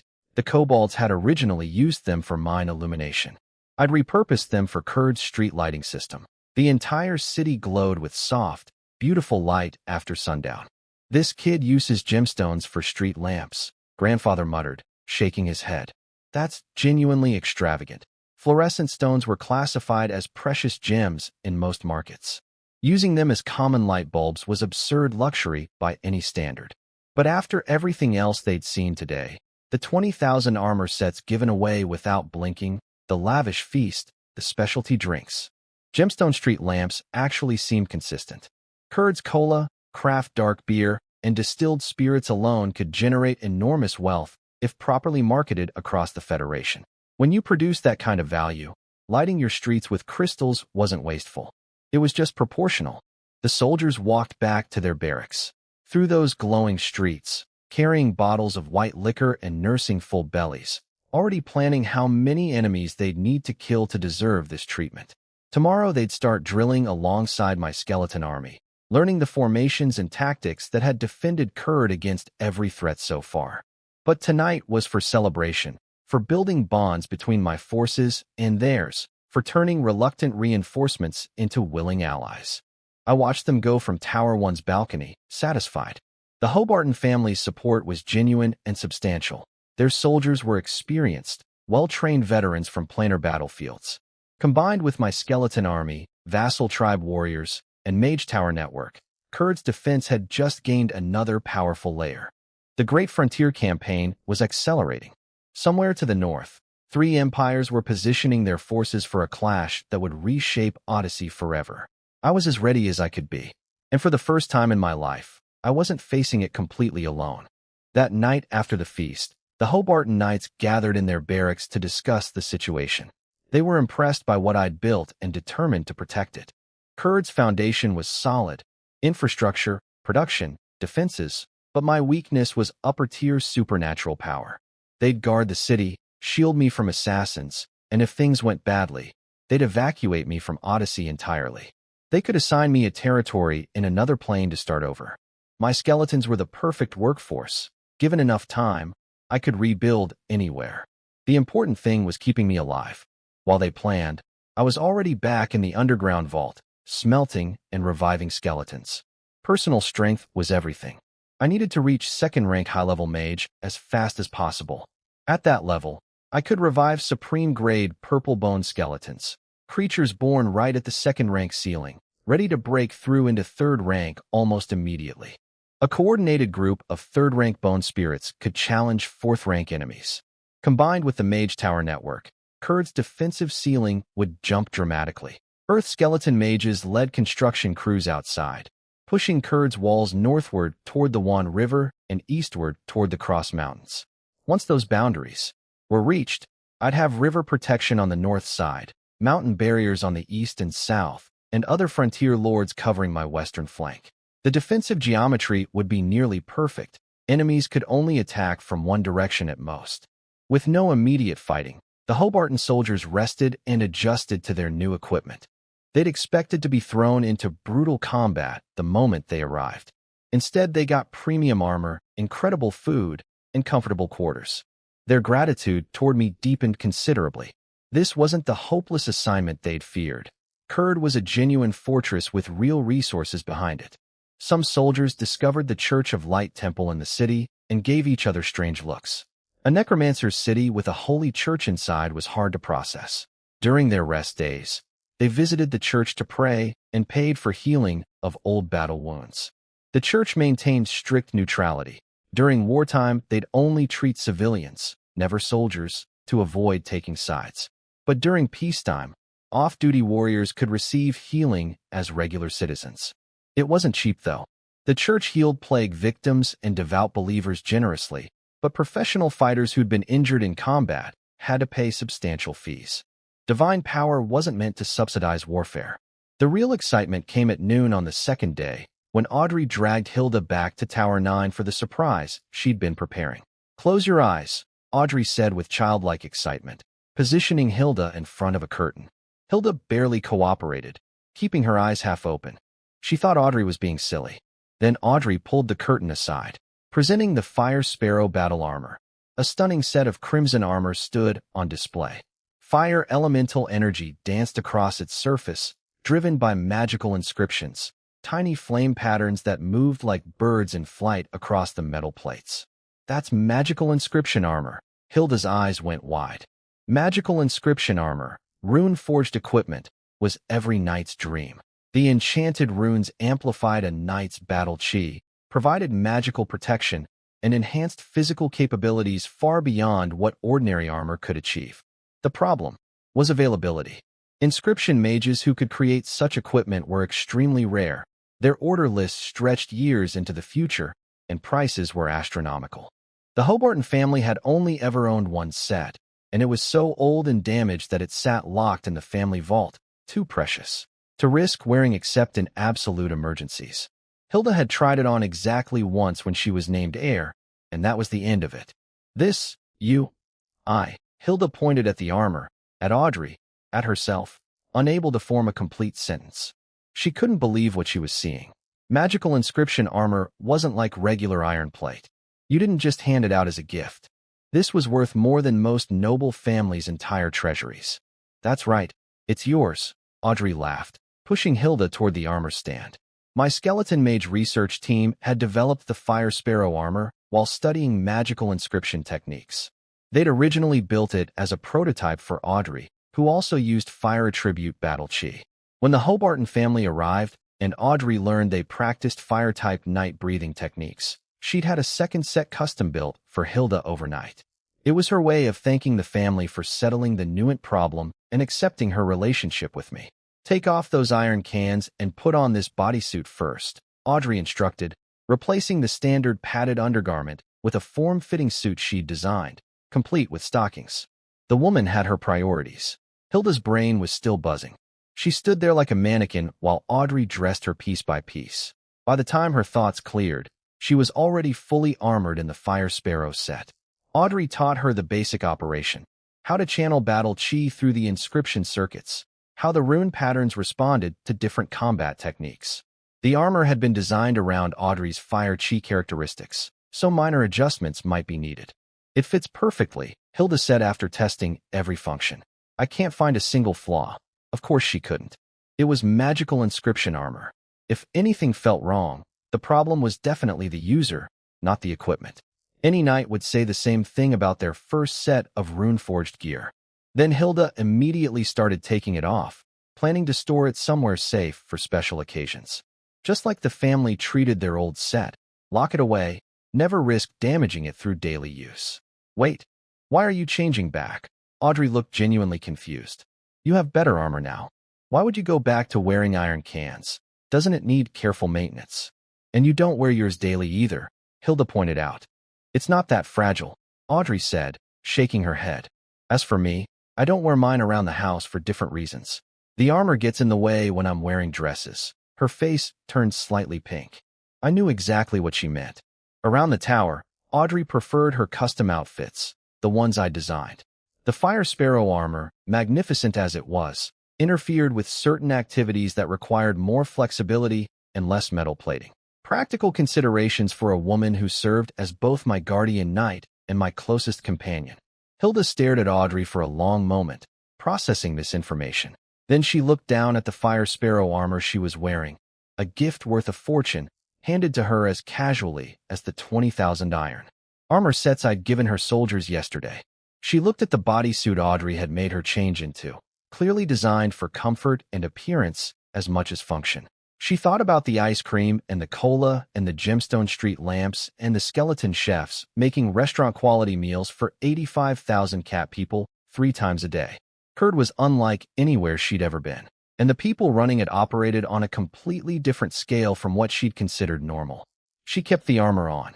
Audrey's blush told Hilda everything she needed to know about why armor wasn't always practical around the tower. Hilda didn't press further. She decided to keep the Fire Sparrow armor on permanently.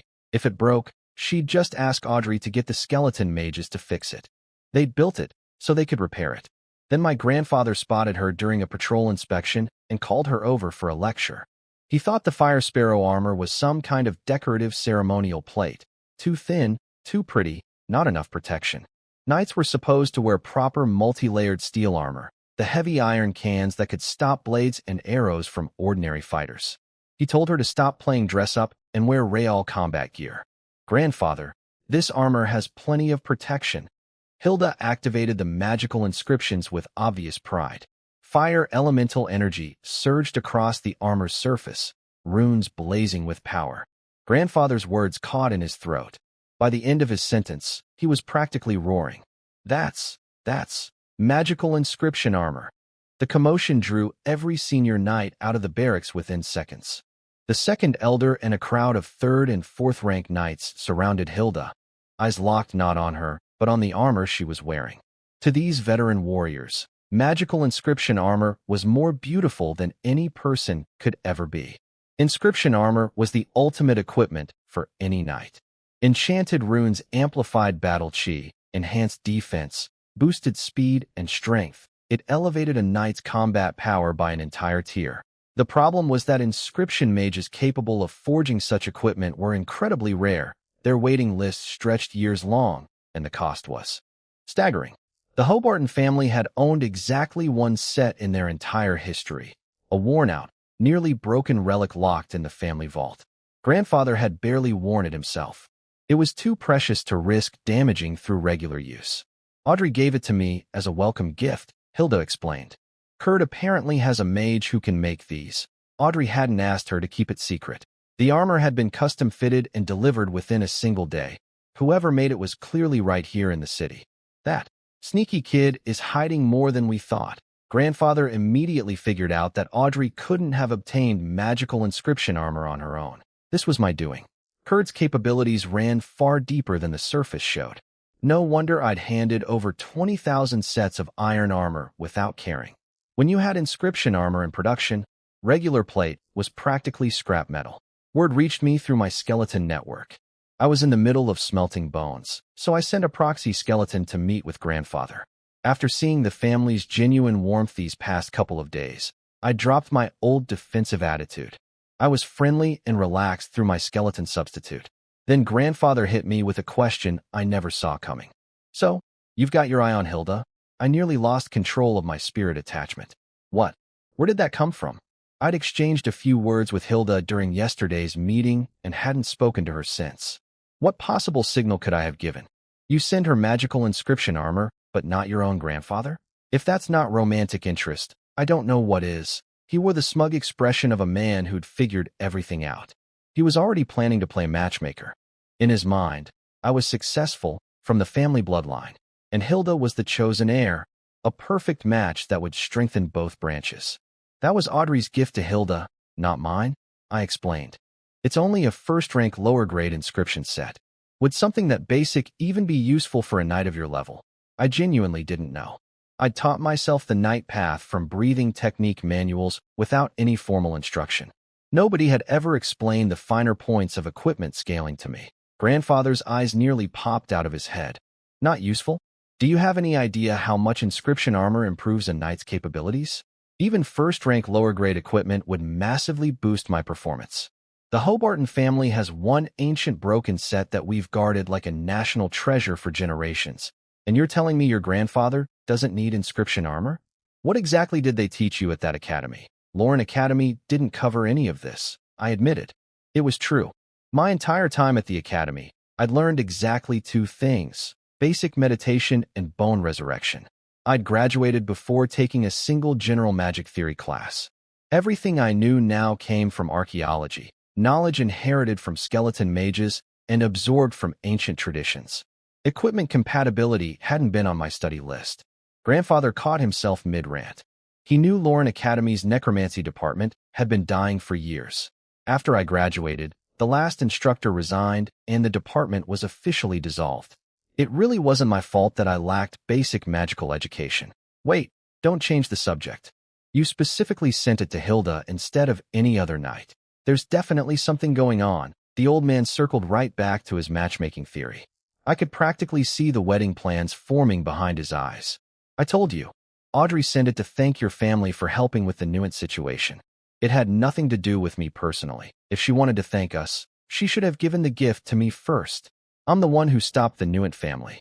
Why does Hilda get it instead? Suspicious. I slapped my forehead in frustration. Grandfather, the fire sparrow armor is women's armor. How exactly would you wear it? That should have ended the argument. It didn't. What's wrong with women's armor? As long as it's inscription armor, any knight would wear it. Male, female, who cares about the cut when it's magical inscription armor? He was completely serious. In his world, and in the world of every Hobarton knight standing behind him nodding vigorously, inscription armor was inscription armor. There was no wrong style, no wrong fit, no wrong color. If it had magical runes and enhanced your combat abilities, you strapped it on and thanked whatever god was listening. The armor could never be wrong. Only the person wearing it could be wrong. I gave up trying to explain. Audrey had simply given the gift to the only female knight in the group because the armor was designed for a woman's body.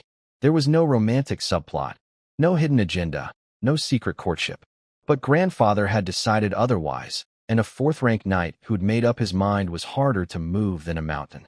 The real takeaway from this whole episode wasn't the comedy of grandfather's matchmaking attempts. It was the revelation that inscription armor was far more valuable than I'd realized. My skeleton mage team had treated the Fire Sparrow set as a casual research prototype, a test piece while they studied magical inscription theory. If even a basic first-rank set could make fourth-rank knights drool with envy, then I'd been sitting on a gold mine without knowing it. The Hobarton family had protected one damaged set for generations, too afraid to use it. I had an entire team of skeleton mages who could produce inscription armor on a daily basis, improving their craft with every piece they forged. Once they refined their techniques and scaled up production, I could equip my top skeleton warriors and allied knights with inscription gear across the board. This was another advantage of my archaeological approach to necromancy. Every skeleton mage I revived brought fragments of magical knowledge.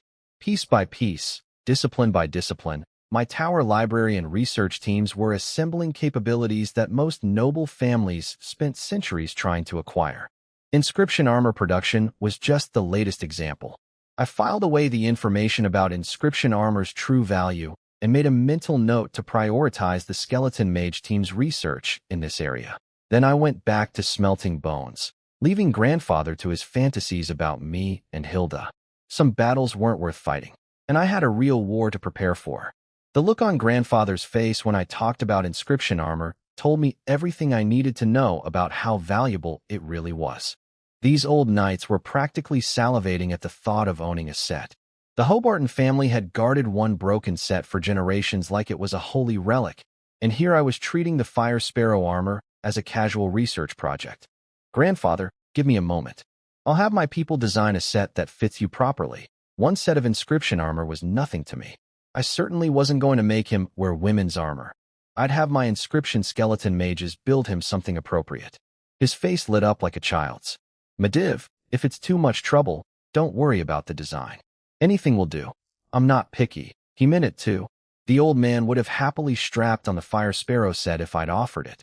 To Hobarton knights, inscription armor had no wrong style. Then he brought up the real reason for his visit. If that inscription master has room in his schedule, I'd like to order a set for the second elder too. The second elder wanted inscription armor as well. That old man had been the toughest figure from my childhood, always scolding me, always pushing me to work harder. I remembered my father telling me the second elder was a fourth-rank high-level knight and his personal mentor. Whether he'd advanced since then, I didn't know. But if even someone at his level desperately wanted basic inscription armor, the scarcity of this equipment was far worse than I'd imagined. Don't blame the second elder for being hard on you, grandfather said, his voice softening.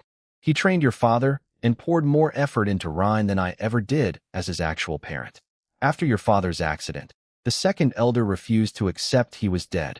He's been investigating for years, insisting on seeing a body before he'll believe it. My father had disappeared during a sudden magic beast stampede in another world. Nobody saw him die. They only saw the wave of monsters swallow him and his squad. When the tide receded, he was gone. Everyone assumed the beasts had consumed him entirely. Everyone except the second elder, who stubbornly kept searching year after year. I understand. I'll arrange the armor, I said quietly. I'd never actually disliked the second elder. I knew he cared about me in his own rough way. I'd just been too focused on separating myself from the family to acknowledge anyone's kindness. So you really have no interest in Hilda? Grandfather circled back to his favorite topic with a mischievous grin. The second elder and I both think you two would be perfect together. He explained the Hobart family's unusual succession system. The Elder Council was the true power center. The Earl was just the public figurehead. Each new Earl was chosen from the entire family talent pool after the previous one joined the council, so the position wasn't hereditary in the normal sense. Hilda came from a branch family, not from any elder's direct line. Marriage between me and Hilda would create no inheritance conflicts whatsoever. From their perspective, I was family, I was capable, and Kurd's resources could support Hilda's advancement on the Knight path. A natural match. Let's talk about that later, I said, neither accepting nor refusing. I barely knew Hilda. I wasn't going to commit to marriage just because the elders thought it was a good idea. If something developed naturally, fine. If not, also fine. We were mid-conversation when the second elder's roar shook the building. A terrifying surge of supernatural energy followed immediately. Grandfather and I rushed to the tower's upper level. Below us, the second elder blazed like a war god wreathed in flames, single-handedly dismantling a squad of orc assassins, 1 4th rank and 4 3rd-rank killers. This trick again, Grandfather's eyes burned with fury.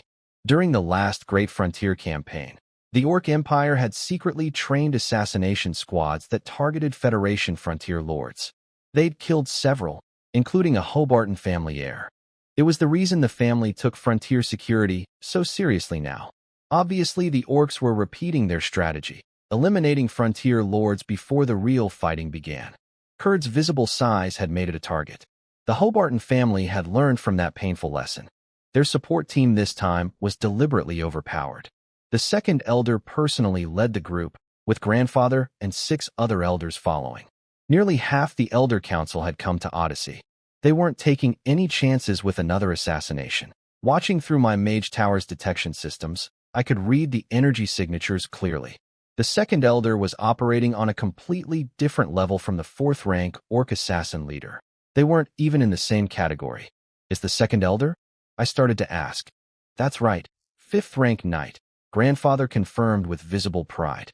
The cranky old man who'd spent my entire childhood yelling at me to straighten up had quietly broken through to 5th rank. He'd been investigating my father's disappearance, training Hobart heirs, keeping the Elder Council running, and advancing his own cultivation all at the same time. 5 ranks of Knight achievement through pure dedication and iron will. I'd grown up knowing him as a 4th rank high-level Knight. The Elder Council's minimum entry requirement was 4th rank. Grandfather DeLaven was 4th rank low-level. The mysterious Grand Elder, my great-great-great-grandfather or something equally ancient, was rumored to be at least 5th rank. The Hobart family's accumulated depth was far greater than I'd appreciated as a child. The battle below was completely one-sided. The second elder controlled his power precisely, keeping the devastation contained so nearby buildings weren't damaged. Within minutes, all 5 orc assassins were reduced to scattered ash. He didn't hold back. The last time orc assassins had targeted Hobart frontier lords, they'd succeeded. He wasn't about to let history repeat itself. I didn't ask him to spare the bodies. Fresh corpses were useless to me anyway. They needed years of holy blessing saturation before becoming viable crafting material. A few piles of ash were no loss.